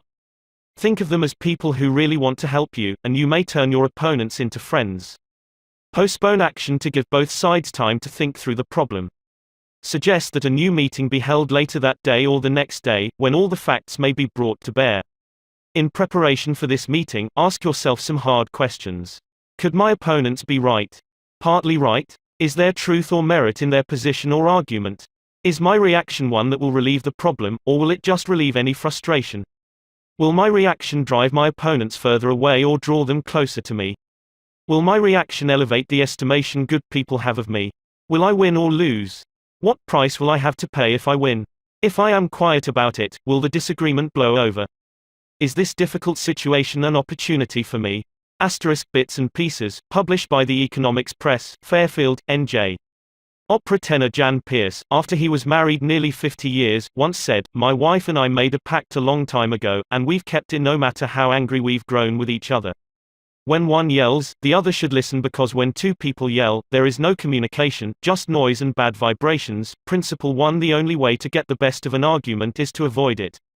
A sure way of making enemies and how to avoid it. When Theodore Roosevelt was in the White House, he confessed that if he could be right 75% of the time, he would reach the highest measure of his expectation.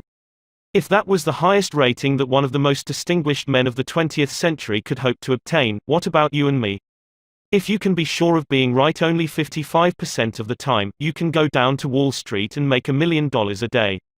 If you can't be sure of being right even 55% of the time, why should you tell other people they are wrong?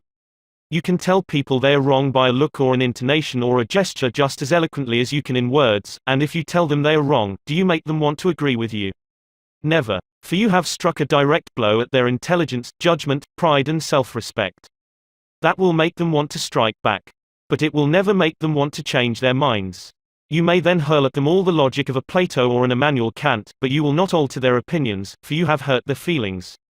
Never begin by announcing, "I am going to prove so and so to you." That's bad. That's tantamount to saying, "I'm smarter than you are, I'm going to tell you a thing or two and make you change your mind." That is a challenge. It arouses opposition and makes the listener want to battle with you before you even start. It is difficult, under even the most benign conditions, to change people's minds. So why make it harder?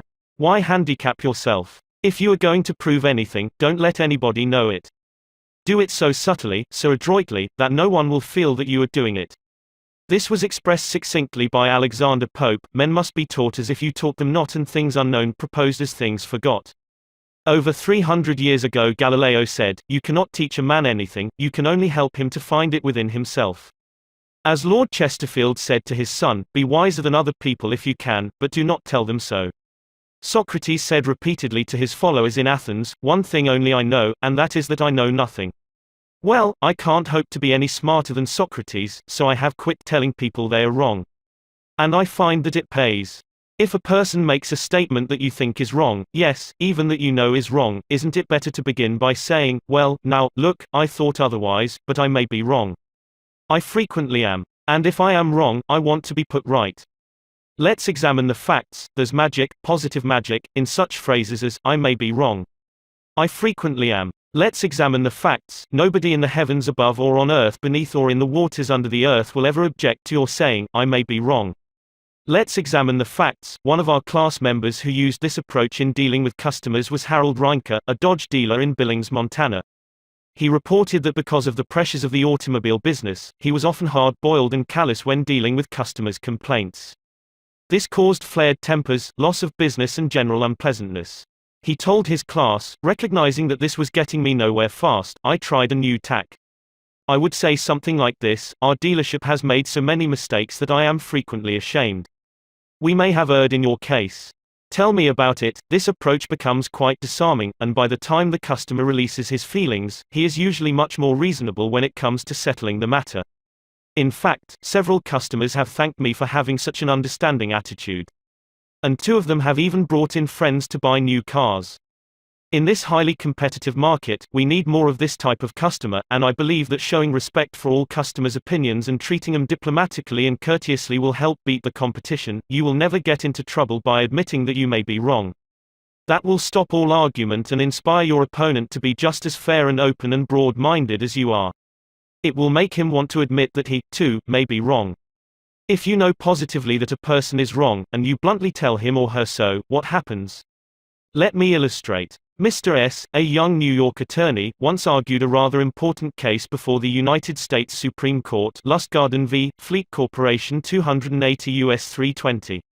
The case involved a considerable sum of money and an important question of law. During the argument, one of the Supreme Court justices said to him, "The statute of limitations in admiralty law is 6 years, is it not?" Mr. S. stopped, stared at the justice for a moment, and then said bluntly, "Your Honor, there is no statute of limitations in admiralty." A hush fell on the court, said Mr. S., as he related his experience to one of the author's classes, and the temperature in the room seemed to drop to 0. I was right. Justice was wrong. And I had told him so. But did that make him friendly? No. I still believe that I had the law on my side. And I know that I spoke better than I ever spoke before. But I didn't persuade. I made the enormous blunder of telling a very learned and famous man that he was wrong. Few people are logical. Most of us are prejudiced and biased. Most of us are blighted with preconceived notions, with jealousy, suspicion, fear, envy and pride. And most citizens don't want to change their minds about their religion or their haircut or communism or their favorite movie star. So, if you are inclined to tell people they are wrong, please read the following paragraph every morning before breakfast. It is from James Harvey Robinson's enlightening book The Mind in the Making. We sometimes find ourselves changing our minds without any resistance or heavy emotion, but if we are told we are wrong, we resent the imputation and harden our hearts. We are incredibly heedless in the formation of our beliefs but find ourselves filled with an illicit passion for them when anyone proposes to rob us of their companionship. It is obviously not the ideas themselves that are dear to us, but our self-esteem which is threatened. The little word, my, is the most important one in human affairs, and properly to reckon with it is the beginning of wisdom. It has the same force whether it is my dinner, my dog, and my house, or my father, my country, and my God. We not only resent the imputation that our watch is wrong, or our car shabby, but that our conception of the canals of Mars, of the pronunciation of Epictetus, of the medicinal value of salicin, or of the date of Sargon I is subject to revision. We like to continue to believe what we have been accustomed to accept as true, and the resentment aroused when doubt is cast upon any of our assumptions leads us to seek every manner of excuse for clinging to it. The result is that most of our so-called reasoning consists in finding arguments for going on believing as we already do. Carl Rogers, the eminent psychologist, wrote in his book On Becoming a Person, "I have found it of enormous value when I can permit myself to understand the other person." The way in which I have worded this statement may seem strange to you. Is it necessary to permit oneself to understand another? I think it is. Our first reaction to most of the statements which we hear from other people is an evaluation or judgment, rather than an understanding of it. When someone expresses some feeling, attitude or belief, our tendency is almost immediately to feel, that's right, or that's stupid, that's abnormal, that's unreasonable, that's incorrect, that's not nice. Very rarely do we permit ourselves to understand precisely what the meaning of the statement is to the other person. ***, adapted from Carl R. Rogers, On Becoming a Person, Boston, Houghton Mifflin, 1961, pp. 18 ff. I once employed an interior decorator to make some draperies for my home. When the bill arrived, I was dismayed. A few days later, a friend dropped in and looked at the draperies. The price was mentioned, and she exclaimed with a note of triumph, "What? That's awful. I am afraid he put one over on you." True. Yes, she had told the truth, but few people like to listen to truths that reflect on their judgment. So, being human, I tried to defend myself. I pointed out that the best is eventually the cheapest, that one can't expect to get quality and artistic taste at bargain basement prices, and so on and on. The next day another friend dropped in, admired the draperies, bubbled over with enthusiasm, and expressed a wish that she could afford such exquisite creations for her home. My reaction was totally different. "Well, to tell the truth," I said, "I can't afford them myself. I paid too much. I'm sorry I ordered them." When we are wrong, we may admit it to ourselves. And if we are handled gently and tactfully, we may admit it to others and even take pride in our frankness and broad-mindedness. But not if someone else is trying to ram the unpalatable fact down our esophagus. Horace Greeley, the most famous editor in America during the time of the Civil War, disagreed violently with Lincoln's policies. He believed that he could drive Lincoln into agreeing with him by a campaign of argument, ridicule and abuse. He waged this bitter campaign month after month, year after year. In fact, he wrote a brutal, bitter, sarcastic and personal attack on President Lincoln the night Booth shot him. But did all this bitterness make Lincoln agree with Greeley? Not at all. Ridicule and abuse never do. If you want some excellent suggestions about dealing with people and managing yourself and improving your personality, read Benjamin Franklin's autobiography, one of the most fascinating life stories ever written, one of the classics of American literature. Ben Franklin tells how he conquered the iniquitous habit of argument and transformed himself into one of the most able, suave and diplomatic men in American history. One day, when Ben Franklin was a blundering youth, an old Quaker friend took him aside and lashed him with a few stinging truths, something like this: "Ben, you are impossible. Your opinions have a slap in them for everyone who differs with you. They have become so offensive that nobody cares for them. Your friends find they enjoy themselves better when you are not around. You know so much that no man can tell you anything.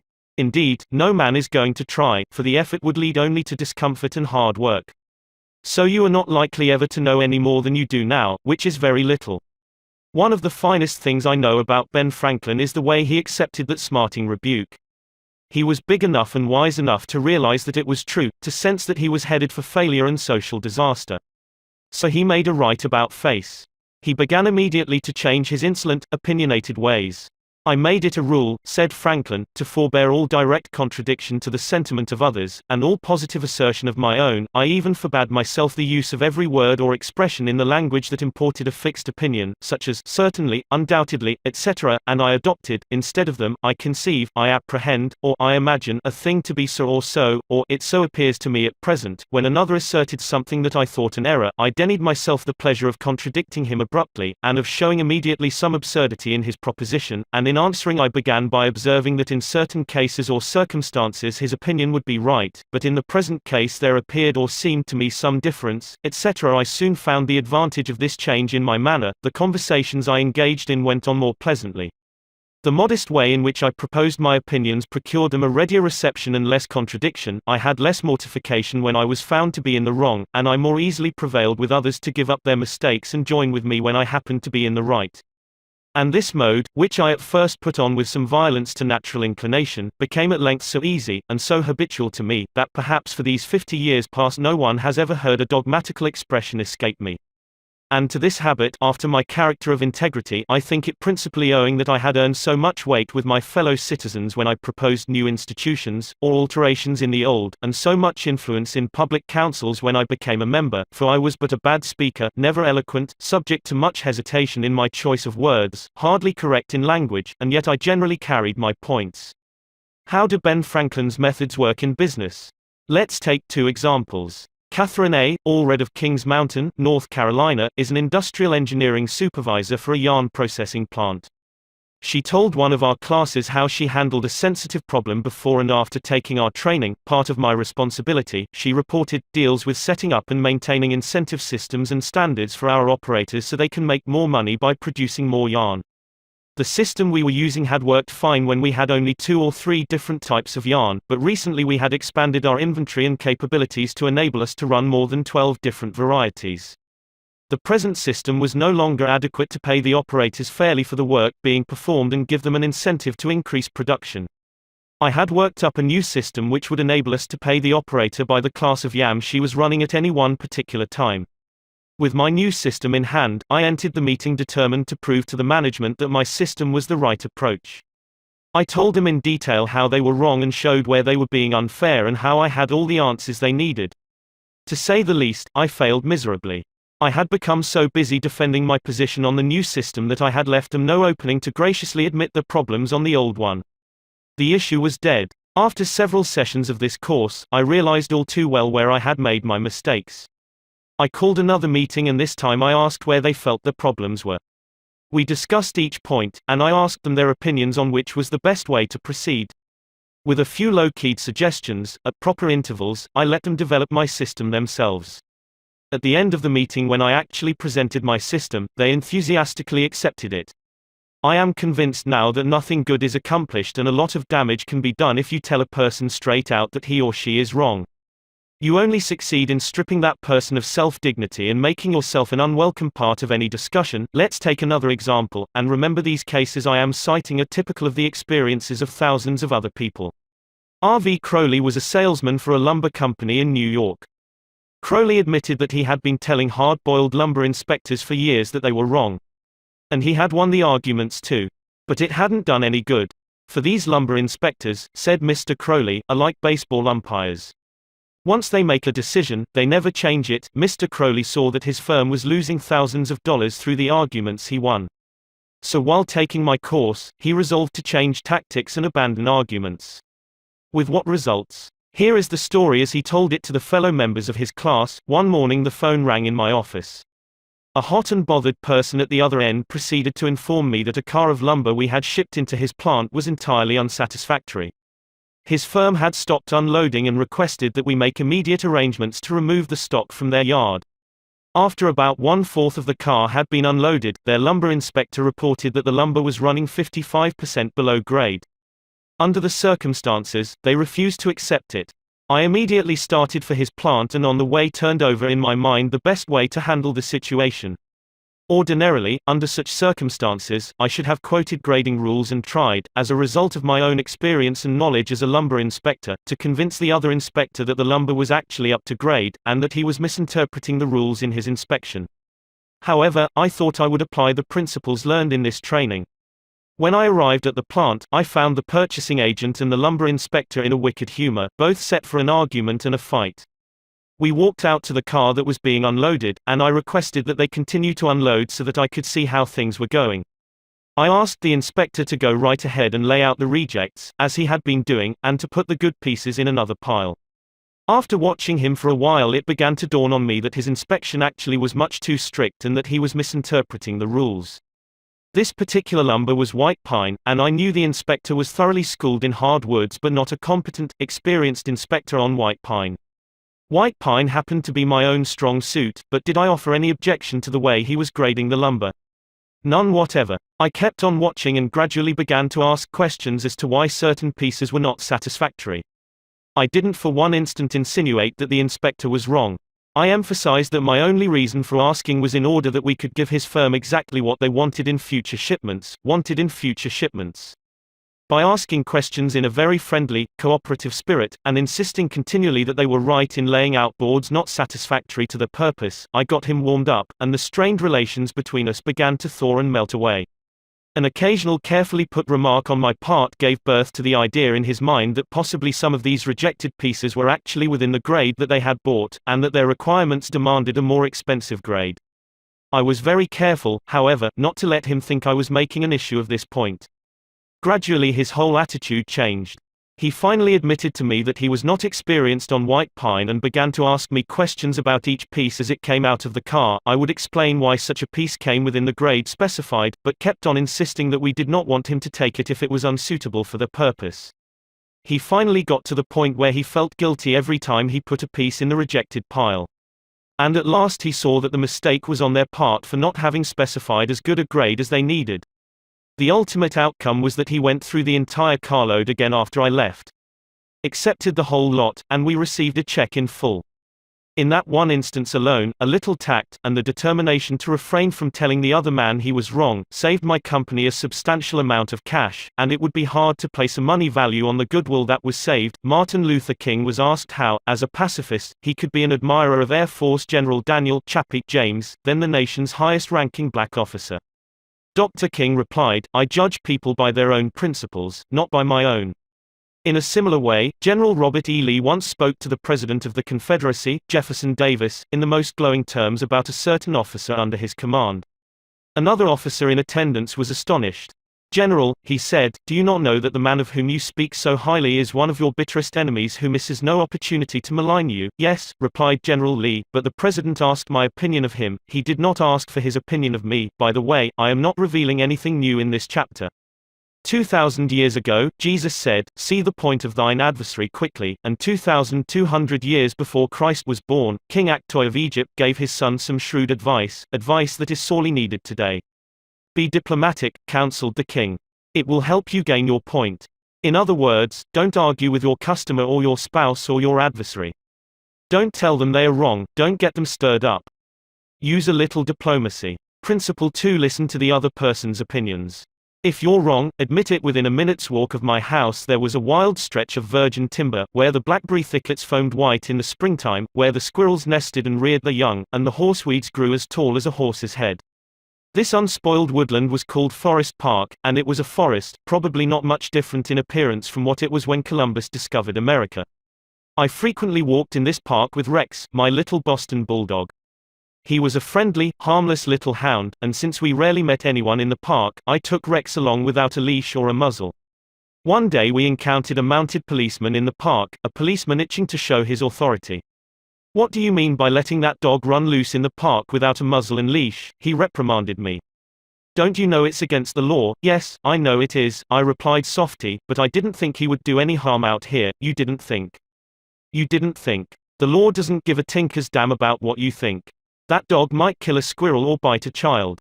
Now, I'm going to let you off this time, but if I catch this dog out here again without a muzzle and a leash, you'll have to tell it to the judge." I meekly promised to obey. And I did obey, for a few times. But Rex didn't like the muzzle, and neither did I, so we decided to take a chance. Everything was lovely for a while, and then we struck a snag. Rex and I raced over the brow of a hill one afternoon, and there, suddenly, to my dismay, I saw the majesty of the law, astride a bay horse. Rex was out in front, heading straight for the officer. I was in for it. I knew it. So I didn't wait until the policeman started talking. I beat him to it. I said, "Officer, you've caught me red-handed. I'm guilty. I have no alibis, no excuses. You warned me last week that if I brought the dog out here again without a muzzle you would fine me." "Well, now," the policeman responded in a soft tone. "I know it's a temptation to let a little dog like that have a run out here when nobody is around." "Sure, it's a temptation," I replied, "but it is against the law." "Well, a little dog like that isn't going to harm anybody," the policeman remonstrated. "No, but he may kill squirrels," I said. "Well now, I think you are taking this a bit too seriously," he told me. "I'll tell you what you do. You just let him run over the hill there where I can't see him, and we'll forget all about it." That policeman, being human, wanted a feeling of importance, so when I began to condemn myself, the only way he could nourish his self-esteem was to take the magnanimous attitude of showing mercy. But suppose I had tried to defend myself, well, did you ever argue with a policeman?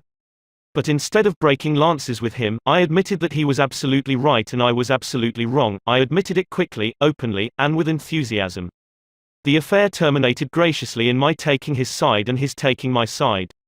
Lord Chesterfield himself could hardly have been more gracious than this mounted policeman, who, only a week previously, had threatened to have the law on me. If we know we are going to be rebuked anyhow, isn't it far better to beat the other person to it and do it ourselves? Isn't it much easier to listen to self-criticism than to bear condemnation from alien lips? Say about yourself all the derogatory things you know the other person is thinking or wants to say or intends to say, and say them before that person has a chance to say them. The chances are 100 to 1 that a generous, forgiving attitude will be taken and your mistakes will be minimized, just as the mounted policeman did with me and Rex. Ferdinand E. Warren, a commercial artist, used this technique to win the goodwill of a petulant, scolding buyer of art. It is important, in making drawings for advertising and publishing purposes, to be precise and very exact, Mr. Warren said as he told the story. Some art editors demand that their commissions be executed immediately, and in these cases, some slight error is liable to occur. I knew one art director in particular who was always delighted to find fault with some little thing. I have often left his office in disgust, not because of the criticism, but because of his method of attack. Recently I delivered a rush job to this editor, and he phoned me to call at his office immediately. He said something was wrong. When I arrived, I found just what I had anticipated, and dreaded. He was hostile, gloating over his chance to criticize. He demanded with heat why I had done so and so. My opportunity had come to apply the self-criticism I had been studying about. So I said, Mr. So-and-so, if what you say is true, I am at fault and there is absolutely no excuse for my blunder. I have been doing drawings for you long enough to know better, I'm ashamed of myself. Immediately he started to defend me. Yes, you're right, but after all, this isn't a serious mistake. It is only, I interrupted him. Any mistake, I said, may be costly and they are all irritating. He started to break in, but I wouldn't let him. I was having a grand time. For the first time in my life, I was criticizing myself, and I loved it. I should have been more careful, I continued. You give me a lot of work, and you deserve the best, so I'm going to do this drawing all over. No. No, he protested. I wouldn't think of putting you to all that trouble. He praised my work, assured me that he wanted only a minor change and that my slight error hadn't cost his firm any money, and, after all, it was a mere detail, not worth worrying about. My eagerness to criticize myself took all the fight out of him. He ended up by taking me to lunch, and before we parted, he gave me a check and another commission. There is a certain degree of satisfaction in having the courage to admit one's errors. It not only clears the air of guilt and defensiveness, but often helps solve the problem created by the error. Bruce Harvey of Albuquerque, New Mexico, had incorrectly authorized payment of full wages to an employee on sick leave. When he discovered his error, he brought it to the attention of the employee and explained that to correct the mistake he would have to reduce his next paycheck by the entire amount of the overpayment. The employee pleaded that as that would cause him a serious financial problem, could the money be repaid over a period of time? In order to do this, Harvey explained, he would have to obtain his supervisor's approval. And this, I knew, reported Harvey, would result in a boss-type explosion. While trying to decide how to handle this situation better, I realized that the whole mess was my fault and I would have to admit it to my boss. I walked into his office, told him that I had made a mistake and then informed him of the complete facts. He replied in an explosive manner that it was the fault of the personnel department. I repeated that it was my fault.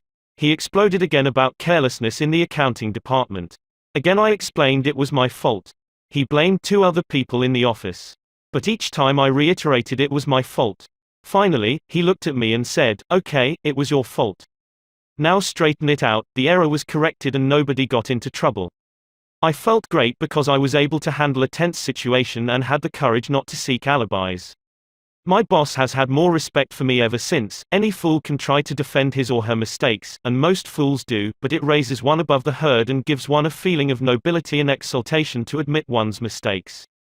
For example, one of the most beautiful things that history records about Robert E. Lee is the way he blamed himself and only himself for the failure of Pickett's charge at Gettysburg. Pickett's charge was undoubtedly the most brilliant and picturesque attack that ever occurred in the Western world. General George E. Pickett himself was picturesque. He wore his hair so long that his auburn locks almost touched his shoulders, and, like Napoleon in his Italian campaigns, he wrote ardent love letters almost daily while on the battlefield. His devoted troops cheered him that tragic July afternoon as he rode off jauntily toward the Union lines, his cap set at a rakish angle over his right ear. They cheered and they followed him, man touching man, rank pressing rank, with banners flying and bayonets gleaming in the sun. It was a gallant sight. Daring. Magnificent. A murmur of admiration ran through the Union lines as they beheld it. Pickett's troops swept forward at any easy trot, through orchard and cornfield, across a meadow and over a ravine. All the time, the enemy's cannon was tearing ghastly holes in their ranks, but on they pressed, grim, irresistible. Suddenly the Union infantry rose from behind the stone wall on Cemetery Ridge where they had been hiding and fired volley after volley into Pickett's onrushing troops. The crest of the hill was a sheet of flame, a slaughterhouse, a blazing volcano. In a few minutes, all of Pickett's brigade commanders except one were down, and 4/5 of his 5,000 men had fallen. General Lewis A. Armistead, leading the troops in the final plunge, ran forward, vaulted over the stone wall, and, waving his cap on the top of his sword, shouted, "Give 'em the steel, boys!" They did. They leaped over the wall, bayoneted their enemies, smashed skulls with clubbed muskets, and planted the battle flags of the South on Cemetery Ridge. The banners waved there only for a moment. But that moment, brief as it was, recorded the high water mark of the Confederacy. Pickett's charge, brilliant, heroic, was nevertheless the beginning of the end. Lee had failed. He could not penetrate the North. And he knew it. The South was doomed. Lee was so saddened, so shocked, that he sent in his resignation and asked Jefferson Davis, the President of the Confederacy, to appoint a younger and abler man. If Lee had wanted to blame the disastrous failure of Pickett's charge on someone else, he could have found a score of alibis. Some of his division commanders had failed him. The cavalry hadn't arrived in time to support the infantry attack. This had gone wrong and that had gone awry. But Lee was far too noble to blame others. As Pickett's beaten and bloody troops struggled back to the Confederate lines, Robert E. Lee rode out to meet them all alone and greeted them with a self-condemnation that was little short of sublime. "All this has been my fault," he confessed. "I and I alone have lost this battle. Few generals in all history have had the courage and character to admit that." Michael Cheung, who teaches our course in Hong Kong, told of how the Chinese culture presents some special problems and how sometimes it is necessary to recognize that the benefit of applying a principle may be more advantageous than maintaining an old tradition. He had one middle-aged class member who had been estranged from his son for many years.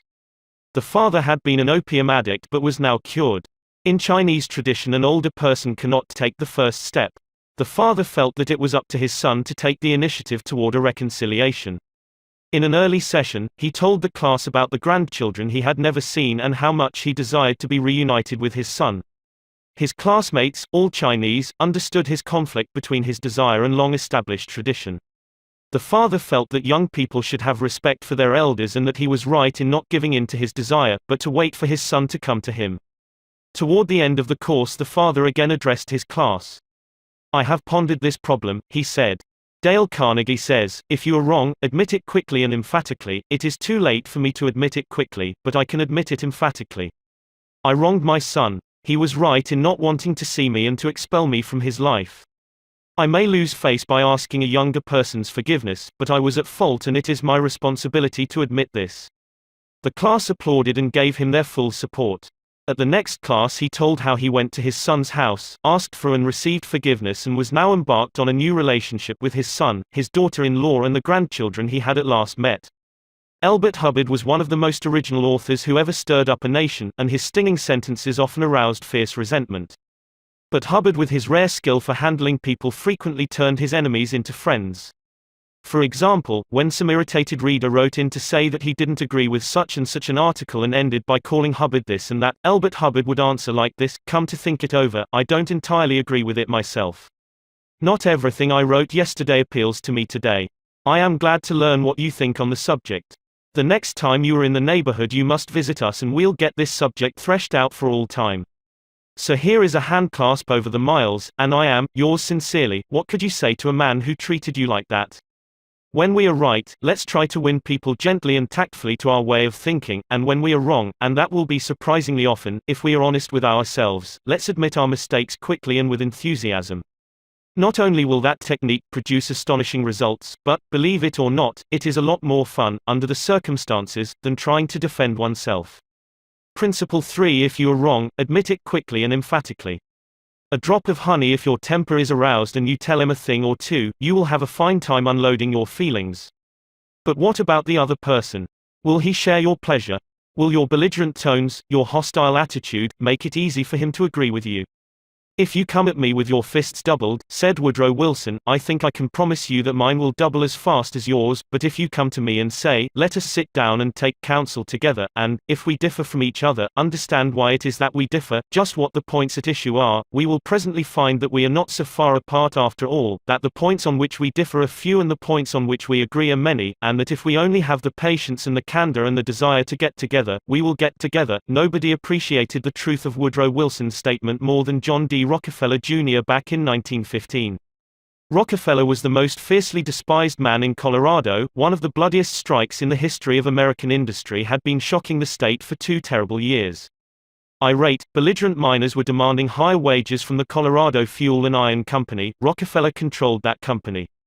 Property had been destroyed, troops had been called out. Blood had been shed. Strikers had been shot, their bodies riddled with bullets. At a time like that, with the air seething with hatred, Rockefeller wanted to win the strikers to his way of thinking. And he did it. How? Here's the story. After weeks spent in making friends, Rockefeller addressed the representatives of the strikers. This speech, in its entirety, is a masterpiece. It produced astonishing results. It calmed the tempestuous waves of hate that threatened to engulf Rockefeller. It won him a host of admirers. It presented facts in such a friendly manner that the strikers went back to work without saying another word about the increase in wages for which they had fought so violently. The opening of that remarkable speech follows. Note how it fairly glows with friendliness. Rockefeller, remember, was talking to men who, a few days previously, had wanted to hang him by the neck to a sour apple tree, yet he couldn't have been more gracious, more friendly if he had addressed a group of medical missionaries. His speech was radiant with such phrases as I am proud to be here, having visited in your homes, met many of your wives and children, we meet here not as strangers, but as friends, spirit of mutual friendship, our common interests, it is only by your courtesy that I am here. This is a red-letter day in my life, Rockefeller began. It is the first time I have ever had the good fortune to meet the representatives of the employees of this great company, its officers and superintendents, together, and I can assure you that I am proud to be here, and that I shall remember this gathering as long as I live. Had this meeting been held 2 weeks ago, I should have stood here a stranger to most of you, recognizing a few faces. Having had the opportunity last week of visiting all the camps in the southern coal field and of talking individually with practically all of the representatives, except those who were away, having visited in your homes, met many of your wives and children, we meet here not as strangers, but as friends, and it is in that spirit of mutual friendship that I am glad to have this opportunity to discuss with you our common interests. Since this is a meeting of the officers of the company and the representatives of the employees, it is only by your courtesy that I am here, for I am not so fortunate as to be either one or the other, and yet I feel that I am intimately associated with you men, for, in a sense, I represent both the stockholders and the directors. Isn't that a superb example of the fine art of making friends out of enemies? Suppose Rockefeller had taken a different tack. Suppose he had argued with those miners and hurled devastating facts in their faces. Suppose he had told them by his tones and insinuations that they were wrong. Suppose that, by all the rules of logic, he had proved that they were wrong. What would have happened? More anger would have been stirred up, more hatred, more revolt. If a man's heart is rankling with discord and ill feeling toward you, you can't win him to your way of thinking with all the logic in Christendom. Scolding parents and domineering bosses and husbands and nagging wives ought to realize that people don't want to change their minds. They can't be forced or driven to agree with you or me.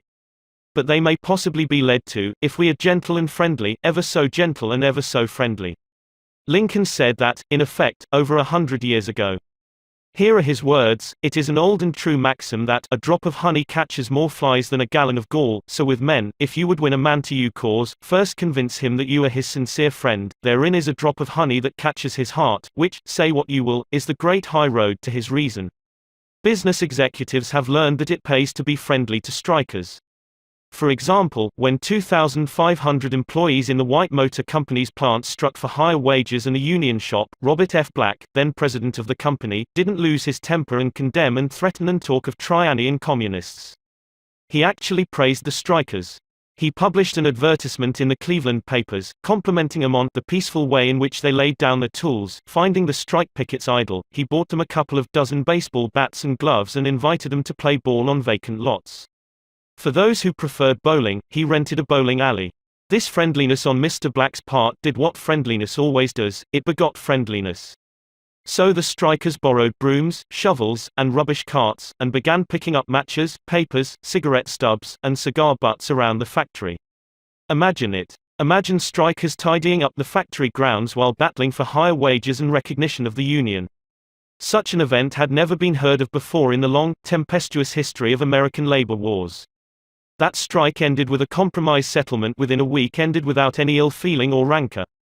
Daniel Webster, who looked like a god and talked like Jehovah, was one of the most successful advocates who ever pleaded a case, yet he ushered in his most powerful arguments with such friendly remarks as, "It will be for the jury to consider, this may perhaps be worth thinking of, here are some facts that I trust you will not lose sight of, or, you, with your knowledge of human nature, will easily see the significance of these facts." No bulldozing. No high-pressure methods. No attempt to force his opinions on others. Webster used the soft-spoken, quiet, friendly approach, and it helped to make him famous. You may never be called upon to settle a strike or address a jury, but you may want to get your rent reduced. Will the friendly approach help you then? Let's see. 0. L. Straub, an engineer, wanted to get his rent reduced. And he knew his landlord was hard-boiled. "I wrote him," Mr. Straub said in a speech before the class, notifying him that I was vacating my apartment as soon as my lease expired. The truth was, I didn't want to move. I wanted to stay if I could get my rent reduced. But the situation seemed hopeless. Other tenants had tried, and failed. Everyone told me that the landlord was extremely difficult to deal with. But I said to myself, I am studying a course in how to deal with people, so I'll try it on him, and see how it works. He and his secretary came to see me as soon as he got my letter. I met him at the door with a friendly greeting. I fairly bubbled with goodwill and enthusiasm. I didn't begin talking about how high the rent was. I began talking about how much I liked his apartment house. Believe me, I was hearty in my approbation and lavish in my praise. I complimented him on the way he ran the building and told him I should like so much to stay for another year, but I couldn't afford it. He had evidently never had such a reception from a tenant. He hardly knew what to make of it. Then he started to tell me his troubles. Complaining tenants. One had written him 14 letters, some of them positively insulting. Another threatened to break his lease unless the landlord kept the man on the floor above from snoring. "What a relief it is," he said, "to have a satisfied tenant like you," and then, without my even asking him to do it, he offered to reduce my rent a little.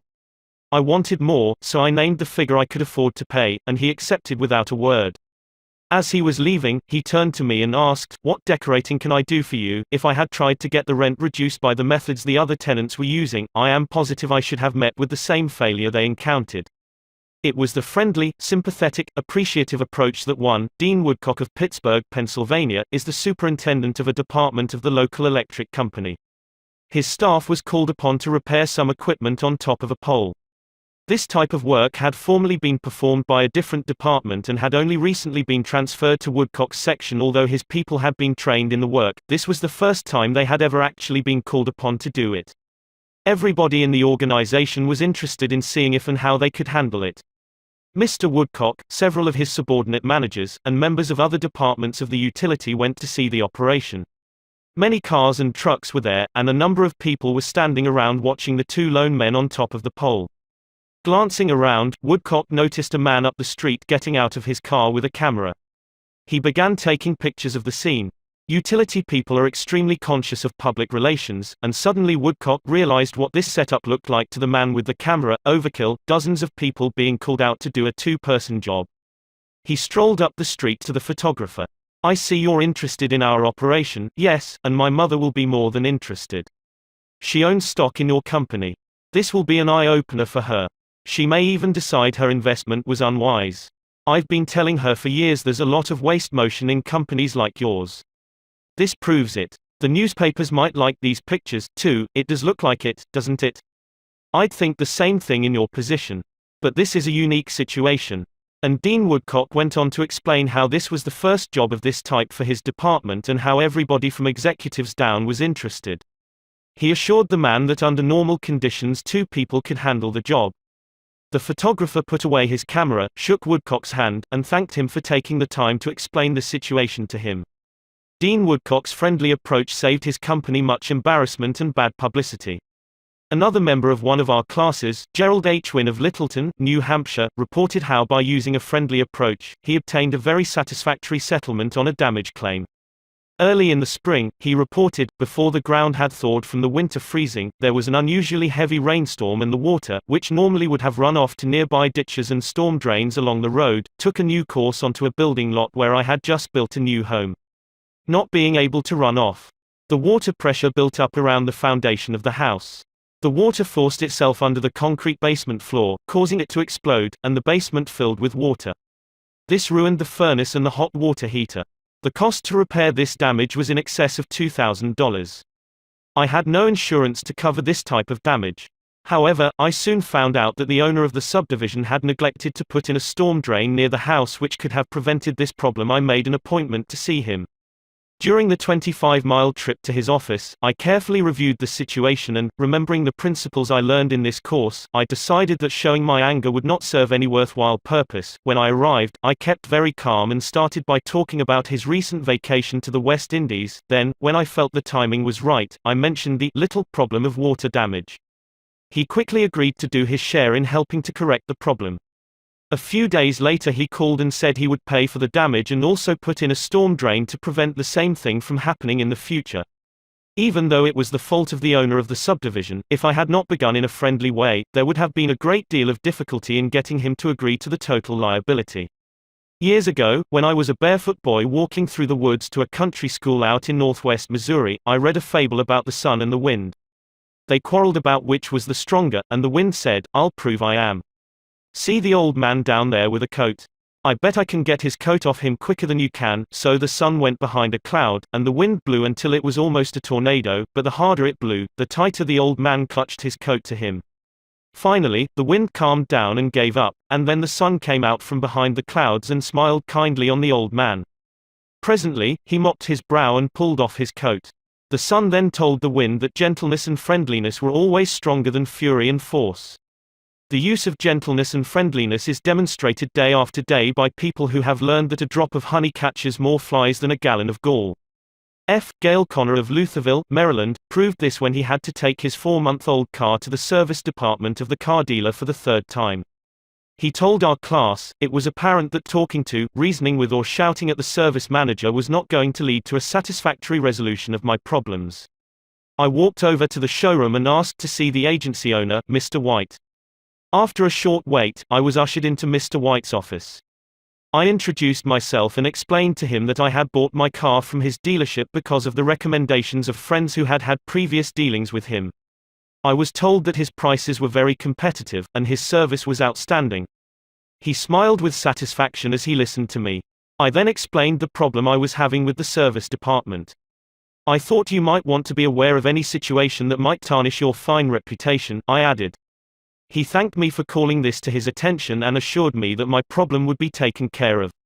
Not only did he personally get involved, but he also lent me his car to use while mine was being repaired. Aesop was a Greek slave who lived at the court of Croesus and spun immortal fables 600 years before Christ. Yet the truths he taught about human nature are just as true in Boston and Birmingham now as they were 26 centuries ago in Athens. The sun can make you take off your coat more quickly than the wind, and kindliness, the friendly approach and appreciation can make people change their minds more readily than all the bluster and storming in the world.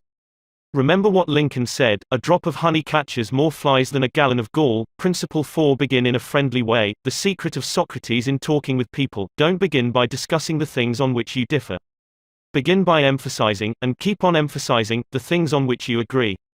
Keep emphasizing, if possible, that you are both striving for the same end and that your only difference is one of method and not of purpose. Get the other person saying, "Yes, yes," at the outset. Keep your opponent, if possible, from saying no. A no response, according to Professor Overstreet, is a most difficult handicap to overcome.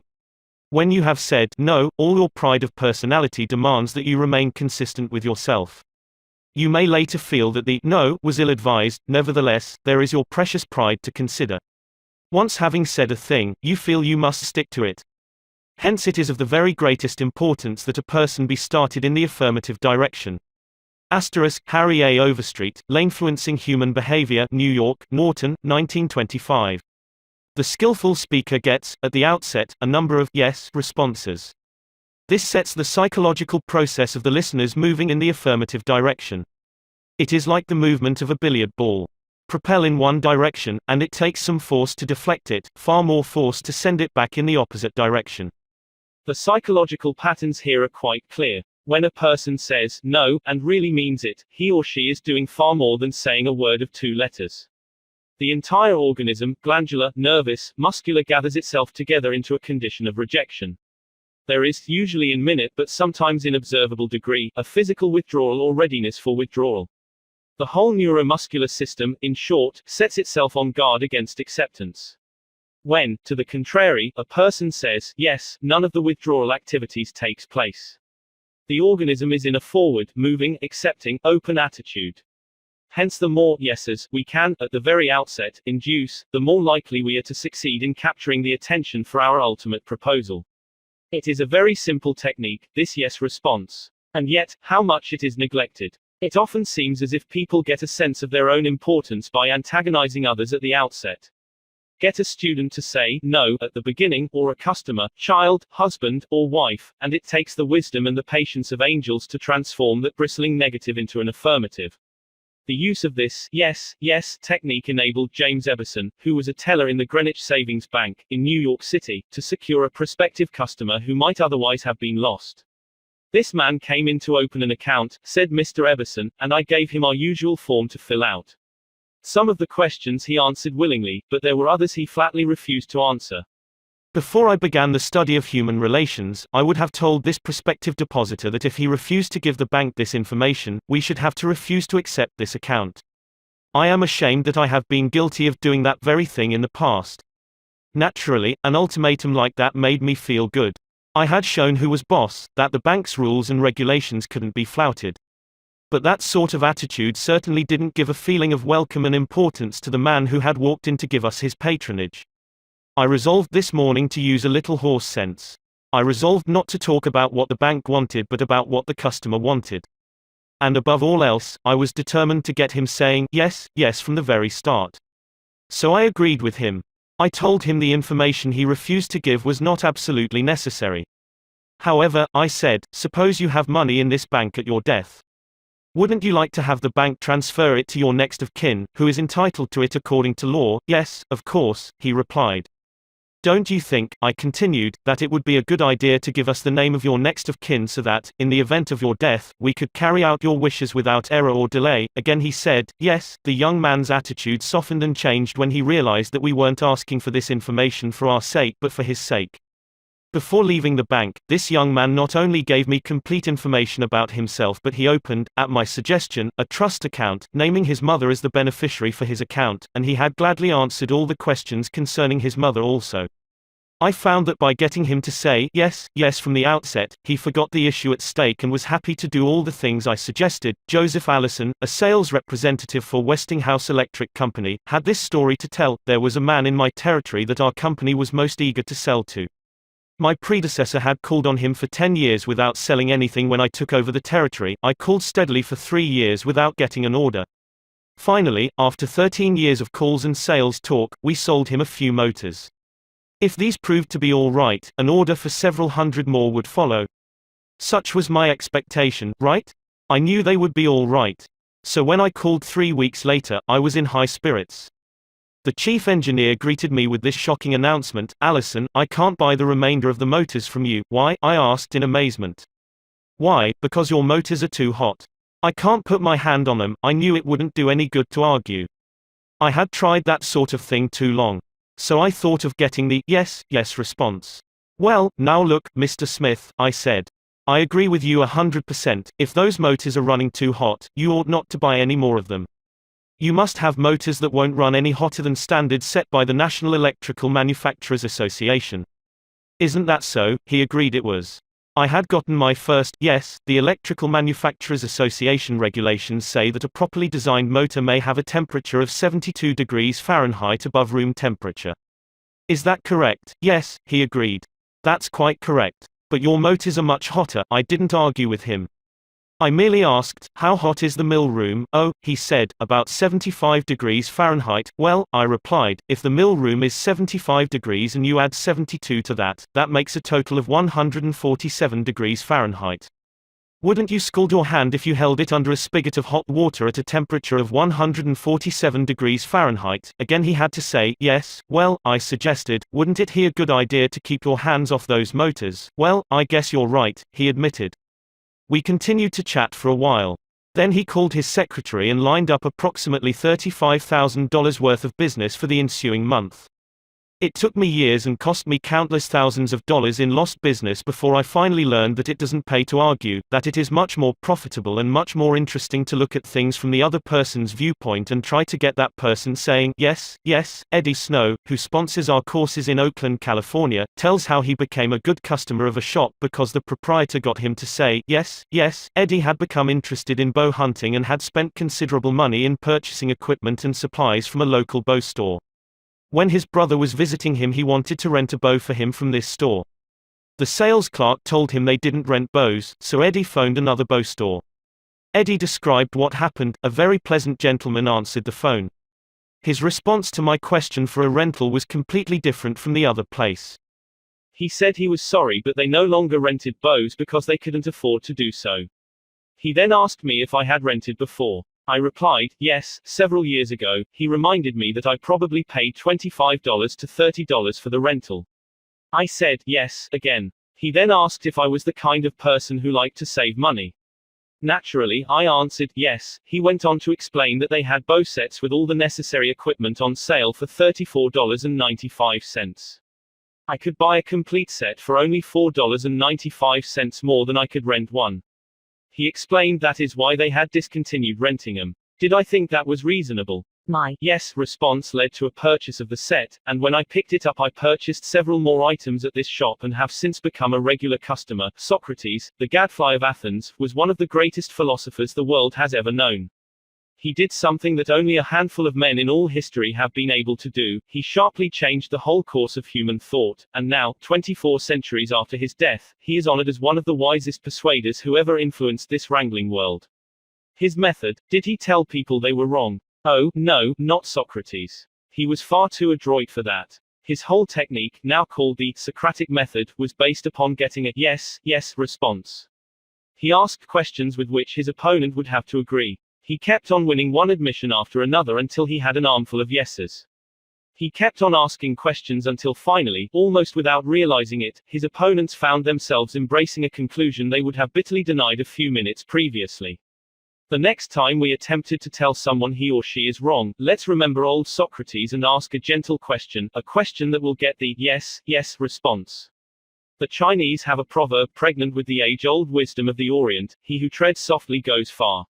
They have spent 5,000 years studying human nature, those cultured Chinese, and they have garnered a lot of perspicacity. He who treads softly goes far. Principle 5: get the other person saying, yes, yes, immediately. The safety valve in handling complaints must people trying to win others to their way of thinking do too much talking themselves.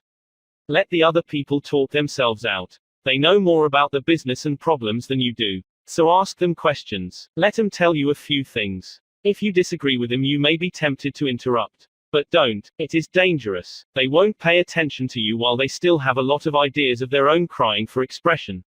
So listen patiently and with an open mind. Be sincere about it. Encourage them to express their ideas fully. Does this policy pay in business? Let's see. Here is the story of a sales representative who was forced to try it. One of the largest automobile manufacturers in the United States was negotiating for a year's requirements of upholstery fabrics. 3 important manufacturers had worked up fabrics in sample bodies. These had all been inspected by the executives of the motor company, and notice had been sent to each manufacturer saying that, on a certain day, a representative from each supplier would be given an opportunity to make a final plea for the contract. GBR, a representative of one manufacturer, arrived in town with a severe attack of laryngitis. When it came my turn to meet the executives in conference, Mr. R said as he related the story before one of my classes, I had lost my voice. I could hardly whisper. I was ushered into a room and found myself face to face with the textile engineer, the purchasing agent, the director of sales and the president of the company. I stood up and made a valiant effort to speak, but I couldn't do anything more than squeak. They were all seated around a table, so I wrote on a pad of paper, "Gentlemen, I have lost my voice. I am speechless." "I'll do the talking for you," the president said. He did. He exhibited my samples and praised their good points. A lively discussion arose about the merits of my goods. And the president, since he was talking for me, took the position I would have had during the discussion. My sole participation consisted of smiles, nods and a few gestures. As a result of this unique conference, I was awarded the contract, which called for over 500,000 yards of upholstery fabrics at an aggregate value of $1,600,000, the biggest order I had ever received. I know I would have lost the contract if I hadn't lost my voice, because I had the wrong idea about the whole proposition. I discovered, quite by accident, how richly it sometimes pays to let the other person do the talking. Letting the other person do the talking helps in family situations as well as in business. Barbara Wilson's relationship with her daughter, Lori, was deteriorating rapidly. Lori, who had been a quiet, complacent child, had grown into an uncooperative, sometimes